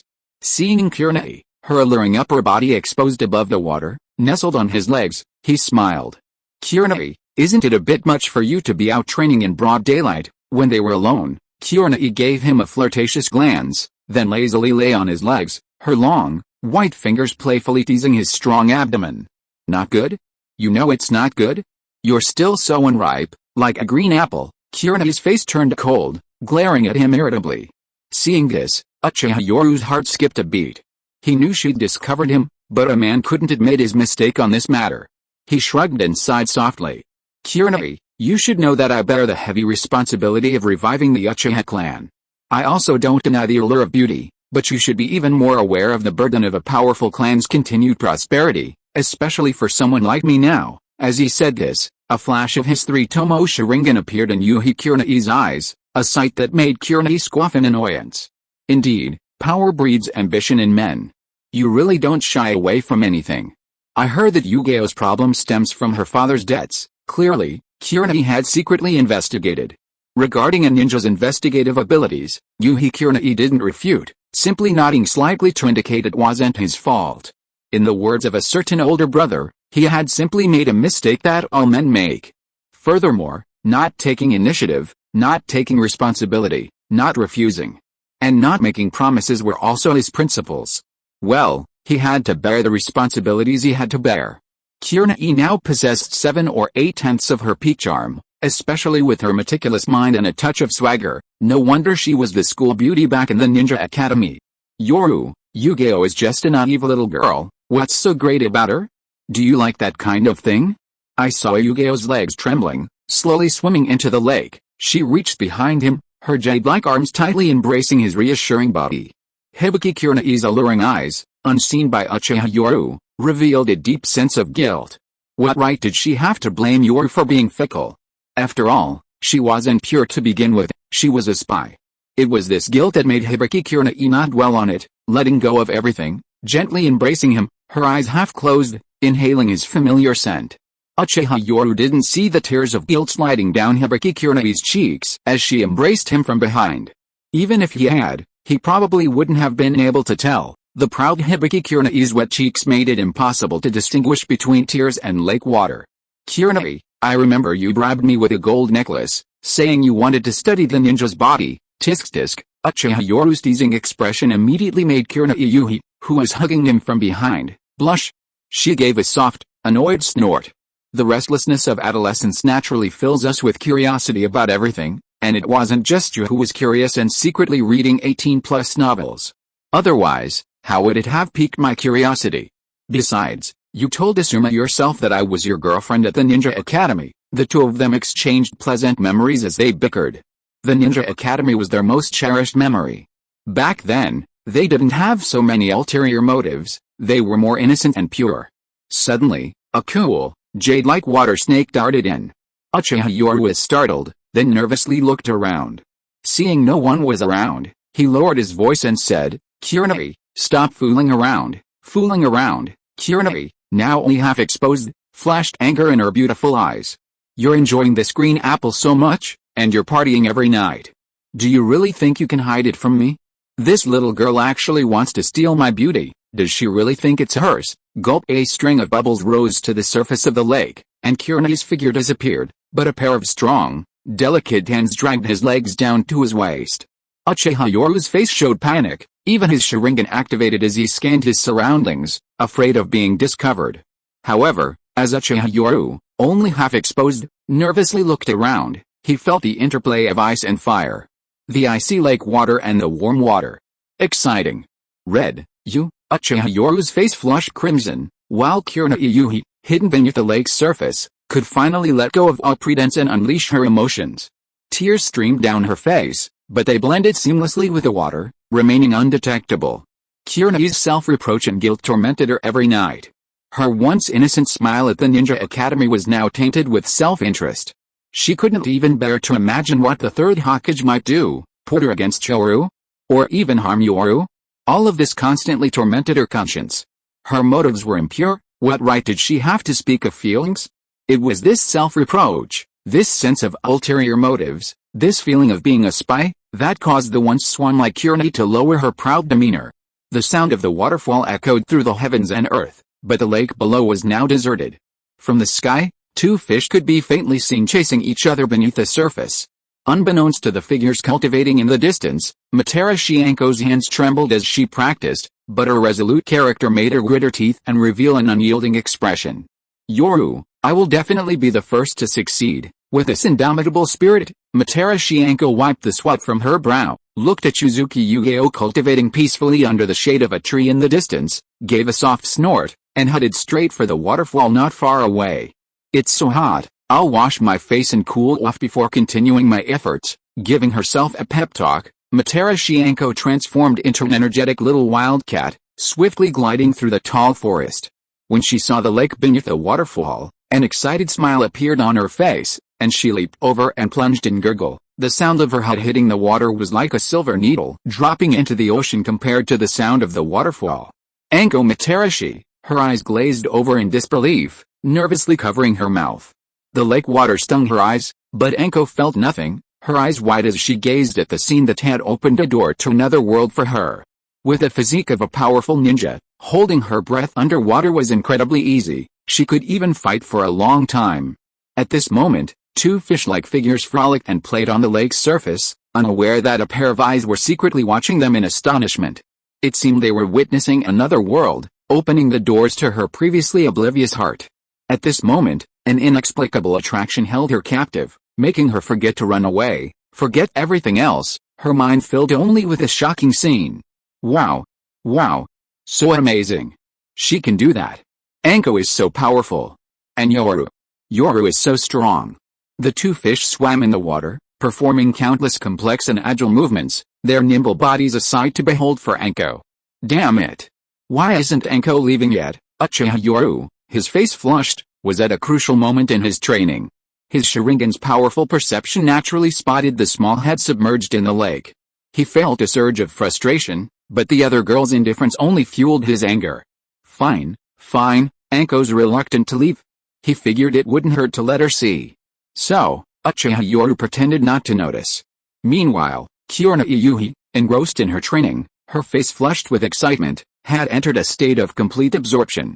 A bizarre scene unfolded on the lake below the waterfall. Anko had come to the lake to wash her face and clear her mind, but after plunging in, she never looked up again. Her cute, white toes, exposed from her ninja boots, were clenched tightly, as if she had witnessed something embarrassing. If it weren't for the trembling of Anko's exposed shoulders, one might have mistaken her for a drowning person. The ninja's powerful physique prevented the playful fish from surfacing, allowing them to frolic without a care in the world. The little wildcat, also watching intently, stared wide-eyed with curiosity, not even blinking. As if the ninja were opening a door to new knowledge for her. Thank you to all the brothers for your support. Chapter 141 Extraordinary Demeanor and General Style. Under the cover of night, at the Konoha ninja base, a refreshed Uchiha Yoru sat in his tent. He had spent the entire afternoon training, and even now, everyone could see his still damp hair. Brother Yoru is truly hard-working, Uchiha Shisui remarked, admiring his elder brother's dedication to training despite his busy schedule. Hatake Kakashi, standing nearby, nodded with a hint of shame, secretly pondering the immense pressure Yoru was under. He needed to help him as much as he could. What intelligence requires such a nighttime deployment? Yoru asked curiously, as the usually composed Hyuga Hisashi respectfully handed him an intelligence scroll. Lord Yoru, according to reconnaissance, an elite squad of over 50 Karigakure ninja is preparing to depart from here tomorrow night, then launch a surprise attack from the sea. Seeing Hyuga Hisashi solemnly pointing at the map, Uchiha Yoru frowned, a thoughtful expression on his face. An attack from the sea is practically a surprise attack from behind. Furthermore, if the Karigakure ninja sense something is wrong, they can easily escape through the sea. It must be said, there are fools among ninjas. Aside from the protagonist, everyone has something to offer. This Karigakure operation is a masterclass in maneuvering. Although the ninja world hasn't been around for very long, and there's no such thing as a recorded history, only those clans with long histories leave behind records, the ninja world is essentially an era of unbridled growth. However, after hundreds of years of continuous battles between ninjas, the fair duels passed down from samurai, the battles fought on the battlefield after issuing challenges, have become a thing of the past. The original work states that ninjas are all about deception, therefore, battles in the ninja world are almost entirely conducted through intelligence gathering, ambushes, poisoning, and other such methods. Of course, direct assaults also occur, such as when both sides are eager to capture a location due to favorable terrain, or in various other situations where direct combat is inevitable. However, direct combat usually happens when both sides have a large number of ninjas. Most ninjas will prioritize gathering intelligence first, then look for opportunities to ambush and launch surprise attacks to complete their missions in one fell swoop. The Mist Ninja has gathered more than 50 elite soldiers. Looking at the terrain map, Uchiha Yoru drew a line across the sea behind his base with his long fingers, tapping a spot heavily several times, a mocking smile spreading across his face. It seems the Mist Ninja have also gathered our intelligence. The refined iron and precious chakra metals they've extracted from the mines over the past few months are here. We originally planned to send a small team to escort them back in 3 days, but the Mist Ninja didn't choose to attack us en route. Instead, they launched a surprise attack here. Uchiha Yoru couldn't help but clap his hands in praise, saying, "That was a brilliant move. It was completely unexpected. Our defenses were almost entirely focused on the route we were supposed to take back. We didn't expect an ambush, Brother Yoru. This was my oversight." Uchiha Shisui quickly stepped forward to admit his mistake, but Uchiha Yoru smiled, shook his head, and waved his hand, indicating that he should remain calm. Although this was a surprise attack, we could suffer a great loss if we're careless. But what if the enemy deliberately leaked this information? Uchiha Yoru's lips slowly curled into an enigmatic smile, immediately shocking everyone in the tent. Hyuga Hisashi's expression turned grave as he asked, "Lord Yoru, Are you saying that the Mist Ninja might be using this as a strategy of dividing their forces? After Hyuga Hisashi's words, everyone in the tent seemed to understand, looking at him with admiration. Their eyes seemed to say, as expected of a great clan, they are indeed learned. Uchiha Yoru, however, twitched at the corner of his eye. Okay, he admitted he had overestimated the cultural level of the ninjas in this world. Even powerful clans focused their main efforts on developing their strength. I prefer to call it a diversionary tactic. Looking at everyone, Uchiha Yoru smiled confidently and calmly pointed to the map, beginning to speak. The elite ninjas within our base are like tigers lurking in the shadows. If we know about the Mist Ninja, we'll definitely have to take precautions, at least dispatching 70 elites to ambush them. This will leave our base vulnerable, the tigers will be defending elsewhere, and the strength of our stronghold will be greatly weakened. A diversionary tactic. Kakashi savored these 4 words, looking up at Uchiha Yoru with unwavering determination. He hadn't misjudged him, a ninja of such skill could surely lead them to revive Konoha. While the ninjas in the tent hadn't studied poetry and literature, they weren't without their own abilities. After all, ninjas in this era were considered literate and cultured. Lord Knight, that's a brilliant use of the phrase luring the tiger away from the mountain. Indeed, Lord Knight would surely be a learned man if he were in the daimyo's capital. The ninjas burst into laughter, praising him. But Uchiha Knight, faced with his subordinate's flattery, simply shook his head with a laugh and said, "Don't flatter me, I won't give you any extra pay." A burst of laughter filled the tent.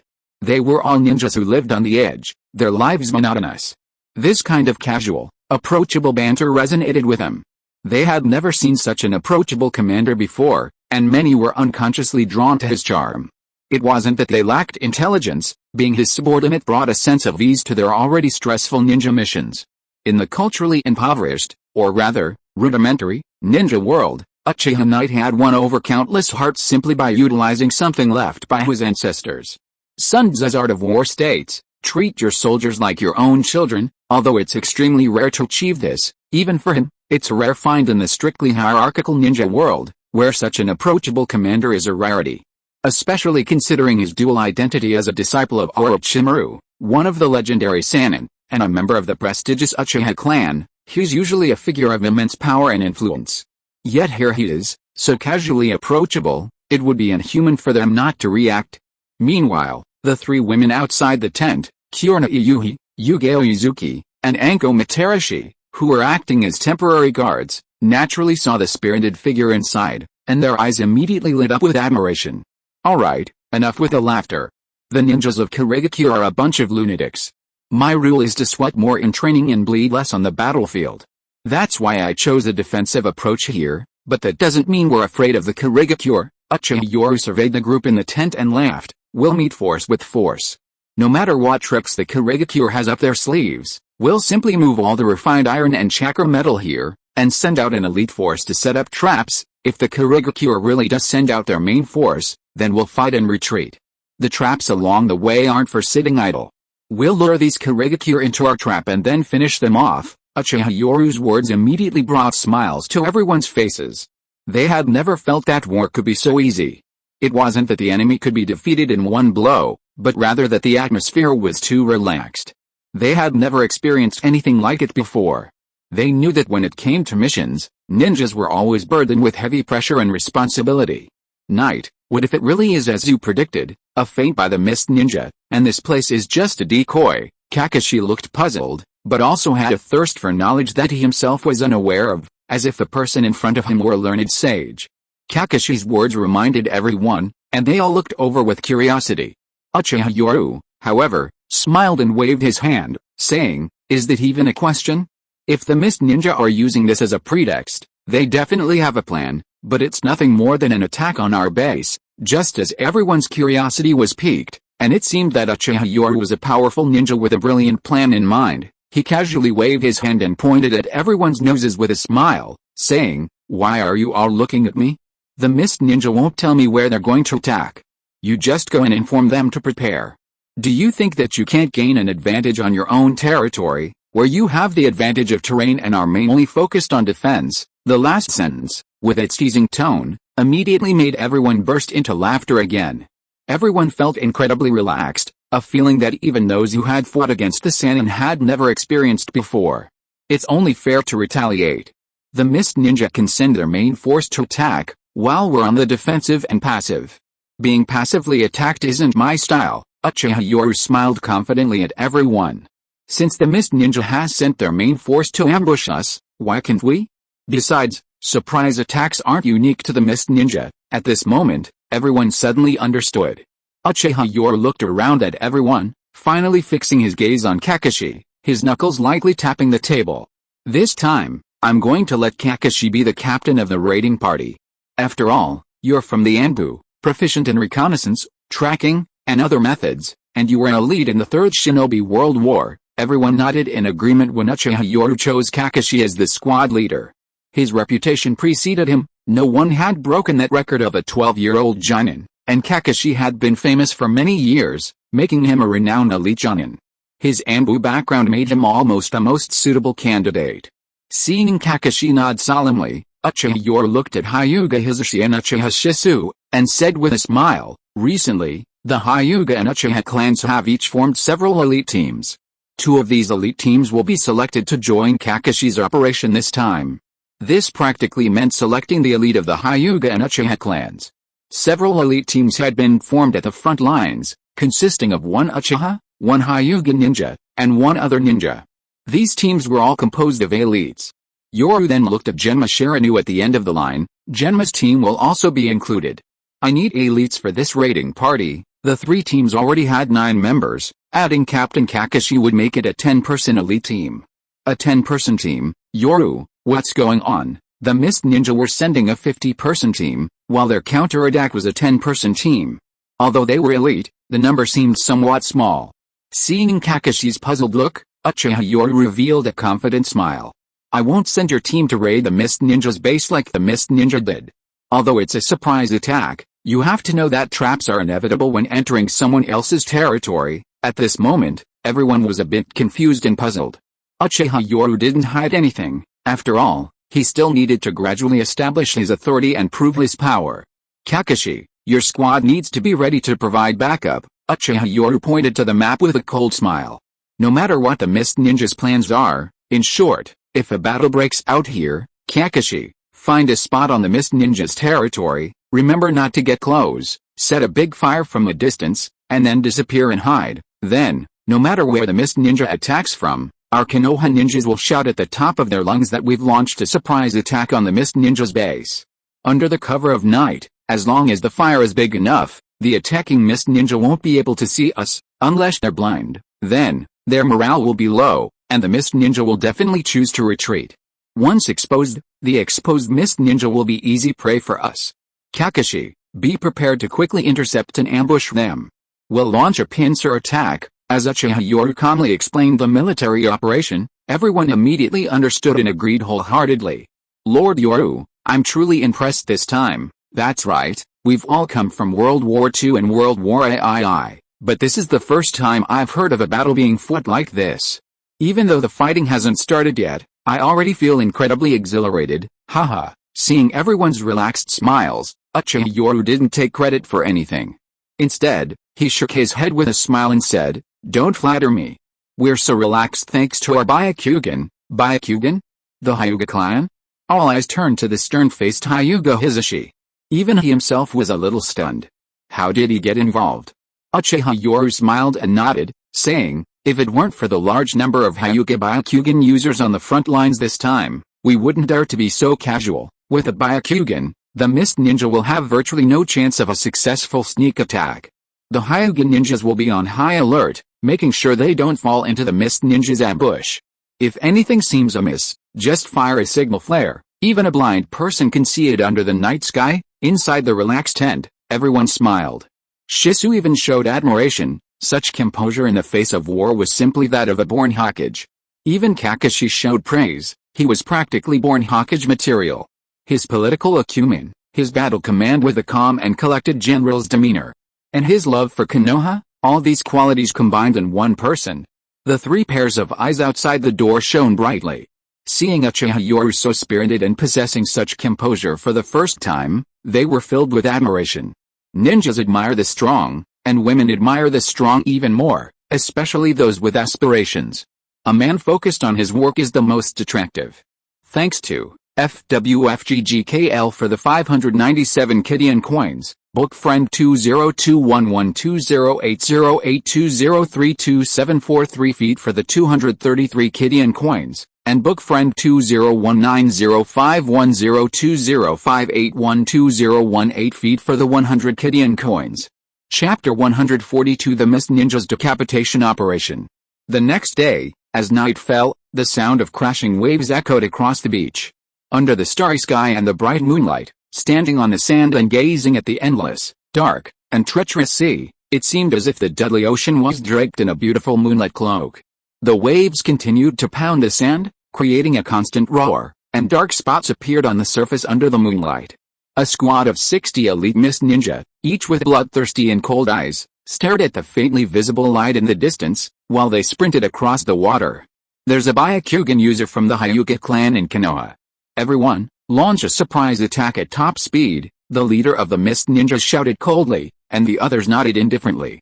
As experienced ninja, they hadn't failed to gather intelligence. The Byakugan was indeed formidable, but its effectiveness was limited to within a kilometer. So, as long as they were fast enough, even if they were discovered, it wouldn't matter. The Byakugan was troublesome, but it only made the surprise attack a little more difficult. On a forest watchtower 2 kilometers from the sea, a ninja wearing a Konoha headband stood with veins bulging around his eyes.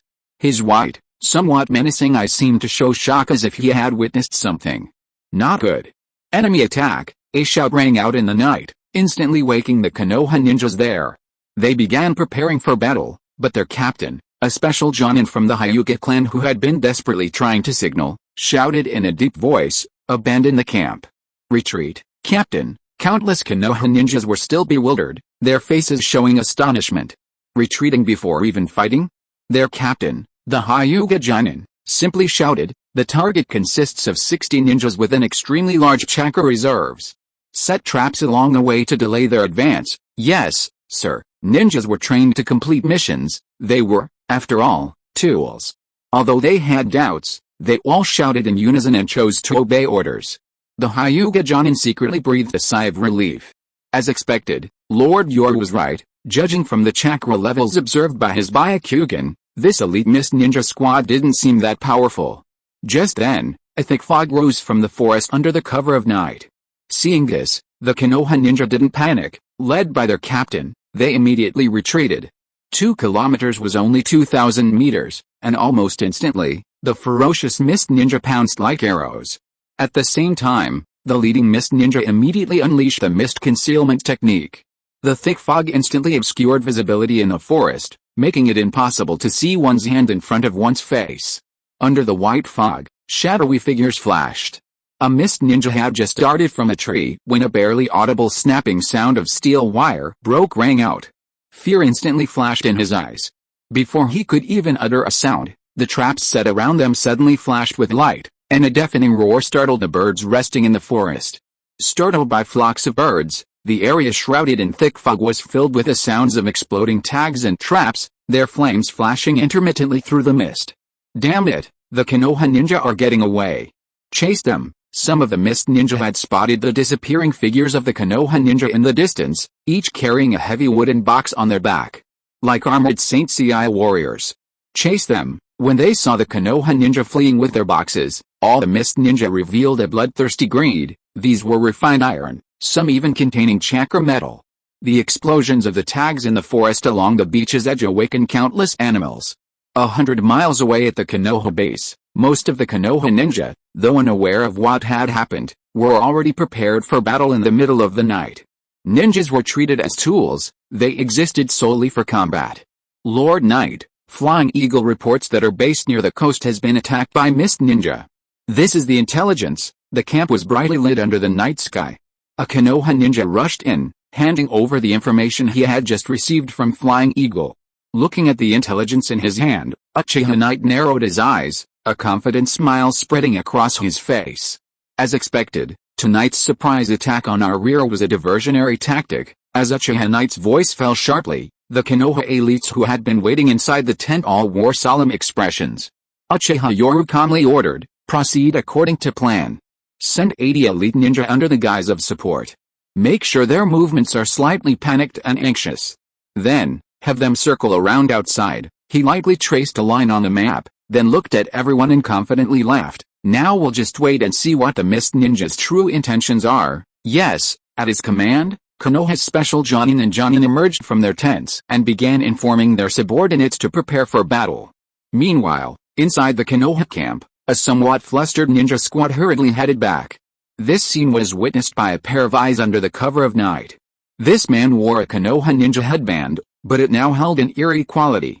His face was grim, and he finally gritted his teeth and muttered, "Don't blame me. Ninjas were inherently deceptive. While some were loyal, others betrayed them.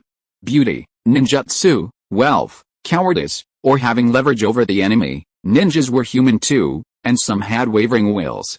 In the dark forest, even the brightest moonlight couldn't penetrate the dense foliage. Only streaks of moonlight pierced through, adding a touch of beauty to the darkness. In the silent forest, shadowy corners of the surrounding trees were filled with figures, each a frozen, lifeless mist ninja. Sir, this is intelligence from our inside source. Ninja methods were unpredictable and varied, even the most experienced ninjas couldn't claim to know all the ninjutsu in the world." Looking at his subordinate's report, a massive figure, as large as a small mountain, slowly emerged from the shadows. It was none other than the inhumanly tall, 2.5-meter tall Sujetsu Hazuki, who grinned with a bloodthirsty smile. Hell, looks like the fish has taken the bait. Gripping Samehuda from his back, Sujetsu Hazuki's mountain-like figure and burly appearance gave off a savage feeling, but those who knew him never dared to underestimate him. His burly appearance was merely a disguise. Everyone knew that Sujetsu Hazuki was notoriously cunning and cautious, and was also the fourth Mizukage's confidant. Looking at his subordinates lurking in the shadows, Sujetsu Hazuki smiled bloodthirstily. This fish is no ordinary one. Until it's caught, no one knows how big it is. Perhaps it will be a man-eating shark. Sujetsu Hazuki's cold voice echoed through the forest. All the Kurigakure ninja hidden in the shadows remained indifferent, without a ripple of emotion, until he slowly pulled Samehuda from his back. Only then did a ripple appear in everyone's eyes. Konoha's commander's location has been exposed. Decapitation operation begins. Whoosh! Whoosh! Suddenly, pairs of eyes filled with murderous intent opened within the forest, and then a series of dark figures sprinted in an arrowhead formation. Kisame, as the vanguard, commanded in a deep voice, "Sensory ninja, be on alert at all times. The three of you protect him." Sensory ninjas are rare, even in the 5 great ninja villages, and in every battle, protecting them is a priority. Although it was a surprise attack, the abilities of sensory ninjas were immense. They could detect ambushes ahead and even the approximate strength of the enemy's chakra. A group of mist ninjas rapidly advanced through the forest. This time, their recklessness was evident in the whooshing sounds echoing through the trees. Normally, they wouldn't act this way, but knowing there were many Hyuga ninjas among the enemy, their cautious approach was clearly giving them time to prepare.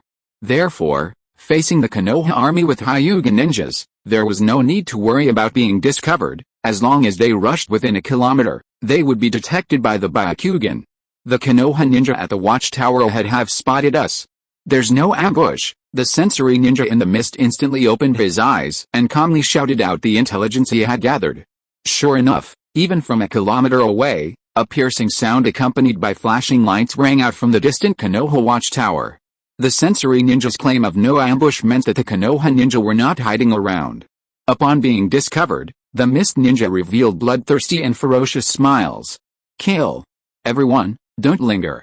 Charge straight for the Konoha base and carry out the decapitation strike." "Yes, sir." The elite mist ninja ignored the so-called watchtower and instead used brute force to sweep past it and rush towards the Konoha base, triggering traps along the way. Meanwhile, inside the Konoha camp, when the Konoha ninja detected the mist ninja's frenzied actions, everyone's expression changed drastically. "Lord Yoru, our main force is now scattered, and the mist ninja have concentrated their forces to attack. This is the mist ninja's specialty, decapitation strikes," many Konoha ninja exclaimed in alarm, not out of fear of death, but out of worry for their commander. Under the cover of night, Uchiha Yoru stood atop his tall camp, watching the explosions and flashes of fire from the distant forest as traps were set. His face showed no sign of retreat. Instead, he pointed triumphantly at the approaching enemy and laughed loudly. "Haha, as expected of the 7 ninja of the mist, truly the elite of the mist village.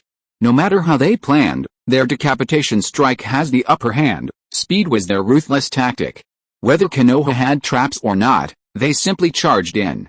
Unless Konoha's base was heavily fortified with ninja, they were outnumbered and outmatched by the onrushing mist ninja. So what if there were traps?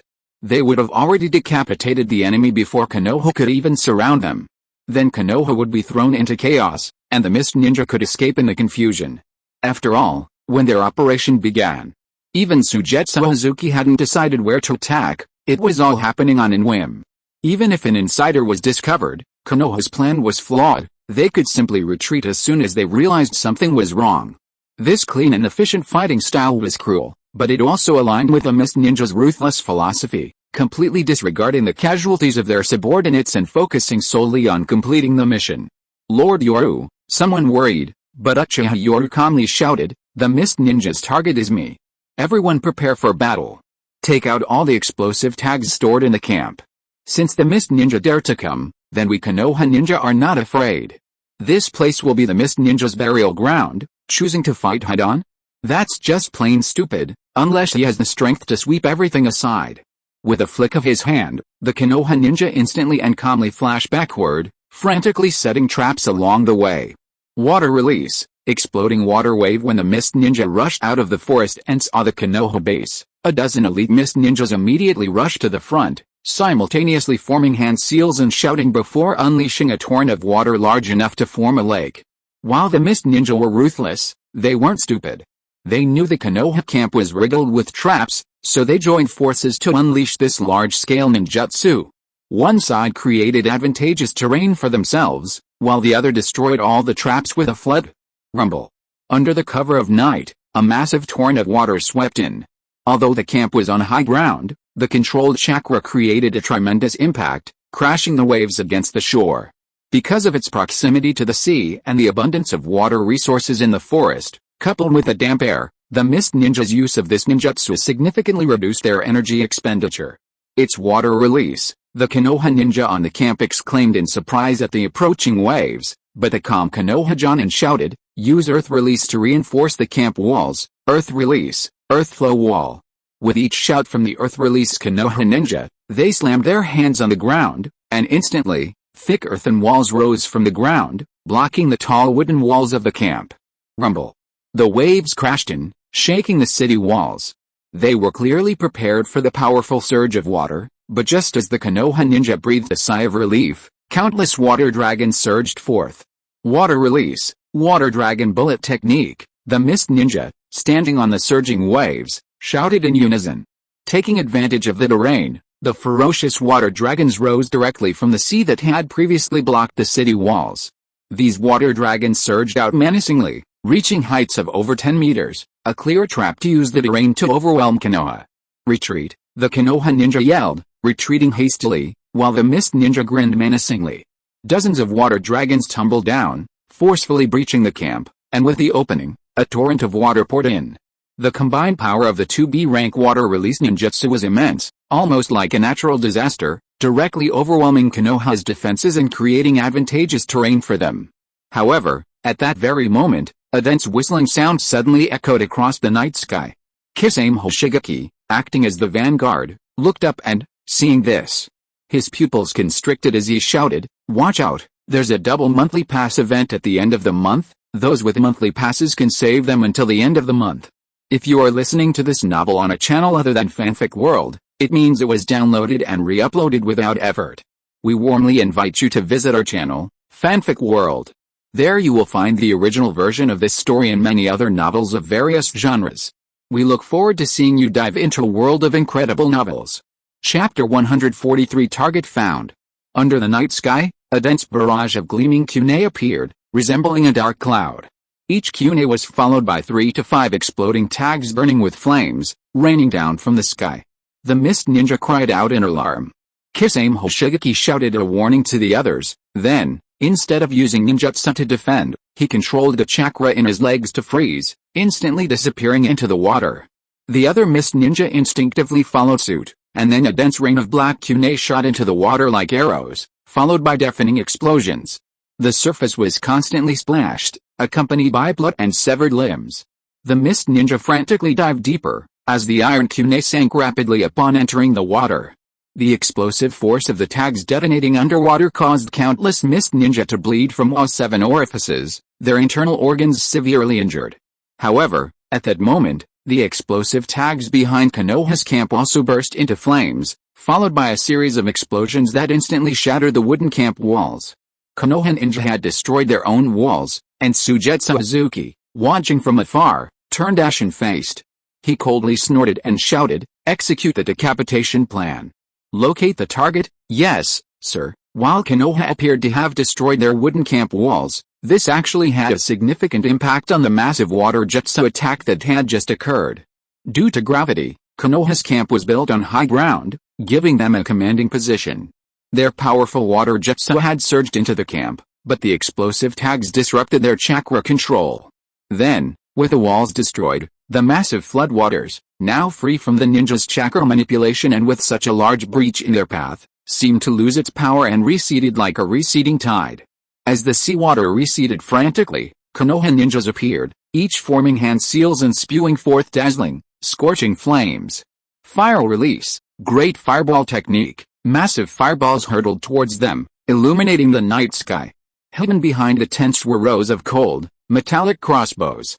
Ninjas weren't incapable of using tools. Large crossbows were a staple of large-scale warfare. They appeared when Deidara captured Gaara, and also when Haruko caused a standoff between Sans Ninja and Konoha. Two enormous shuriken launchers, each weighing over 100 pounds, seemed wasteful, but on the battlefield, they were war machines designed to target large summon beasts, along with countless other launching devices.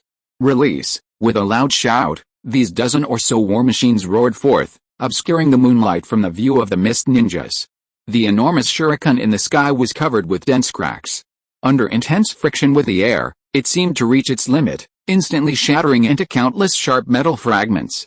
This was a supersized shuriken designed specifically to target ninjas.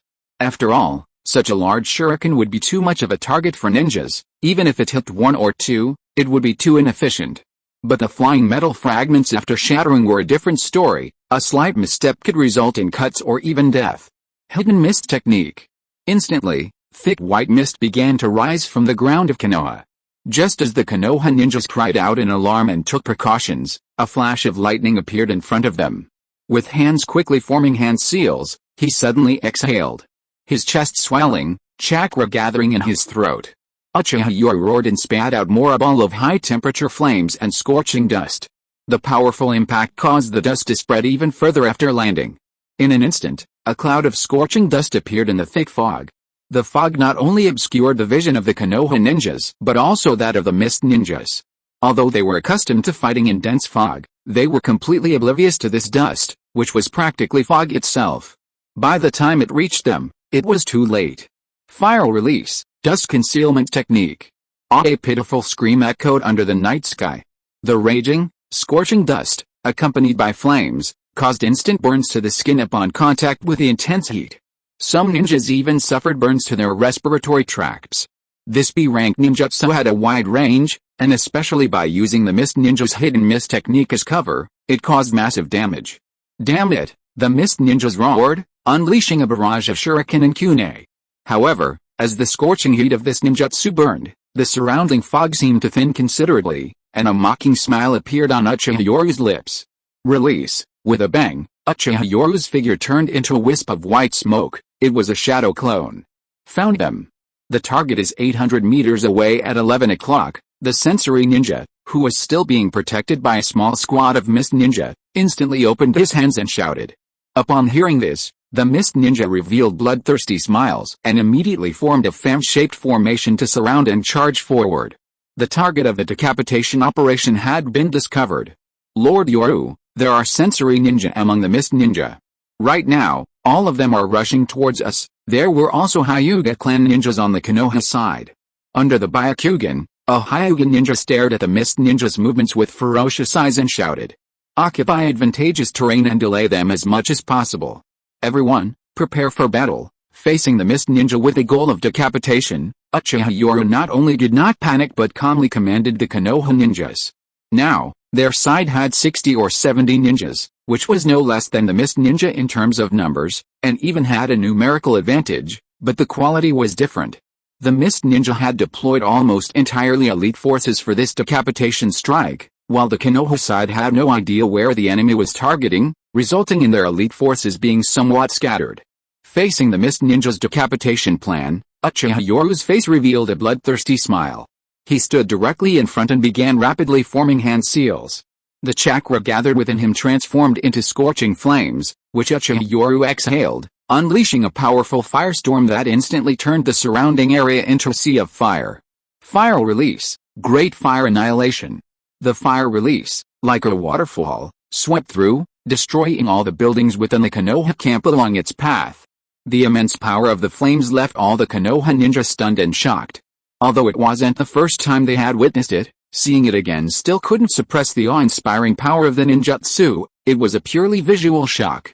Wow!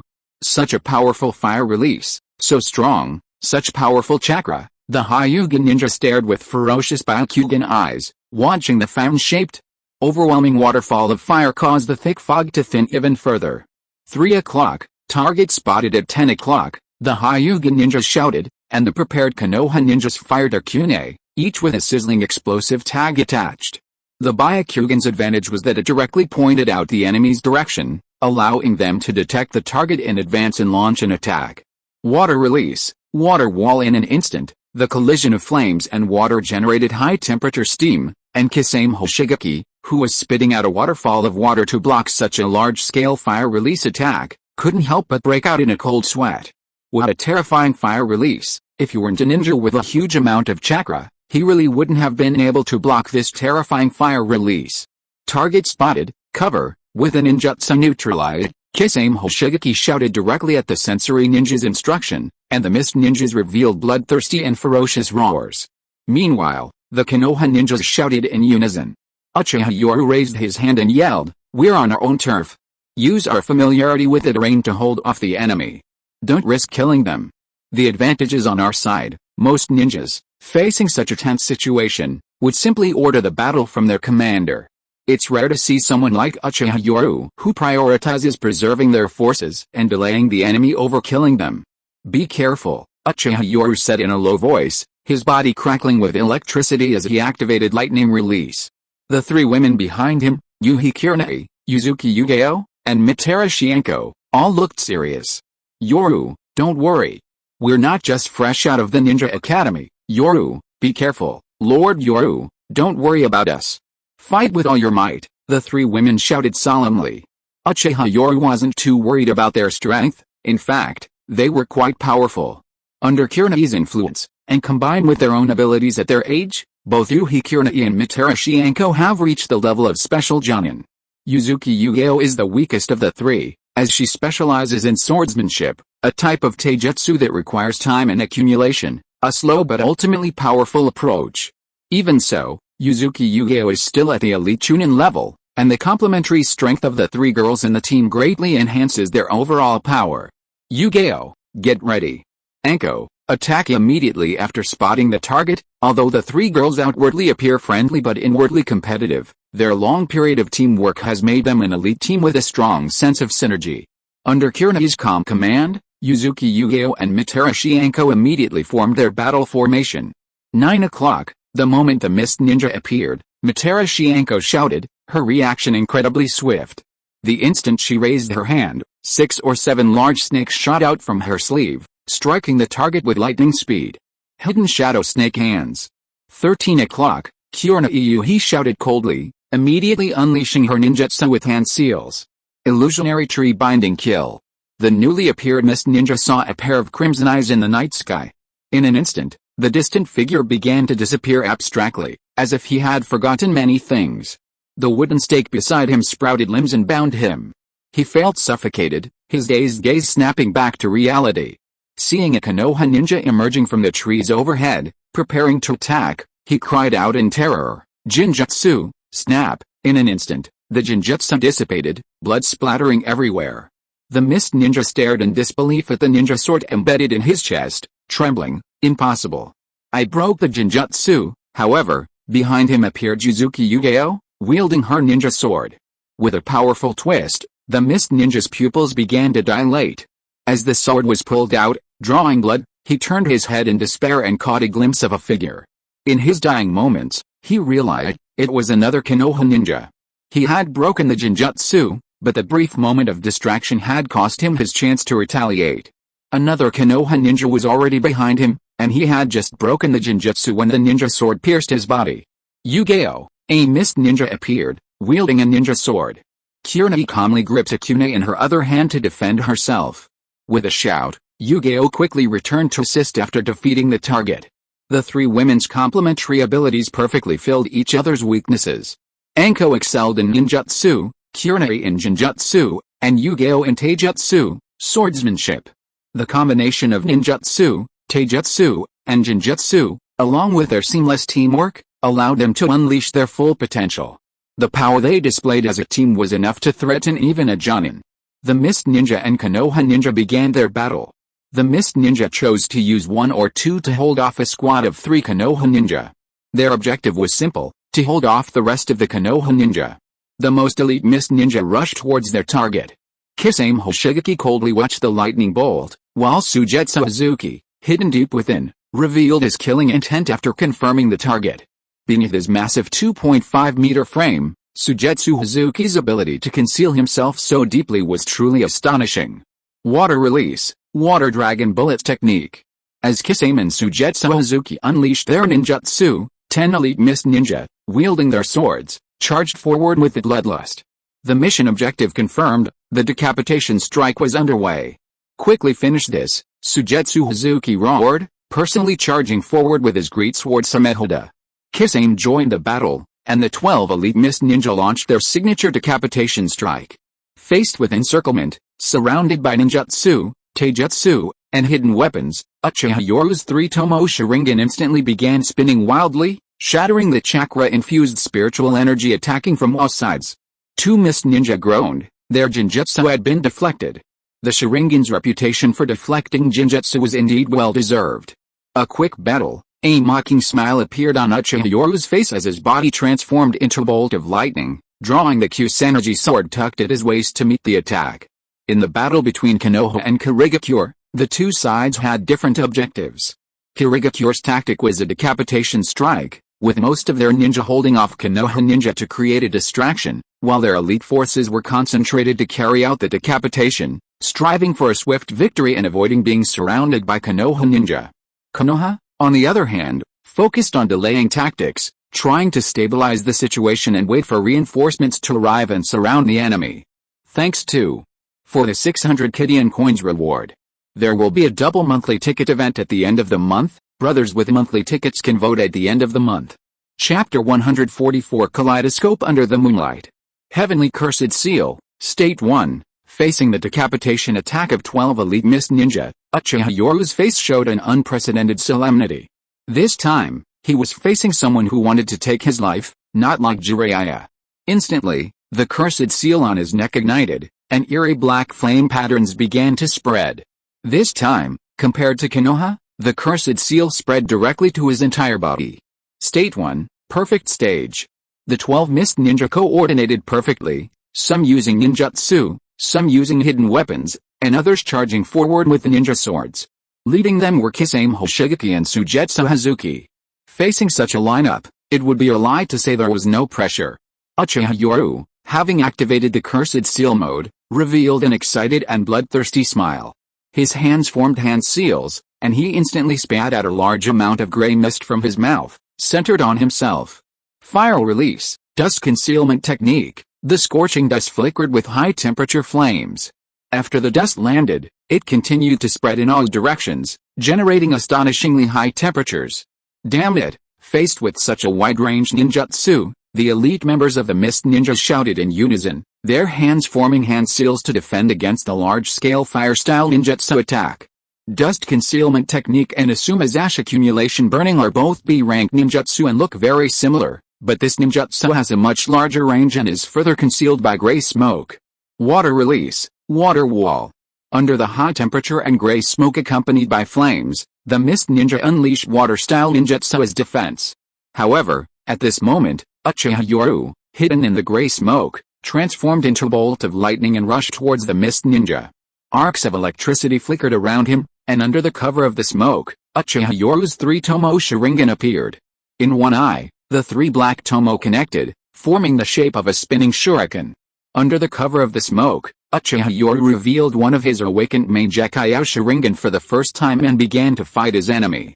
As the main Decay Sharingan spun rapidly, a strange power emerged, instantly causing the lightning surrounding Uchiha Yoru to surge in power. He preferred to call this eye technique Sage's Eye rather than 3 wheels of divine power. It allowed him to manipulate natural energy, amplifying the power of ninjutsu and genjutsu several times over when they were released. While Sage Mode absorbs a certain amount of natural energy to create Sage Chakra, this eye technique directly manipulates natural energy and adds it to the released ninjutsu and genjutsu, so the two don't conflict. In Cursed Seal Mode, he already possessed some Sage Chakra, but it was only a pseudo-Sage Mode. However, when he released ninjutsu or genjutsu, with the enhancement of this eye technique, it could be considered true Sage Jutsu. A flash of lightning appeared in the smoke, accompanied by the screams of the Mist Ninja. The 2 Mist Ninja wielding ninja swords froze instantly when they saw red light appear in the smoke. A mortal illusion technique, Shackles technique. Just as the 2 Mist Ninja were pulled into the genjutsu world, a flash of lightning streaked past.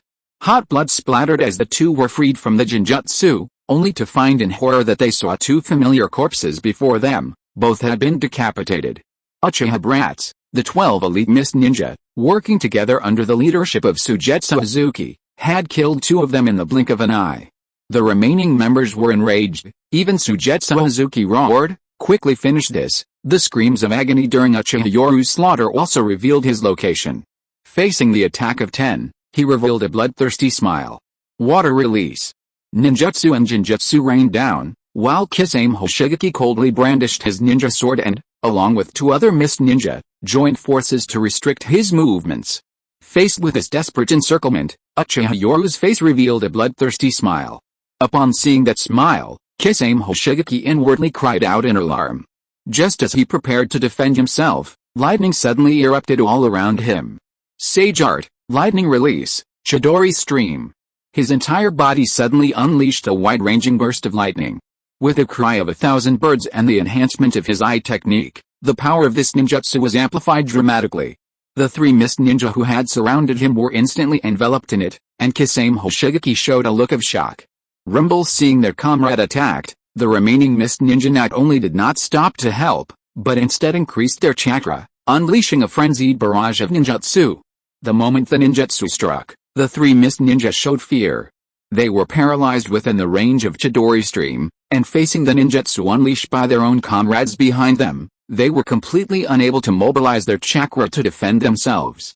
Despite facing imminent death, Kisame Hoshigaki remained remarkably calm. His mind clear, he struggled to control his chakra, slamming his fist into the ground and roaring, "How could I die here? Water release, water wall."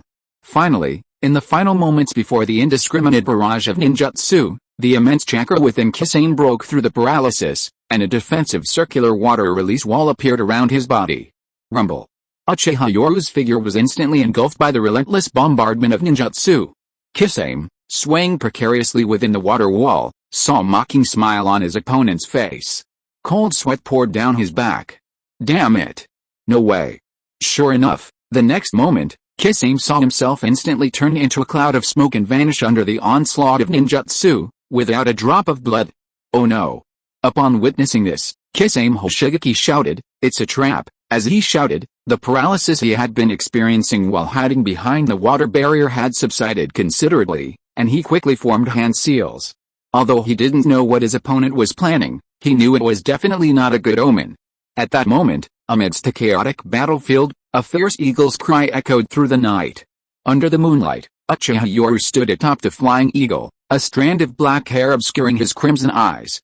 Looking down at the area bombarded by ninjutsu, a bloodthirsty smile appeared on his lips, and his hands completed the hand seals. Sage Art, Fire Release, Great Fire Annihilation. Chakra gathered in his throat, and he suddenly spat out a fireball resembling a falling meteor towards the ground. The massive fireball, carrying a soaring momentum, exploded upon impact, instantly creating a sea of fire. This ninjutsu is said to be able to instantly ignite a forest, its power even greater than Great Fire Annihilation. From the very beginning, He used the dust concealment technique as cover, secretly summoning a flying eagle to appear in the sky while fighting the mist ninja. A shadow clone remained in place to track the enemy. The moment the sea of fire appeared, the heat wave swept around, and the ninjas fighting fiercely in the distance were shocked by the power of such a ninjutsu. Water release, great waterfall technique. Suddenly, amidst the towering sea of fire, an angry roar resounded, and a huge ball of water appeared instantly. The sizzling sea of fire and the intertwining of water and fire were once again staged. Suigetsu Hazuki, with a livid face, released this ninjutsu in the sea of fire, directly altering the terrain of the surrounding fire. 2 of the 12 elites were beheaded by the genjutsu in the blink of an eye, followed by the loss of 2 more with Chidori Stream. Although no one died immediately under this wave of fire release, the painful groans of 3 mist ninjas clearly indicated that they were seriously injured. Of the remaining 8 mist ninjas, 3 more were seriously injured, their fighting power halved in the short time of the battle PFFT. Just then, Kisame Hoshigaki emerged from the earth, his back covered in blood, clearly burned by the intense heat. At this critical moment, he hastily used Earth Release, Earth Dive technique, a technique he rarely used, transforming the solid sand and gravel underground into fluid form with his chakra, allowing him to move rapidly through the soil. This ninjutsu saved his life at the crucial moment. In the anime, at the beginning of Part 2, when facing Team Guy, Kisame, his clone, launched an attack using Earth Release, Earth Dive technique. Impossible. How can there be such a terrifying fire release? With the blessing of the Cursed Seal, Uchiha Yoru already possessed a portion of Sage Chakra. After releasing his ninjutsu, enhanced by the main Gekkai Sharingan Sage Eyes, it became a Sage-level ninjutsu, truly deserving the name Sage Art, at least 5 times more powerful than a normal ninjutsu. Not good. Watch out! With a cry of alarm from a mist ninja, black dots appeared beneath the massive steam generated by the collision of water and fire, accompanied by the whistling sound of air being torn apart. Shuriken Shadow Clone Technique. As the black dots pierced through the white steam, the mist ninja's pupils constricted instantly. A barrage of shuriken rained down like a storm, each one wrapped with an explosive tag. Kid, you underestimate me. Despite being surrounded, the situation had reversed. The enemy was now on the offensive. Every ninjutsu they unleashed was incredibly powerful. Even though water release was supposed to counter fire release, the enemy's fire release still exerted immense pressure. Suigetsu Hazuki roared in fury. Water release was countered by the enemy's lightning release, and this brat had clearly used fire release relentlessly after seeing his Samehoda. While the wide range and high damage of fire release were also factors, it filled him with rage. With his hands rapidly forming hand seals, Suigetsu Hazuki roared, "I'll defend, everyone else attack." Water release, great waterfall technique. Suigetsu Hazuki, a ninja wielding the great sword Samehoda and possessing immense chakra, unleashed another A-rank ninjutsu. A massive water sphere blocked the barrage of shuriken, while explosive tags flashed and roared. Damn it! The target's there. A mist ninja cried out in alarm and anger, as if seeing something, but the next moment, a flash of lightning appeared, and Uchiha Yoru, wielding the Kusanagi sword, was already in front of him, the powerful force sending him flying several meters backward. As he landed, the mist ninja, coughing up blood, stared in disbelief at the longsword in his hand. The sword had been severed in 2, and wisps of lightning flickered at the broken edge. He muttered to himself, "This is lightning-style chakra, the lightning release." Supersonic lightning blade infused its blade with lightning-style chakra to enhance its destructive power. The high-frequency vibrations generated by lightning release amplified the blade's sharpness and penetrating power, officially described as possessing penetrating power surpassing even wind-style chakra. Killer Bee used it during his battle with Sasuke in the anime, even cleaving the executioner's blade in 2. The incredible speed, coupled with the death of another mist ninja in a sneak attack, left only 7 mist ninja, 3 severely injured, leaving only 4 capable of fighting. Their opponent possessed terrifyingly powerful ninjutsu, and lightning-style ninjutsu several times faster than anything they had seen before, giving even these seasoned mist ninja a chilling feeling. Clang! A flash of lightning illuminated the scene as a mist ninja and Kisame Hoshigaki joined forces to block the attack. At that moment, a crimson glint slowly seeped from one of Uchiha Yoru's eyes amidst the lightning, revealing his degenerated 3-tomo form. Simultaneously, the power of his lightning release chakra seemed to diminish considerably. Looks like my time has come. Looking at the 2 mist ninja who had blocked his attack at the last moment, He showed no panic, but rather a cold glint beneath his confident smile. Lightning release, Chidori stream. Under the massive burst of lightning released from his body, Kisame Hoshigaki didn't retreat in fear. Instead, he grinned, revealing a mouthful of sharp teeth. With a bloodthirsty smile, he and another mist ninja formed a scissor-like attack with their twin swords, choosing to hold their opponent off against the powerful ninjutsu. This desperate fighting style caused a flash of surprise in Uchiha Yoru's eyes. Just then, a huge wave of ninjutsu energy surged from behind. "Kid, you just used some kind of forbidden technique, didn't you? Has your body reached its limit?" Water release, Great Shark Bullet Technique. A shark-shaped water bullet, created from an enormous amount of chakra, attacks. If the water bullet is hit by a ninjutsu, it will instantly absorb all the chakra from the attacker's chakra, becoming even larger. Sujetsu Hazuki, seizing the opportunity, instantly unleashed his strongest attack. This was an enhanced version of the ninjutsu he obtained from Samehoda, and it was hailed as the nemesis of all ninjutsu. Possessing the same characteristics as Samehoda, if the enemy retaliates with a ninjutsu, their chakra will be absorbed, and they will instead grow stronger. "Kid, this ninjutsu was born from Samehoda, and it's the bane of all ninjutsu. How are you going to break it now?" Sujetsu Hazuki's sinister smile played as he watched himself unleash his most powerful ninjutsu, as if he could already see his opponent being torn to pieces by the shark. From the very beginning, with Uchiha Yoru's sudden outburst, each ninjutsu possessing immense power, and a relentless, carpet-bombing barrage of ninjutsu regardless of the waste of chakra, he vaguely guessed that this brat was using some kind of forbidden technique. Otherwise, how could each ninjutsu be so terrifyingly powerful? "Uchiha brat, let's die together." Seemingly afraid that Uchiha Yoru would escape, this mist ninja, paralyzed by the Chidori stream, laughed maniacally, one hand gripping his weapon, holding Yoru's ninja sword, while the other hand tightly gripped his arm. "This way you can't use ninjutsu." Kisame Hoshigaki also revealed a ferocious smile, but his eyes held more of a liberated relief. Looking at Uchiha Yoru, his eyes held no hatred, only liberation. Kisame Hoshigaki and another mist ninja each used their ninja swords to hold Uchiha Yoru's ninja sword, while simultaneously grabbing the arms holding the swords, choosing to face the ninjutsu unleashed by Sujetsu Hazuki together. Faced with this desperate situation, Uchiha Yoru remained completely calm. Instead, a confident smile slowly crept onto his lips, giving the two of them a bad feeling. "Oops, I clicked the wrong button and it updated directly. I have to update this chapter early. The order is reversed. I'll ask the editor to fix it tomorrow. Please check it in reverse order too." Chapter 145 Ninjas are Deception. Kisame Hoshigaki and a Kurigakure ninja each clamped their swords between their opponent's Kusanagi swords, while simultaneously gripping each other's arms with their other hands. With a mindset of mutual destruction, Uchiha Yoru laughed. "Can't you use ninjutsu with one hand?" With a sinister smile, Uchiha Yoru began forming hand seals with his free hand. Seeing this, Sujetsu Hazuki was truly shocked. Konoha truly lived up to its reputation as a cradle of geniuses. This prodigy possessed an enormous amount of chakra, terrifying ninjutsu talent, and mastery of lightning release ninjutsu and taijutsu. If Kisame Hoshigaki and the other Kurigakure elite hadn't been willing to fight to the death, they wouldn't have been able to restrain their opponent so easily. So what if it's a one-handed hand seal? Kisame Hoshigaki's face revealed a mocking smile. He knew the power of this ninjutsu very well. Water release, Great Shark Bullet Technique.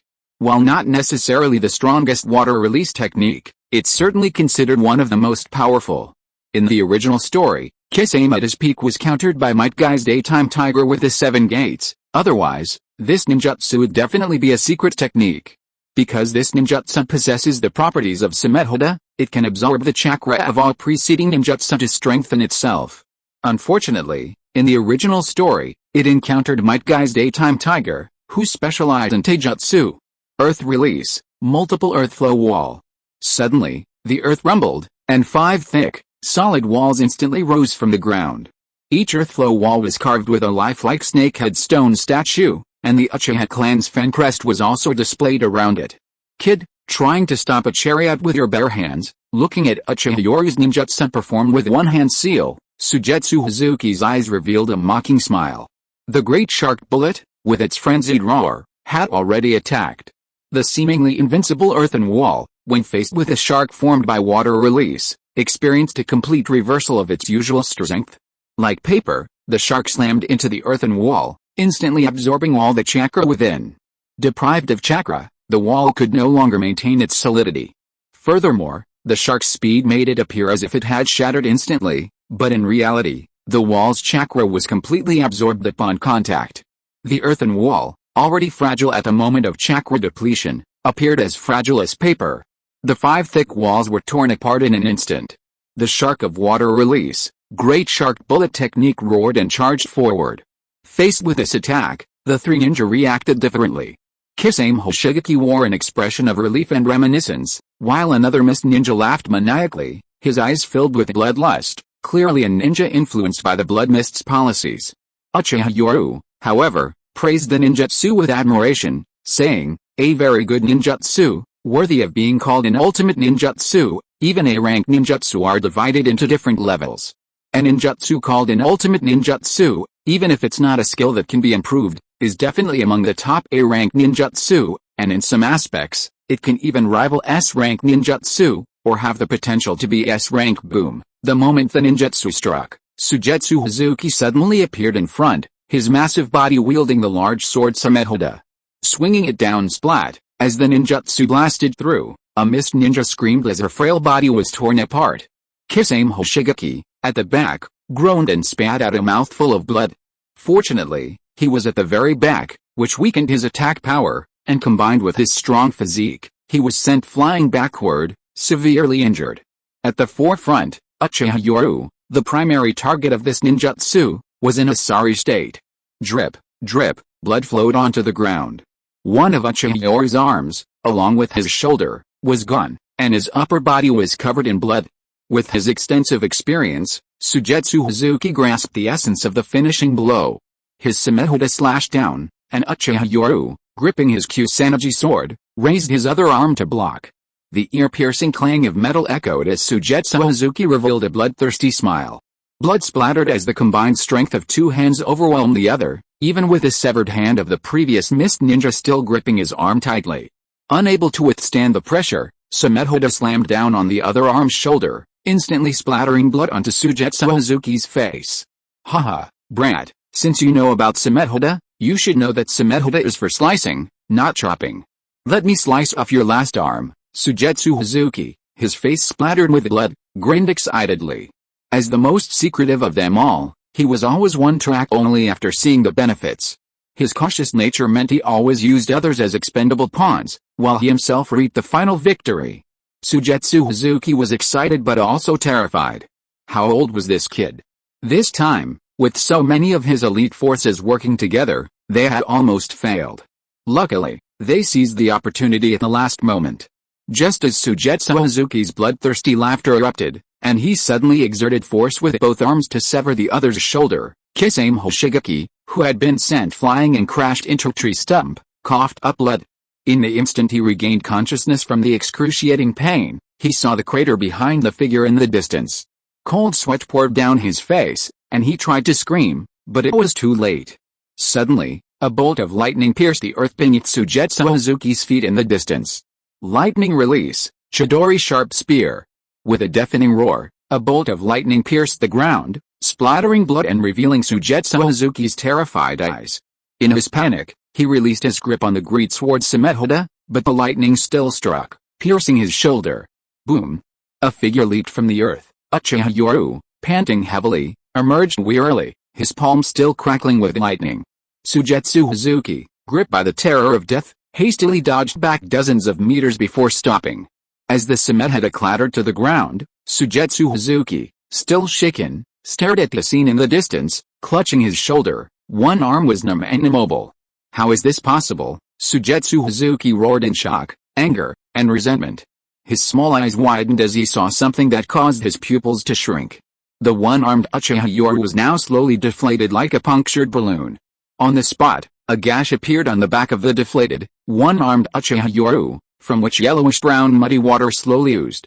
The limp Uchiha Yoru resembled a deflated ball. There was a hole in his back. It turned out that in the critical moment, Uchiha Yoru's single-handed hand seal to release the earth release wall was merely a distraction. He knew from the beginning that this ninjutsu couldn't be blocked, and therefore had secretly used the substitution technique. He simultaneously left a mud clone of himself inside the skin, while his main body burrowed into the ground the moment the attack was launched. The difference was that Orochimaru didn't mind crawling out of his mouth to shed his skin, but like Sasuke in the original story, one chose to shed from the abdomen, and the other from the back. This substitution jutsu required a considerable amount of chakra, and the user was covered in slime, but it quickly dried in the night breeze. Uchiha Yoru, whose upper body was torn from the battle, caught a Kusanagi sword in the clone's hand as the mud clone collapsed. At this moment, Uchiha Yoru, besides being slightly out of breath from the chakra expenditure, was almost completely unharmed and even cracked a confident smile as he stretched his neck. I don't usually use this ninjutsu because I don't like the sticky feeling, and I'm not used to it yet. But this time it was really dangerous, just a little bit short. Kisame Hoshigaki, leaning against a broken tree behind him, couldn't help but exclaim in shock upon seeing this. A monster, a real monster. Uchiha Yoru, shirtless and wielding the Kusanagi sword, looked at the Samehoda sword at his feet, then raised his head and gave a mocking smile to the distant Sujetsu Hazuki. Fat pig, your Samehoda seems to be missing. Want to come and get it? Clutching his injured arm, Sujetsu Hazuki revealed a ferocious grin. The usually cautious Hazuki had been caught off guard, losing his Samehoda right in front of his enemy. Kid, this ninja sword isn't something you can handle, Sujetsu Hazuki roared, his face contorted with rage. He pulled a kunai with an explosive tag attached from his weapon pouch and threw it, lunging forward as if to use the threat to reclaim his weapon. Faced with a kunai, Uchiha Yoru either had to quickly pick up Samehoda and dodge, or abandon it and run. Sujetsu Hazuki's enraged expression made him appear foolish. If he hadn't known the Samehoda's properties, he might have been completely fooled by the seemingly reckless man. However, Uchiha Yoru, who knew all the details, slowly curled his lips into a smile. Facing the attack, he immediately reached out and grasped the Samehoda sword, simultaneously using his legs to dodge the kunai carrying explosive tags. Just as Uchiha Yoru grabbed Samehoda, the expression on Sujetsu Hazuki's face, which had been feigning anger and embarrassment, suddenly changed, transforming into a sinister, triumphant smile. Thud! A dense array of sharp barbs suddenly burst forth from the hilt of Samehoda, and blood splattered instantly. Uchiha Yoru feigned shock and anger, hastily releasing his grip. Boom! At that moment, another kunai carrying explosive tags shot towards him, exploding with a deafening roar. Uchiha Yoru quickly dodged several dozen meters away. Drip, drip, blood dripped from his palm to the ground. Uchiha Yoru, gripping the Kusanagi sword in one hand, coldly gazed into the smoke of the distant explosion. How, since you already knew the Samehoda was for cutting people, how could you be so careless? As if his cunning scheme had succeeded, the massive figure of Sujetsu Hazuki appeared as the smoke cleared, his face filled with a mocking smile. The sharp barbs protruding from the hilt of the Samehoda, lying on the ground, slowly retracted, but the bloodstains were still clearly visible.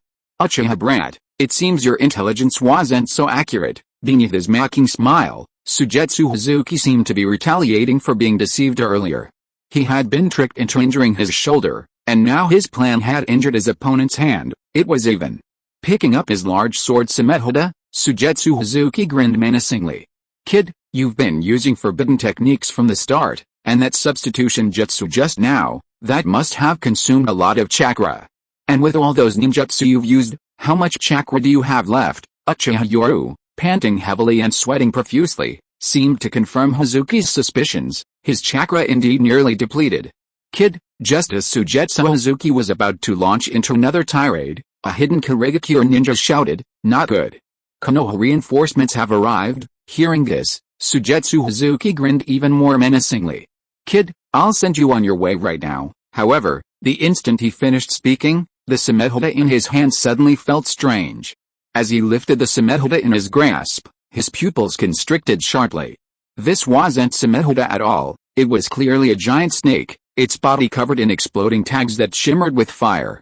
The snake's tail was tightly coiled around his arm, making it impossible for him to break free. Not good. Just as the tags were about to explode, Sujetsu Hazuki's pupils constricted, and he shouted sharply. Although his arm was entangled by the snake, his hand was still intact. In desperation, he forcefully lifted his other arm, quickly forming hand seals, and a huge water sphere appeared beside him, simultaneously enveloping both his arms. Water release, water prison technique. The exploding tags inside the giant water sphere exploded with a muffled sound. The instant the ninjutsu was released, Suigetsu Hazuki's face turned pale, and he leaped backward to avoid an attack splash. With a muffled explosion of the water sphere, it was now completely red. As the chakra input stopped, the crimson water splattered all over the ground. When his arms were finally revealed, the damage was horrific. In some places, bone was exposed. The ninjutsu that Suigetsu Hazuki had released with gritted teeth at the last moment had backfired. After all, one of his arms was already injured, and forcibly mobilizing chakra had clearly resulted in a backlash. Now, the injury to that arm was even more severe, and the chakra within his meridians was surging wildly. PFFT, spitting out a mouthful of blood, Suigetsu Hazuki roared like a demon from hell. "Kid, where are you hiding my Samehoda?" At that moment, Uchiha Yoru slowly raised his blood-dripping hand, revealing a confident smile. "Ninjas are all about deception. Did your Kurigakure Ninja Academy teach you that in your first lesson? Or were you just sleeping, you fat pig?" How could he not know about Samehoda? From the moment the other party dropped Samehoda, he had suspected it was a trap set using Samehoda's stealth properties. As expected, he secretly used the hidden snake hand technique, simultaneously transforming a large snake into his arm with a transformation jutsu. The hand gripping Samehoda was actually this snake, so the bleeding from the protruding barbs was genuine, as it was the snake's blood. At that moment, the explosive tags detonated. And under this cover, he released two more large snakes. One snake transformed into Samehoda's appearance, and the explosive tags covering Samehoda transformed into the bandages wrapped around it. The other snake opened its gaping maw and swallowed Samehoda whole. Samehoda's docile nature was naturally due to a sealing technique, the self-inflicted curse seal, a sealing technique used by Danzo. The curse seal covering an enemy can seal their movements.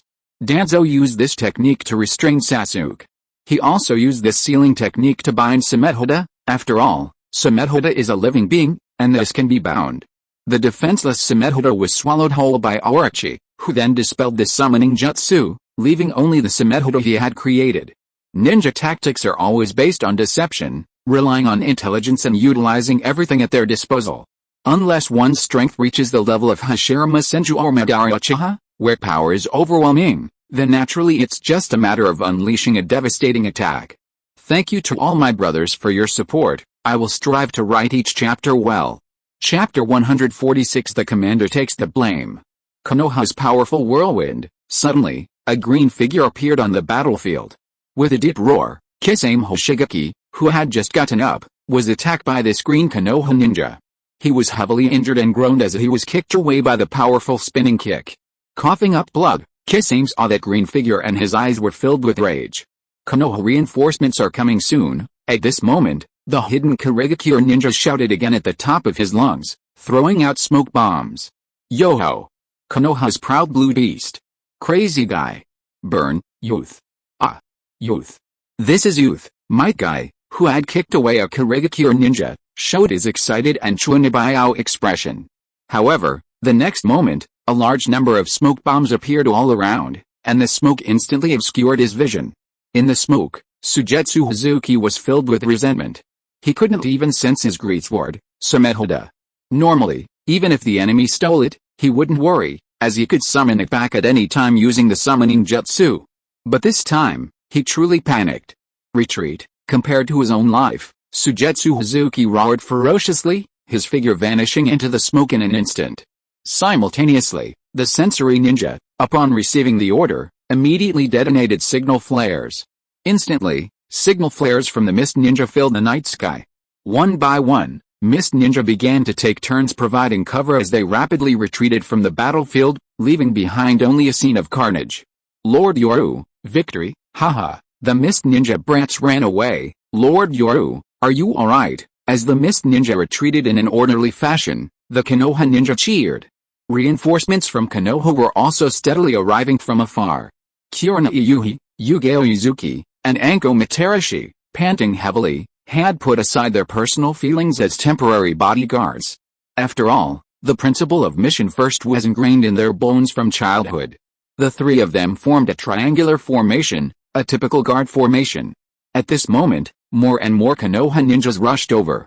Although the massive ninjutsu battle had been from a distance, even a blind person could see the scale of such a clash. At this moment, countless people were filled with admiration and fervor.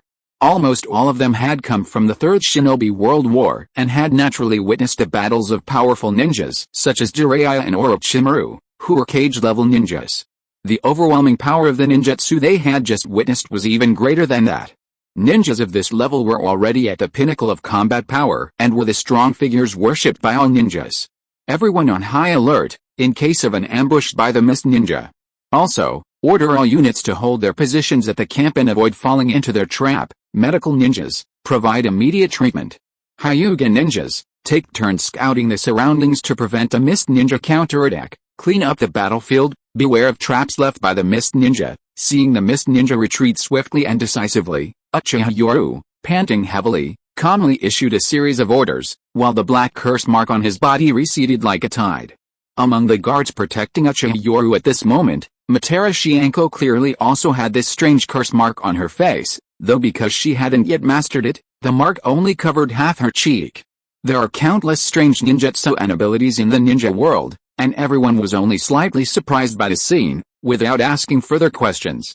After all, even comrades shouldn't casually inquire about a ninja's secrets.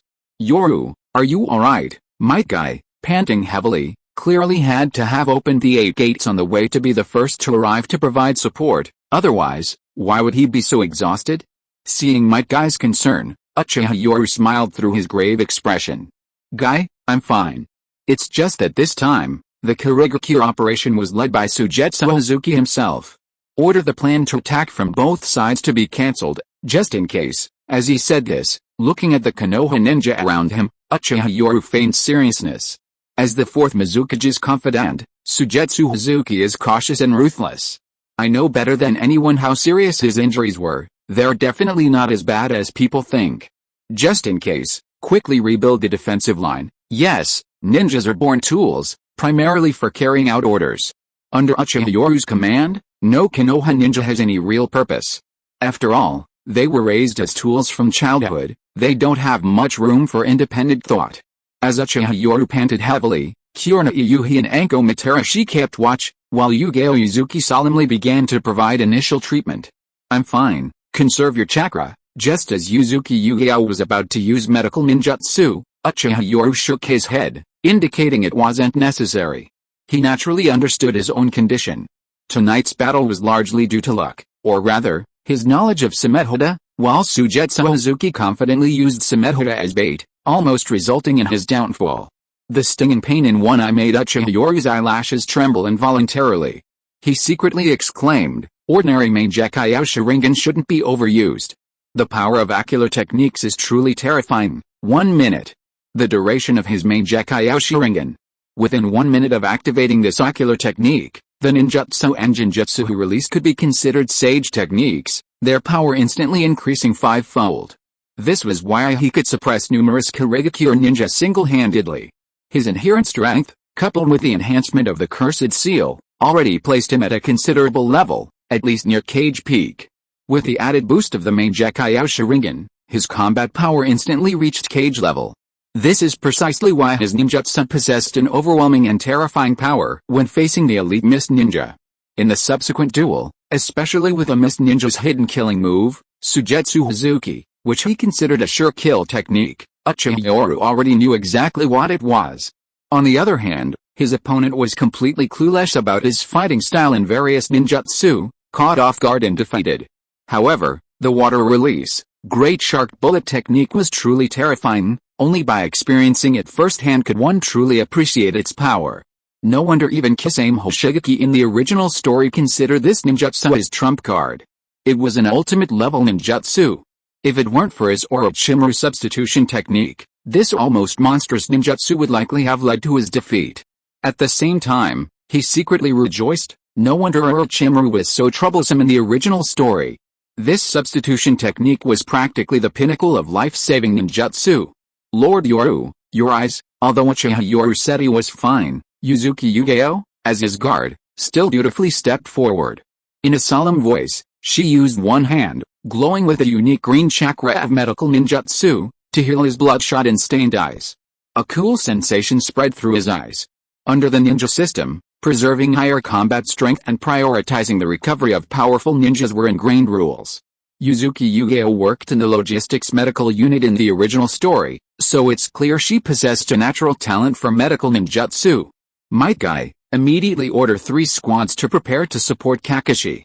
I'm afraid the Mist Ninja might have a trick up their sleeve. Upon hearing that Kakashi was in danger, Might Guy, who had been panting heavily, immediately became serious and shouted, "Yoru, don't worry, I will never let my comrades be in danger." That's youth. After shouting, Might Guy quickly went to report.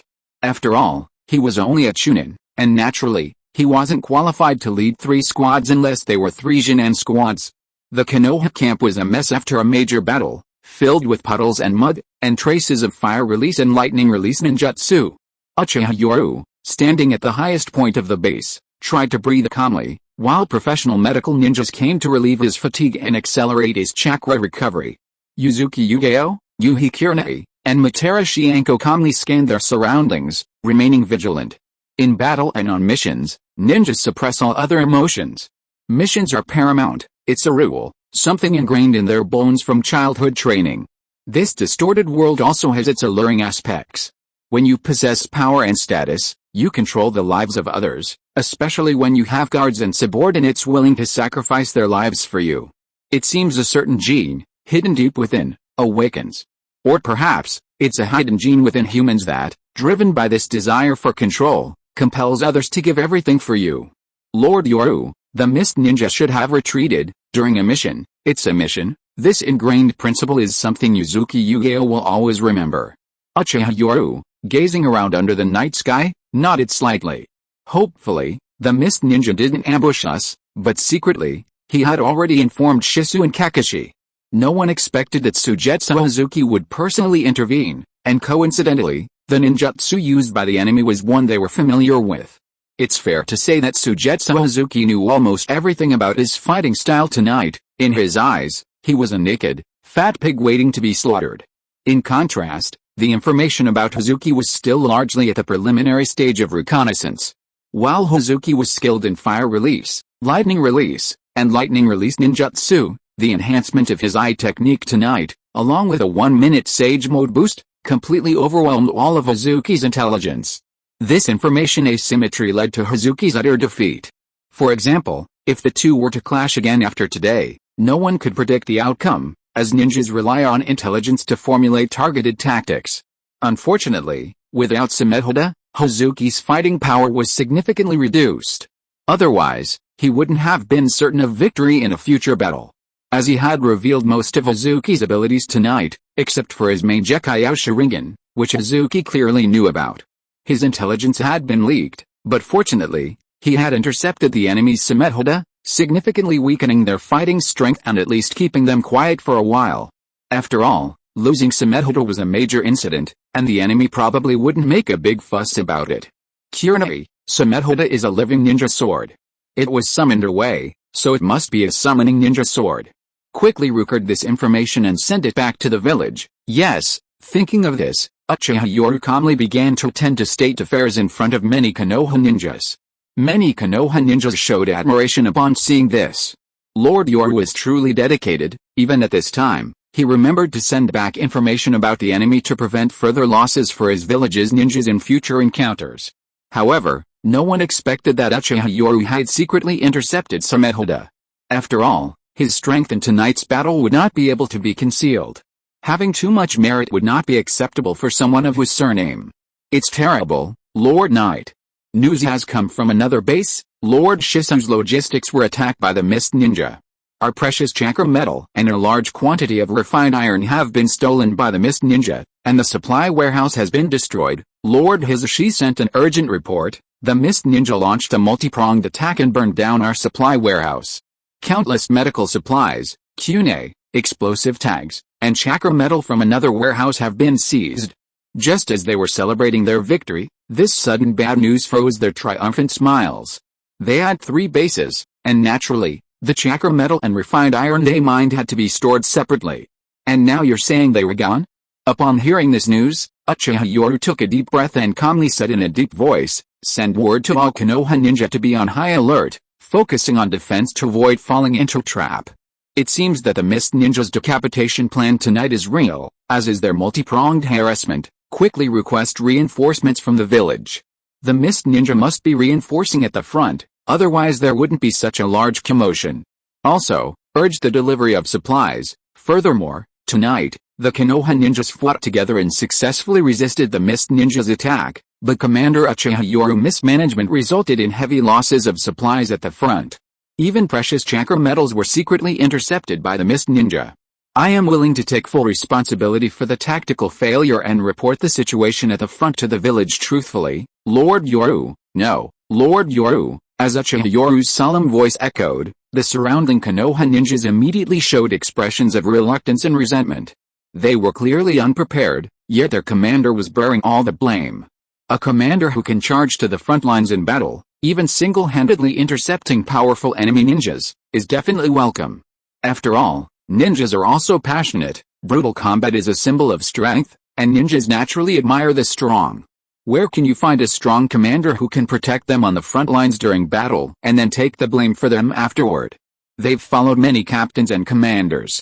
And most defeats are attributed to a single reason, the so-called what happened, but everyone is punished. A case of the law doesn't punish everyone. Sometimes, after a defeat, the commander invites qualified jonin to secretly discuss the matter, and the ninjas are completely unaware of what happened. But this time, the young commander, Uchiha Yoru, took full responsibility, even sharing the credit with him. This was the first time they'd ever encountered such a situation. Countless ninjas were deeply moved, and for many, the image of Orochimaru was fading, replaced by the towering figure of Uchiha Yoru before them. Please support. Chapter 147 Report from the Ashes. Konoha. Inside the Hokage's office, thick smoke billowed through the air. The third Hokage, Hiruzen Sarutobi, solemnly handed the intelligence report to his three old friends. Take a look at the battle report from the Kirigakure front. Clearly, this report had garnered Hiruzen's attention, even alarming Konoha's higher-ups. Midakato Hamura, Utatane Kaharu, and Shimura Danzo, the Konoha's F4 of high-ranking officials, gathered once more. After everyone read the intelligence, Shimura Danzo was the first to frown, revealing a sinister glint in his eyes. Sarutobi, the Uchiha brat's strength shouldn't be underestimated. After all, he's young. If left unchecked, he might become uncontrollable. Shimura Danzo saw the threat posed by the Uchiha clan, while Midakato Hamura remained calm, saying in a deep voice, Sarutobi, are you worried about the Mist Ninja? Hearing Midakato Hamura's words, Sarutobi Hiruzen nodded slightly and said in a deep voice, Sugazuki Hozuki, as the fourth Mizukage's confidant, not only personally went to the front lines but also devised a decapitation plan. Although it failed, the Mist Ninja probably reinforced the front lines with at least 200 or 300 ninjas. Otherwise, our various bases wouldn't have suffered such severe damage. Danzo, don't just focus on this young man, Uchiha Yoru. Look at the bigger picture. What is the Mist Ninja's attitude towards reinforcing their troops? At this point, Hiruzen Sarutobi looked at Danzo Shimura with a hint of displeasure. Danzo, seeing this, sneered, what could they possibly want? The Mist Ninja simply want to take this opportunity to annex the land of Whirlpool's territory. Not only can they seize vast resources, but they can also use it as a springboard for the future. Clearly, Danzo Shimura wasn't stupid, he had already seen through the Mist Ninja's intentions. However, he was more concerned about the threat posed by the Uchiha clan. As for the strategic location of the land of Whirlpools, how could Konoha possibly let it go? Mere Mist Ninja? Kaharu Utatane, seeing Danzo Shimura's expression, shook her head and said, Sarutobi, the Mist Ninja's intentions this time are not good. They've sent reinforcements, and we can send reinforcements too, but the problem is their attitude now.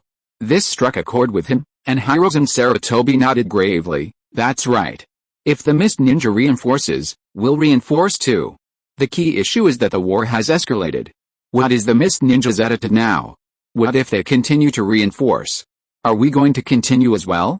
I'm afraid the land of Whirlpools will become a huge vortex. Even because of the escalating war, there might be open friction between us and the Mist Ninja. The Third Shinobi World War has just ended, and other ninja villages are recuperating. Konoha cannot afford to get bogged down in war. This was their real concern. The 5 great ninja villages suffered heavy casualties in the Third Shinobi World War and now need to recuperate. If they continue fighting the Mist Ninja, They fear other ninja villages might recover and cause trouble. Taking a deep drag on his pipe, Danzo Shimura exhaled a thick cloud of smoke that made him wince. His voice was cold and menacing as he said, Sarutobi, the key to the war situation in the land of whirlpools lies in the attitude of the Mist Ninja. In short, even if you don't want to fight, if the Mist Ninja insist, there's nothing you can do.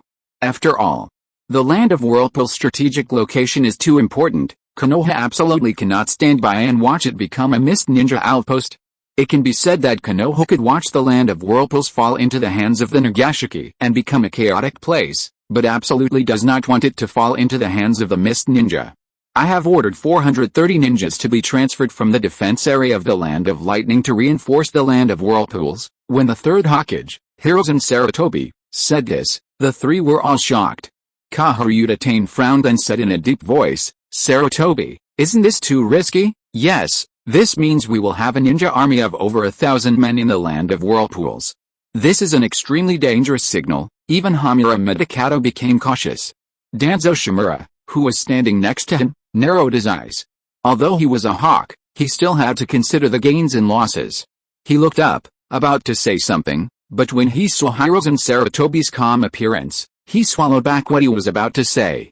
Sarutobi, are you trying to test the Mist Ninja? As expected of his old friend, Danzo Shimura immediately realized something when he saw Hiruzen Sarutobi's calm old face and couldn't help but blurt out.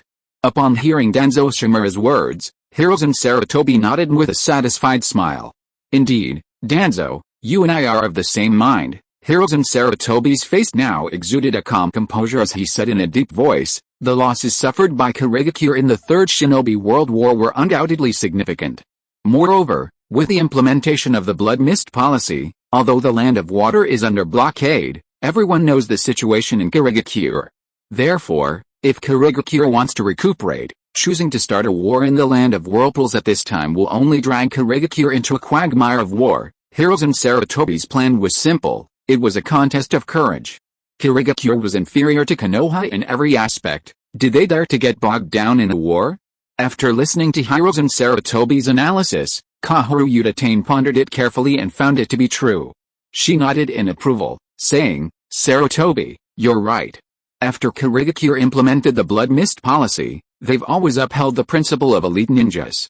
You could say that the number of ninjas in the 5 great nations is only slightly stronger than in Sunagakure. Sunagakure only started its elite ninja training program because of the huge losses suffered by the defeated nation and the budget cuts imposed by the daimyo of the Land of Wind. Kurigakure, on the other hand, had an elite ninja program born purely from slaughter. That's true, but Kurigakure is a large village after all, so we should still give them face. Midikato Hamura's words made Hiruzen Sarutobi nod with a smile. I will send this reinforcement to the front lines under the pretext of replenishing supplies after heavy losses. We'll give Kurigakure face. If Kurigakure chooses to negotiate peace, or if they intend to control the war to a certain extent, then this reinforcement will just be going to the front lines for an inspection and then return. Upon hearing Hiruzen Sarutobi's plan, Danzo Shimura's face darkened. He snorted coldly and said with dissatisfaction, Sarutobi, since you've already done everything, why did you call us here? Seeing Danzo's dissatisfaction, it was as if everyone had returned to the past. Hiruzen Sarutobi even showed a rare smile and said, Danzo, if you have any opinions, you can raise them. This is because the plan has not yet been implemented. Hiruzen Sarutobi's magnanimous appearance made Danzo Shimura even more resentful. You monkey, you're really a scoundrel. You've reached the highest position of Hokage, and now you're saying such sarcastic things. Magnanimous? I'm quite magnanimous to be in this position. The Konoha leadership's F4 quickly devised a plan to deal with the Mist Ninja, intending to use pressure to force them into peace talks, or at least reduce the conflict to small skirmishes of less than 1,000 people. Just as the Konoha leadership's F4 were envisioning things progressing as planned, they were unaware that the Mist Ninja was no longer under the 4th Mizukage's control. Any village leader, faced with this situation, would at least agree to a small-scale skirmish, if not peace talks. Unfortunately, the 4th Mizukage was being manipulated. A brief period of peace emerged between Konoha and the Mist Ninja in the Land of Whirlpools, but an eerie atmosphere permeated the air. Despite their resounding victory, which nearly resulted in the capture of the Mist Ninja's commander, Sujetsu Hazuki, the Konoha ninja were filled with frustration. Rumors were circulating throughout the front lines that the Mist Ninja had reinforced their troops and attacked their supply depots, leaving them on edge. If the Mist Ninja made any further moves, a few more attacks would mean their supplies would be cut off. And the Mist Ninja's side was even more enigmatic. Inside the oppressive tent, Sujetsu Hazuki, his arms wrapped in bandages, wore a frustrated expression. The mission failure and heavy losses weren't so bad, it was others who died. But the loss of his Samehoda sword was causing him uncontrollable turmoil. At least half of his strength came from Samehoda. Damn it, what is Konoha up to? Konoha had won, yet they were spouting nonsense about their supply depot being burned down and suffering heavy losses, without a single word about Samehoda being stolen. Stealing Samehoda from the battlefield was a truly monumental achievement for a ninja, and none of Konoha's ninja knew anything about it. Could it be that Konoha is planning to resolve this privately, not wanting the situation to escalate? Sujetsu Hazuki seemed to realize something, his fat face suddenly lighting up with understanding. Yes, that must be it. After all, Konoha didn't want a conflict with a Mist Ninja to escalate further. Despite their resounding victory, Konoha now appeared to have suffered a Pyrrhic victory, clearly giving face to the Mist Ninja and preparing for a private settlement. Thinking this, Sujetsu Hazuki gritted his teeth and said, "Damn Uchiha brats, Konoha knows what's good for you this time." Realizing this, he immediately decided to conceal the news of Samehoda's disappearance. After all, it would be embarrassing for him if it got out, and he'd be back soon anyway. He figured the Konoha ninja wouldn't publicize it if they wanted to mediate. This misunderstanding led to differing opinions on both sides, sowing the seeds for future conflict. Uzushiagakure, Konoha's ninja base. Inside the tent, Uchiha Yoru sat upright. His tired eye had recovered considerably. The main decay Sharingan's abilities were indeed terrifying, but the side effects were also significant. He had to restrain himself and take good care of himself, otherwise he'd end up like Sasuke, known as the fastest blinded main decay Sharingan user in Uchiha history. "Yoru, this is the loss report for this time." Kakashi Hatake handed over the report, and when Yoru Uchiha read it, a strange look appeared on his face. He looked up at Kakashi. No one expected that the honest Kakashi Hatake would be so skilled in this area, turning many accounts into undeniable facts with a single fire. "Kakashi, this loss report seems to be a bit much." Hearing Yoru Uchiha's words, Kakashi Hatake calmly nodded and said, "I secretly pawned the chakra metal, refined iron, and some medical supplies this time, which will make the accounts look better." Good heavens! Watching the very calm Kakashi Hatake, speaking in such a calm tone about making the embezzled accounts look like they were impossible to verify, Yoru Uchiha hadn't said anything yet, but Hisashi Hyuga and Shisui Uchiha, who were standing to the side, couldn't help but twitch at the corners of their eyes. As the head of the branch family, Hyuga Hisashi had naturally been involved in some political affairs early on. He understood the principle that too much clarity leaves no room for fish, but the skill and untraceable methods he employed were truly astonishing. After Kakashi Hatake finished his report, Hyuga Hisashi's face showed a hint of embarrassment. After all, coming from a prestigious family, he had never handled such matters before. The fact that the Hyuga clan was both the main and branch families made it impossible for the branch family to dare to harbor any ambitions in this area. "Lord Yoru, this is the damage I'm responsible for at the camp. Thanks to timely rescue efforts, we managed to salvage about 30% of the supplies and equipment." Sure enough, Hyuga Hisashi's audacity in this matter was no match for Kakashi's. He managed to salvage 30%, whereas Kakashi's report stated that almost everything was lost. The report clearly stated that the Mist Ninja used numerous explosive tags and fire-release ninjutsu to burn everything to ashes. To prevent a diversionary tactic, Kakashi had specifically issued this order after the battle. The ninja, following the order, simply watched helplessly as the warehouse burned, holding the ground without offering any assistance. Although Kakashi wasn't at the camp at the time, the order still held true. When it was finally Uchiha Shisui's turn, he said firmly, "Brother Knight, all supplies and medical reserves were attacked by the Mist Ninja. We only managed to salvage less than 10%, the rest were completely destroyed." Good heavens! The areas under the responsibility of these three were all attacked by the Mist Ninja, resulting in extremely heavy losses, especially in Kakashi's area. Although Kakashi's absence from the camp due to his important duties was a factor, it was undeniably ruthless. No one knew the exact amount burned, but the extra records in the warehouse were also a mystery. In any case, The fire had revealed all the troublesome and seemingly insignificant accounts. One sentence was all it took. Seeing the three's understanding, Uchiha Yoru silently tapped the table lightly, then lowered his voice and said to Hyuga Hisashi in a deep voice, "Hisashi, you're under a lot of pressure as the head of the branch family, so I don't know your share. Stabilize the family's expenses first." Hyuga Hisashi had another family behind him, so the pressure was immense. Hearing this, gratitude immediately appeared on his face, and he nodded firmly. "Lord Yoru, I understand." With this sum in hand, it was practically a death sentence for the Hyuga branch family, tied to Uchiha Yoru. Hyuga Hisashi was helpless. The Hyuga branch family was a hot potato. No one in Konoha dared touch it, for doing so would offend the main family. Only Orochimaru's forces, whom he had followed from the beginning, could offer refuge. Now it seemed not so bad, at least he saw hope. Kakashi, worthy of becoming Hokage, not only possessed the talent of a ninja but also had a natural talent for this, calmly launching his plan to embezzle public funds. Was there something wrong with the accounts? Afraid of being caught? The losses from the fire won't be borne by them. This way, all the accounts will balance. Thanks to, for the 1,500 points, for the 500 points, and for the 500 points. Thanks to all the brothers who supported the lucky koi. Remember, those with monthly passes, don't rush, there's a double monthly pass event at the end of the month. Chapter 148: A whetstone delivered to your doorstep. Inside the tent, Hyuga Hisashi, Uchiha Shisui, and Hatake Kakashi were practically his core group. "Kakashi, you and Shisui keep a close eye on things. Be wary of attacks from the Mist Ninja before reinforcements arrive." After all, the entire Konoha camp now knew that although they had achieved a strategic victory, they hadn't guarded against an internal traitor leaking information, allowing the Mist Ninja to raid a large amount of supplies in the rear. "Yoru, this time it was Zuki who leaked the information. Ninjas have strong investigative abilities, not to mention countless strange and wonderful ninjutsu." The traitor in the camp was naturally found out, but Kakashi said it here, and Uchiha Yoru immediately knew that things were probably not so simple.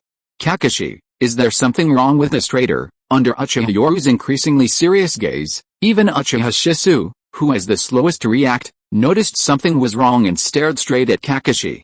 Only Hisashi's expression remained unchanged, his face expressionless. Kakashi Hatake remained silent for a moment before saying softly, "The family of Uki is under threat, and this threat comes from within the village, secretly instigated by the Third Hokage's eldest daughter-in-law." Before Uchiha Yoru could say anything upon hearing this, Uchiha Shisui's eyes flashed with a ferocious glint. "Bloodshot." That name reminded him of unpleasant things. Damn it. It's her again. How can someone like that deserve to live? First Orochimaru, and now this situation. She deserves to die. Shisui gritted his teeth in hatred, but Uchiha Yoru fell silent, then raised a hand to stop Shisui's outburst. He looked at Kakashi and said softly, "Who else knows about this?" Kakashi Hatake nodded silently. Might Guy and Genma Shirinu. After all, this clue was something the three of them had uncovered together.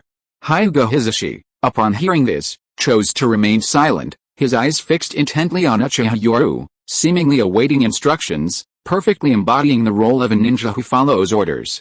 Under Kakashi's silent gaze, Uchiha Yoru spoke, lowering his voice to say, "The village needs stability, and we can't touch the Third Hokage's eldest daughter-in-law. This man is only a menace, he'll harm us and his family." Even Uchiha Shisui understood the meaning behind his words. His earlier anger was replaced by sorrow. He said hoarsely, "Brother Yoru, why? They're all ninjas on the front lines, willing to give their lives for the village, yet in the end, they are betrayed by their own village. This man was betrayed by the village, and someone was manipulating him." Therefore, Shisui's anger stemmed more from the corrupt higher-ups than from this ordinary ninja tormented by fate. Hyuga Hisashi, having been enslaved by the main family for so long as a member of the branch family, was more composed and had a greater capacity for acceptance. Kakashi, possessing pure political acumen, understood the situation perfectly. The target was Uchiha Yoru, it was entirely aimed at him. At this moment, Kakashi's heart was filled with grief and anger. Uchiha Yoru's strength had already presented a threatening situation, and the Sarutobi clan had begun to eliminate dissidents. Under such circumstances, would there still be strong individuals in the village? Probably not. All-powerful ninjas could only live in the shadow of the Sarutobi clan, and once they crossed that line, they would be targeted. Kakashi, Uchiha Yoru's hoarse voice echoed in the tent. He looked at the three of them with a calm gaze and said, "You will personally lead Genma's team, Might Guy, and Kurena's team to carry out this mission. This person died from his injuries. I don't want to comment on right and wrong, but his family in the village is innocent. His family needs his heroic status." Hatake Kakashi nodded silently.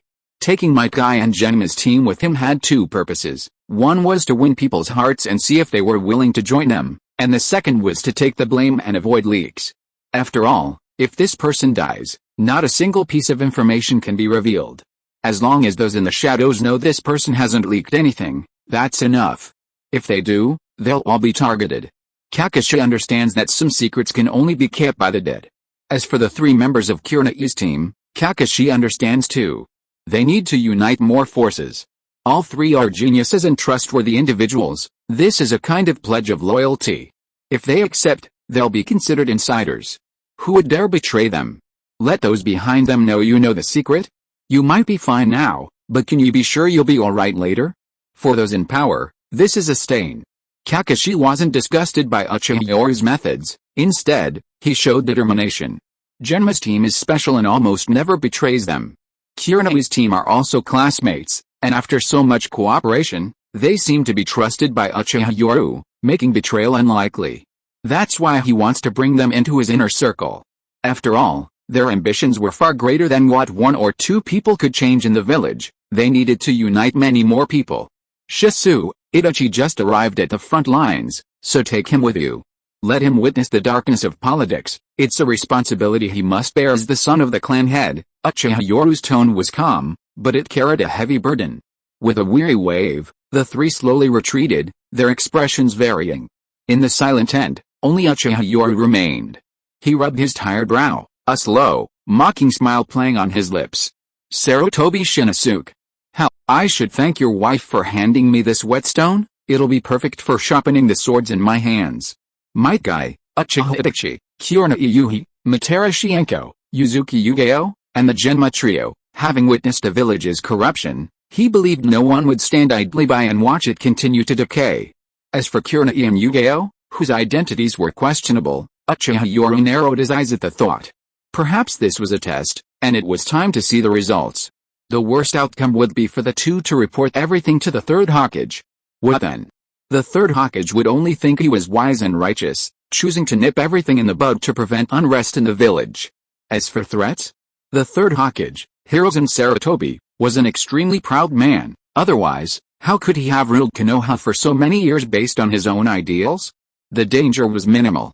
Kurena, Yugeo, I think you won't disappoint me, Uchiha Yoru murmured to himself, a confident smile on his face. What excellent whetstones. In the future, he would have several more steadfast and sharp swords by his side, representing the power he had gathered. He too should start gathering his strength. After Orochimaru left and he accepted the Hyuga branch family, there was no turning back. Land of Lightning, Hidden Cloud Village. Inside the Raikage's office, the fourth Raikage, his muscular physique on full display, put down the barbell and looked at his subordinate, who solemnly handed him the intelligence report.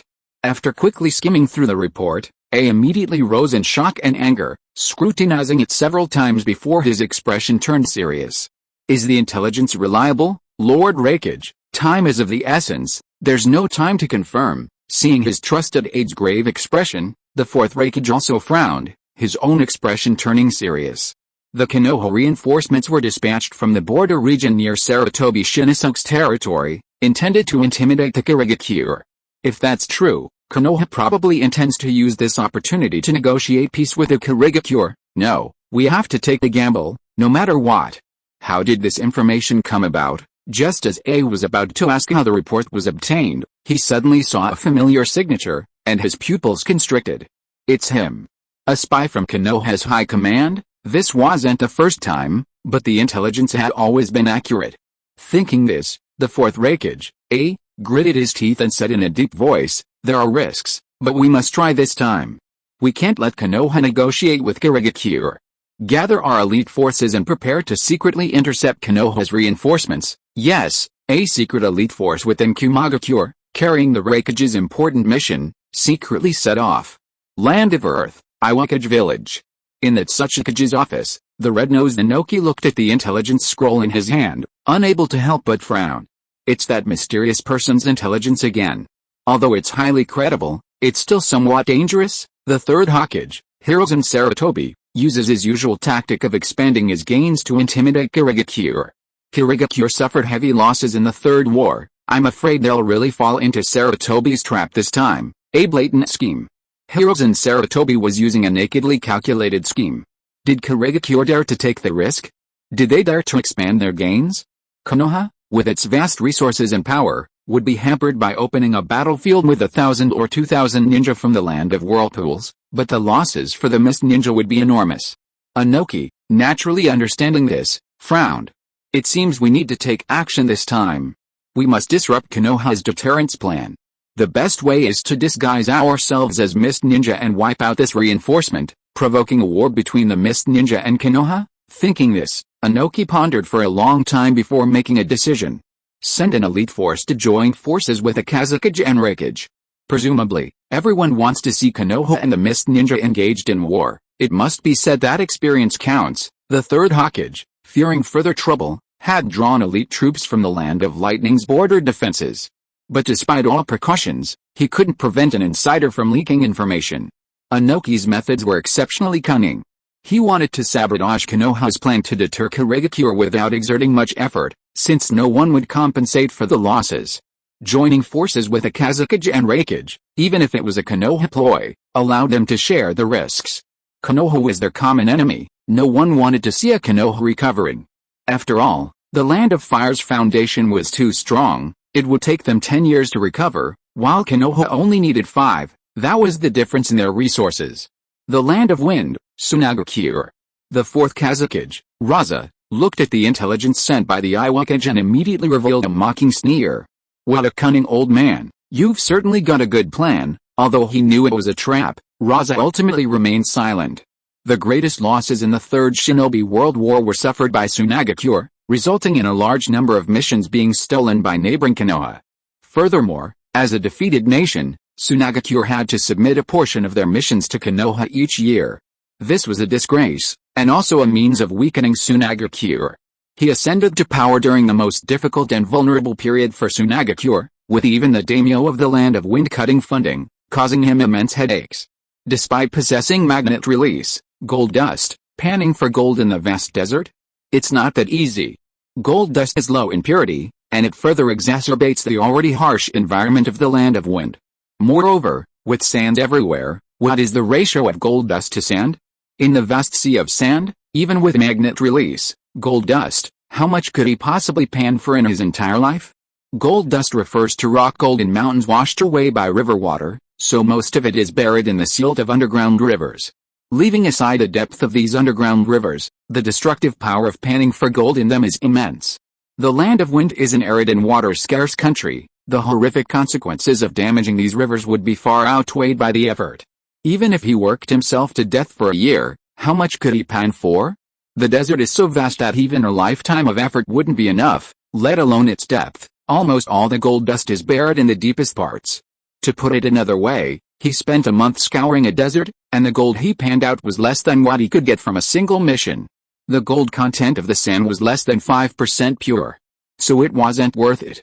His sand was accumulated and sealed in a container, nurtured with chakra for direct use in battle, similar to Gaara's gourd.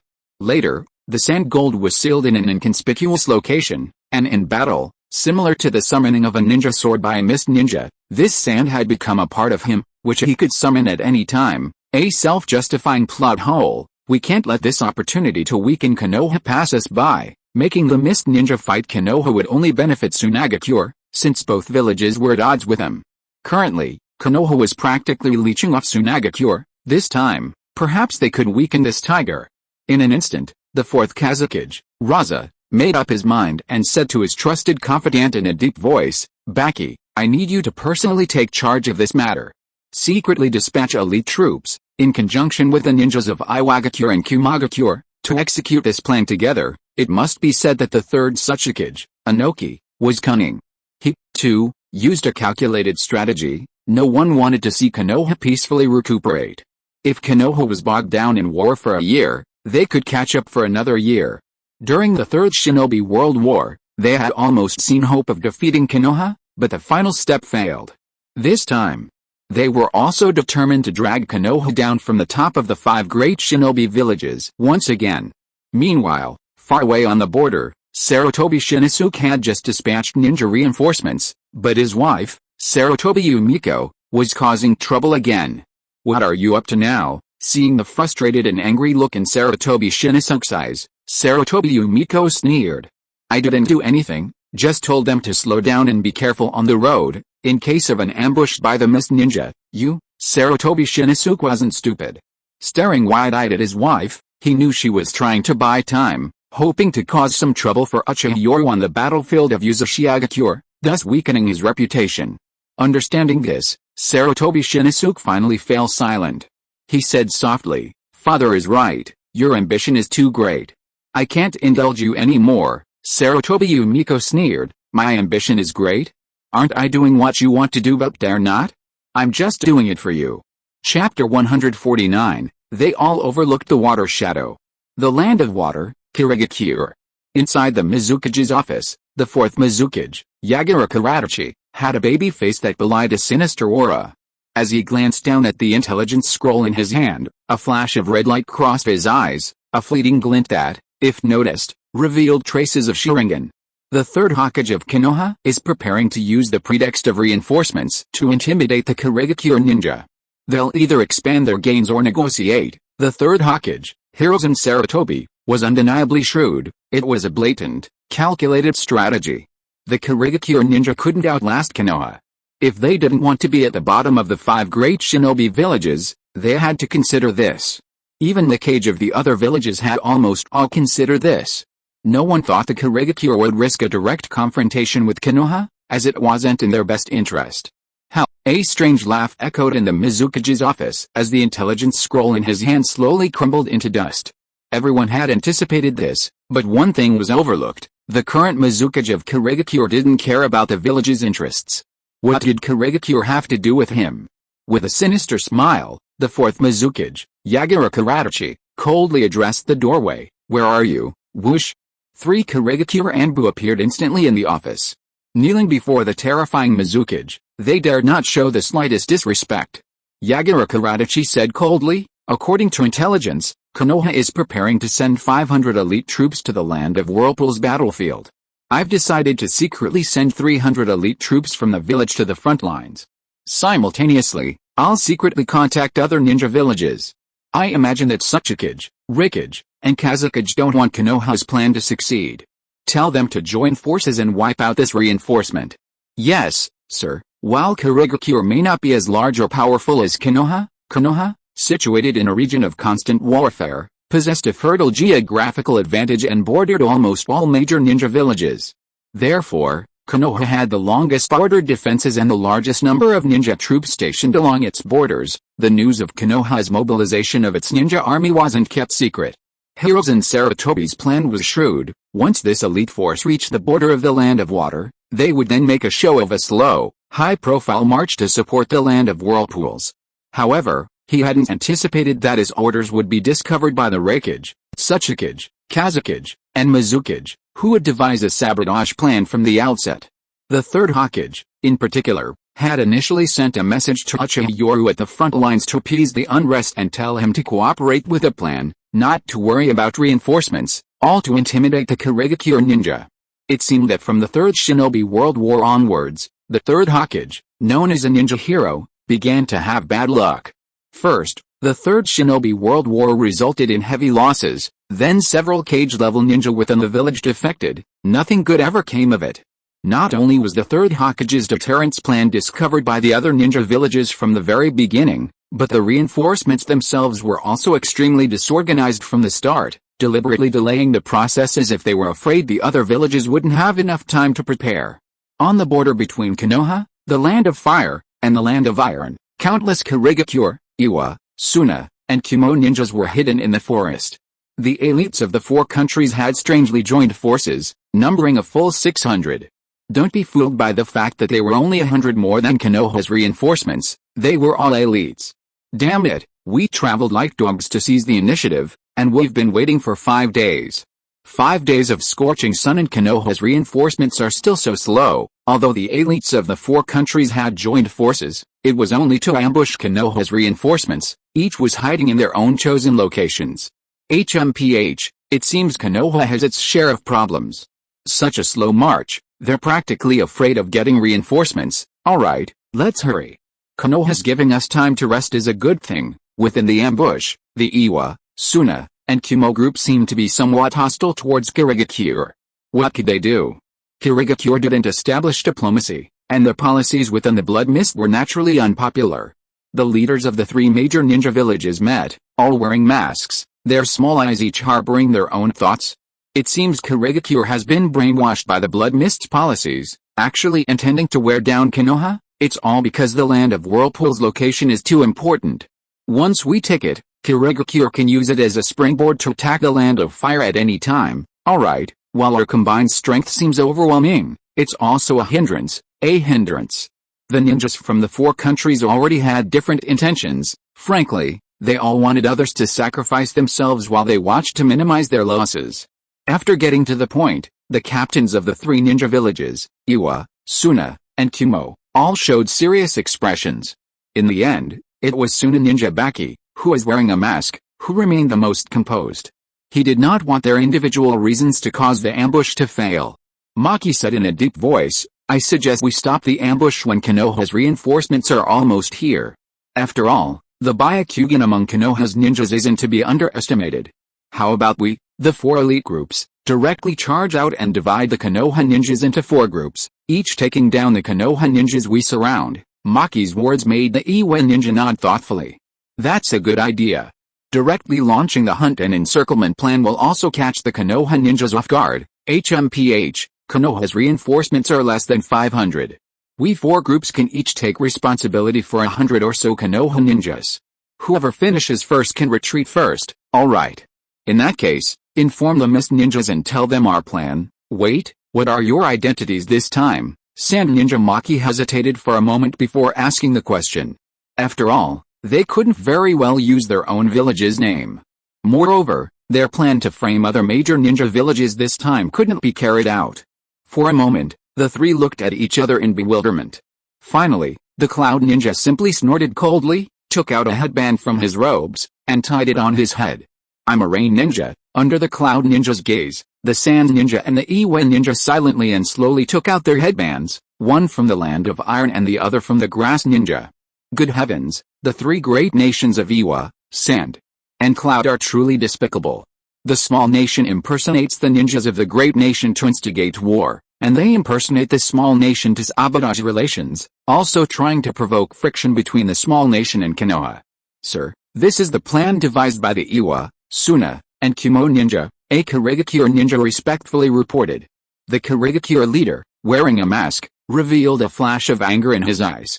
Damn it, they've already planned this and are now here to inform us, but they had no choice. The Kirigakure also wanted to use the strength of these 3 ninja villages to reduce their own casualties. He grunted and said, pass down the order, the plan is changed to a surprise attack. Everyone prepare for battle. Yes, sir. The Kirigakure ninja quickly changed into their distinctive headbands, and in an instant, the ninja from the 4 countries tacitly chose the common ninja trick of framing someone. The Kirigakure had deployed 300 elite ninja this time, but they had also hidden 100 elite ninja in ambush along the coast as backup. This large ninja support force of nearly 500 from Konoha was initially quite cautious, but as their captain deliberately slowed their pace, the cautious atmosphere lessened considerably. They marched and stopped frequently, even picnicking in the forest and occasionally pausing to send people to nearby towns to gather supplies. To the uninitiated, it looked like a leisurely sightseeing trip, which temporarily lowered their guard. Many ninjas, however, were secretly anxious. They were supposed to be supporting the front lines, yet their commander was being so negligent, it was outrageous. Captain Saratobi, are we moving too slowly? Most of the ninjas still possessed a passionate heart. After all, those trained as tools were emotionally pure. Faced with this renewed questioning, Commander Saratobi, with a stern face, coldly stared at the frustrated ninjas, clearly wanting him to speed up. You lot. It's not that I'm unwilling, but this is a secret mission for the village. Captain Sarutobi was somewhat dissatisfied with his situation. This was because his lack of prestige had led to his subordinates questioning him. However, he also knew they were nearing the border, and he had other missions to fulfill. If he caused discord among his men, it would affect his future plans. This is a top-secret mission personally issued by the Third Hokage. Now that we're almost at the border, you can learn about it. Captain Sarutobi took out a scroll and handed it to everyone, lowering his voice to say, the Third Hokage's purpose this time isn't to support the front lines, but to intimidate.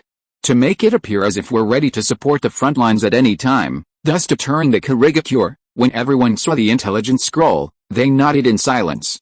However, someone noticed something amiss between the mission scroll and the current situation and said in a deep voice, Captain Sarutobi, the Third Hokage clearly stated in the mission scroll that we should raise our flags only upon reaching the border.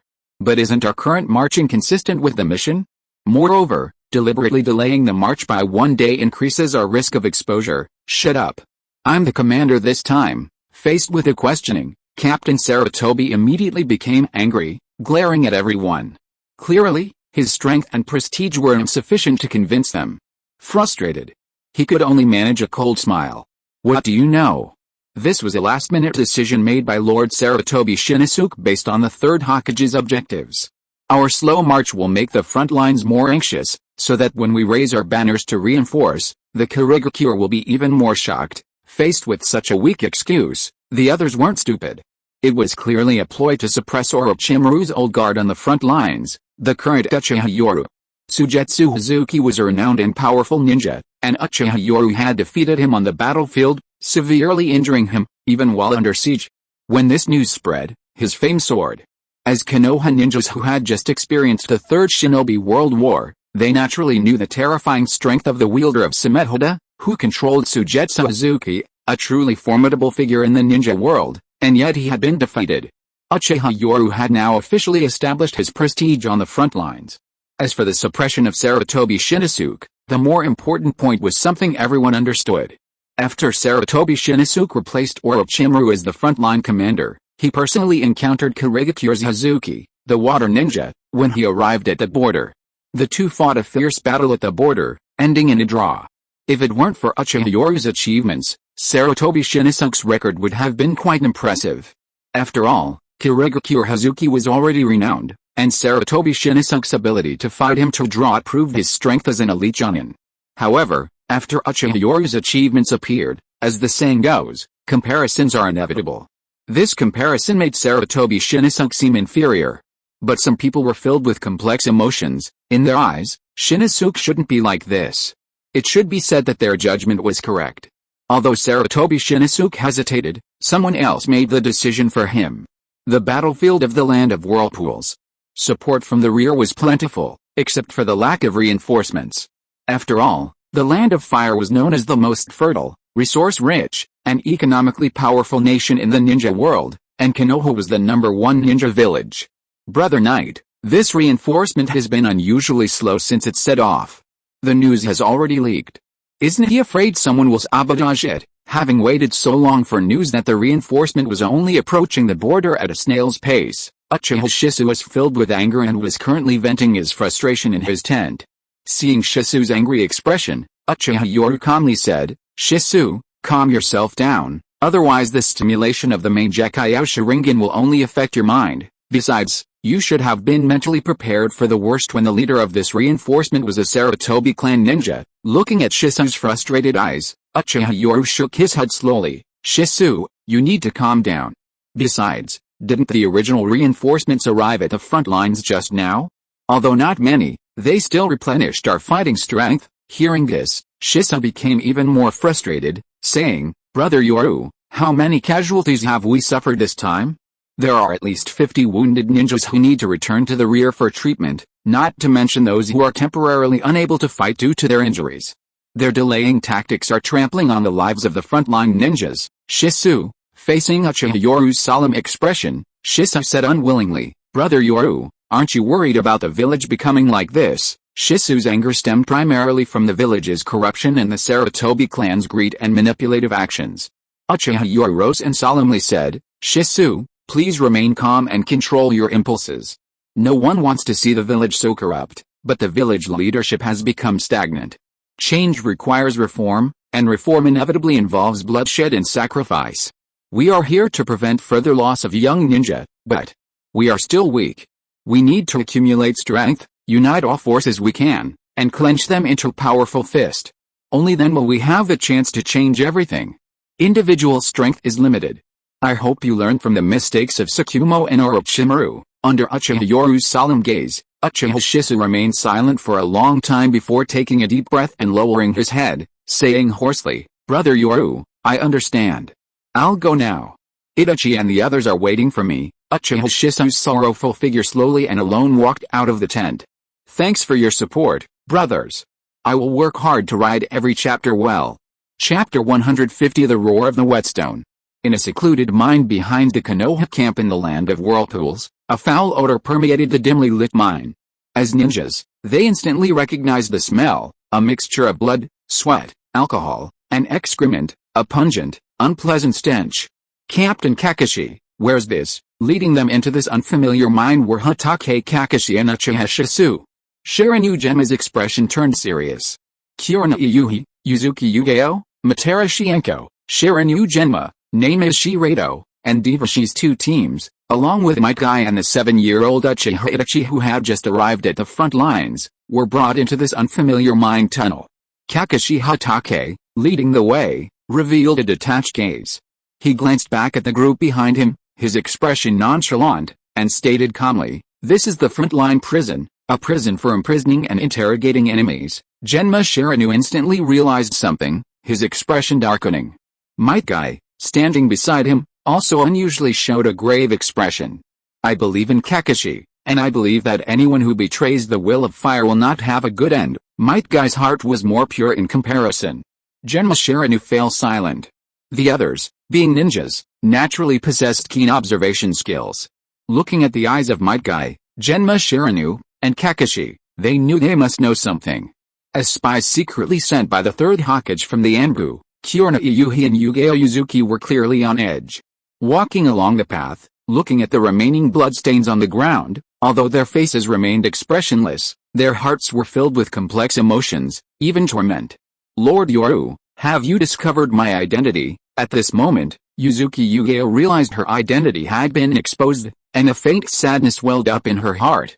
But more than anything, she felt a sense of relief, a relief from the torment she was now burdened with guilt. Beneath her calm and composed exterior, Yuhi Kuronai's heart was in turmoil. "Yoru, you don't want to see me anymore." Thinking this, she gave a self-deprecating laugh. Yes, she was just a spy. What right did she have to talk about past feelings? Only Matera Shienko revealed a resentful look, muttering in dissatisfaction, "Everyone who wants to harm Yoru deserves to die." The equally pure-hearted Matera Shienko believed that all the enemies here were Yoru's enemies. After all, Uchiha Yoru was now the supreme commander here. "Itachi, you'll see everything later. Sometimes the enemy isn't from another country, it could be one of our own." Uchiha Shisui, walking at the back, spoke in a low voice, as if instructing Uchiha Itachi.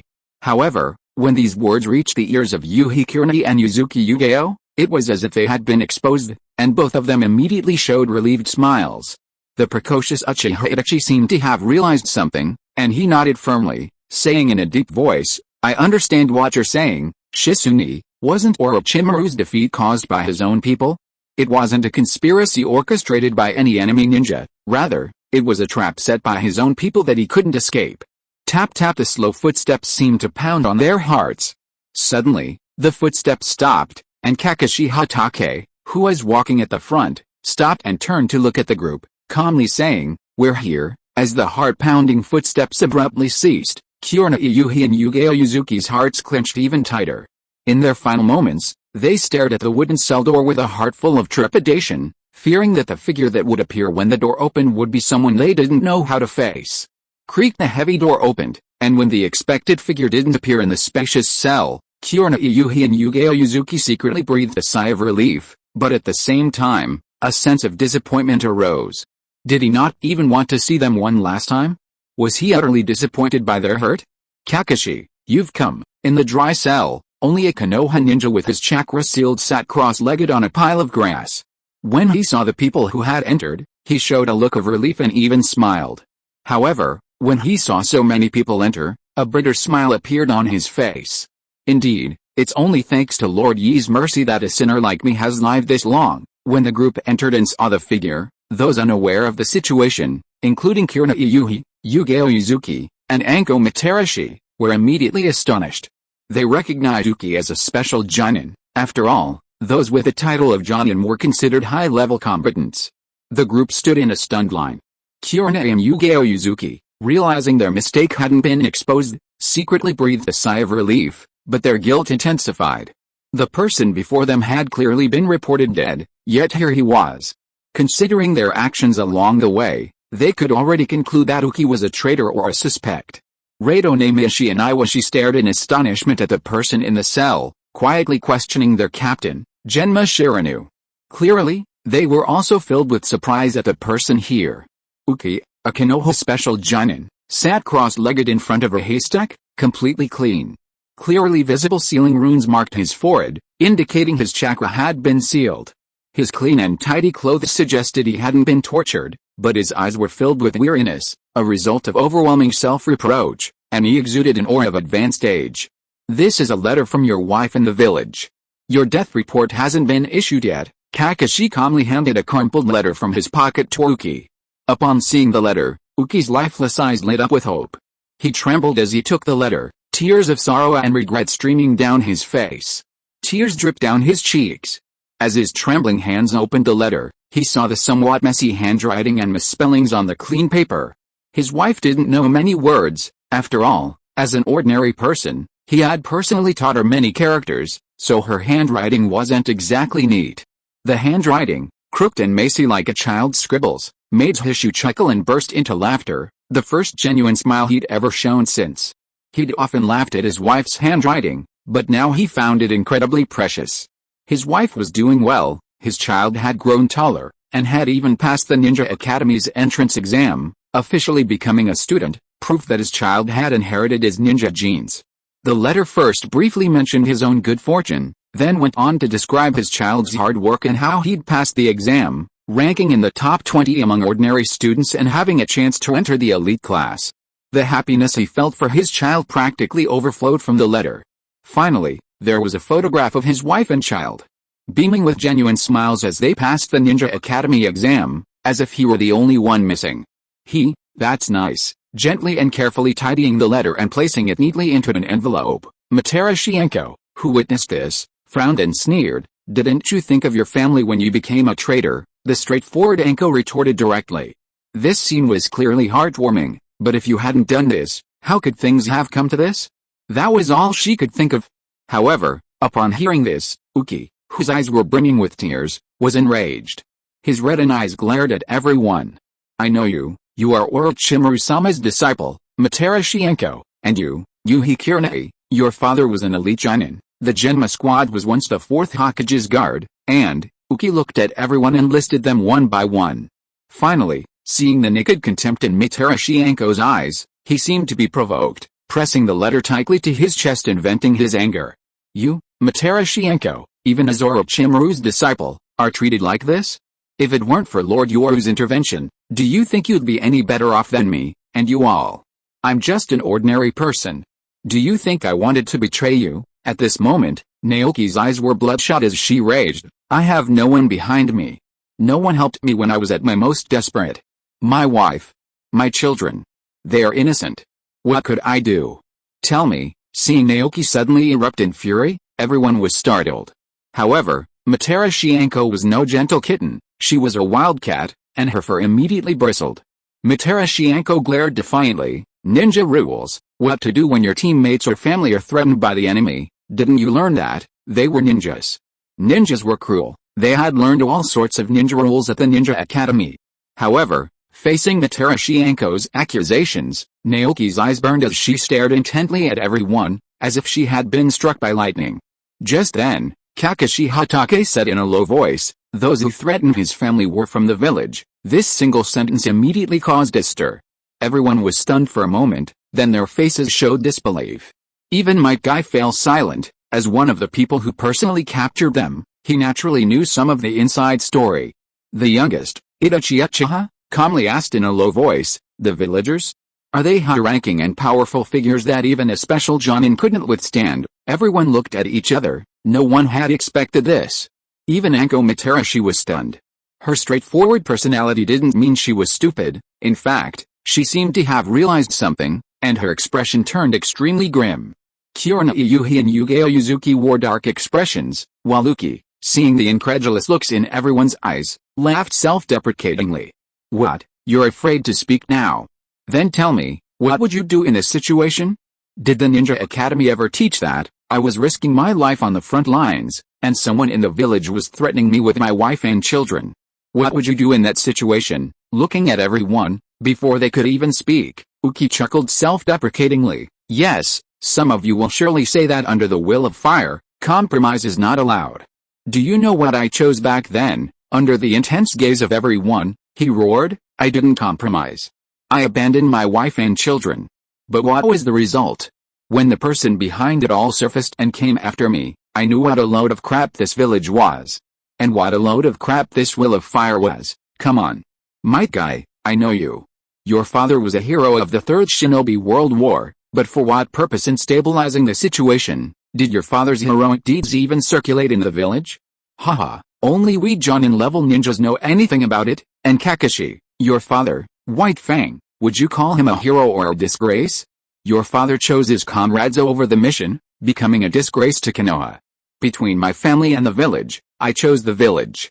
Am I a hero? Uki pointed at his own nose, laughing self-deprecatingly, then a complex, self-mocking smile appeared on his face. Haha, for the village, I was a fucking idiot, utter bullshit.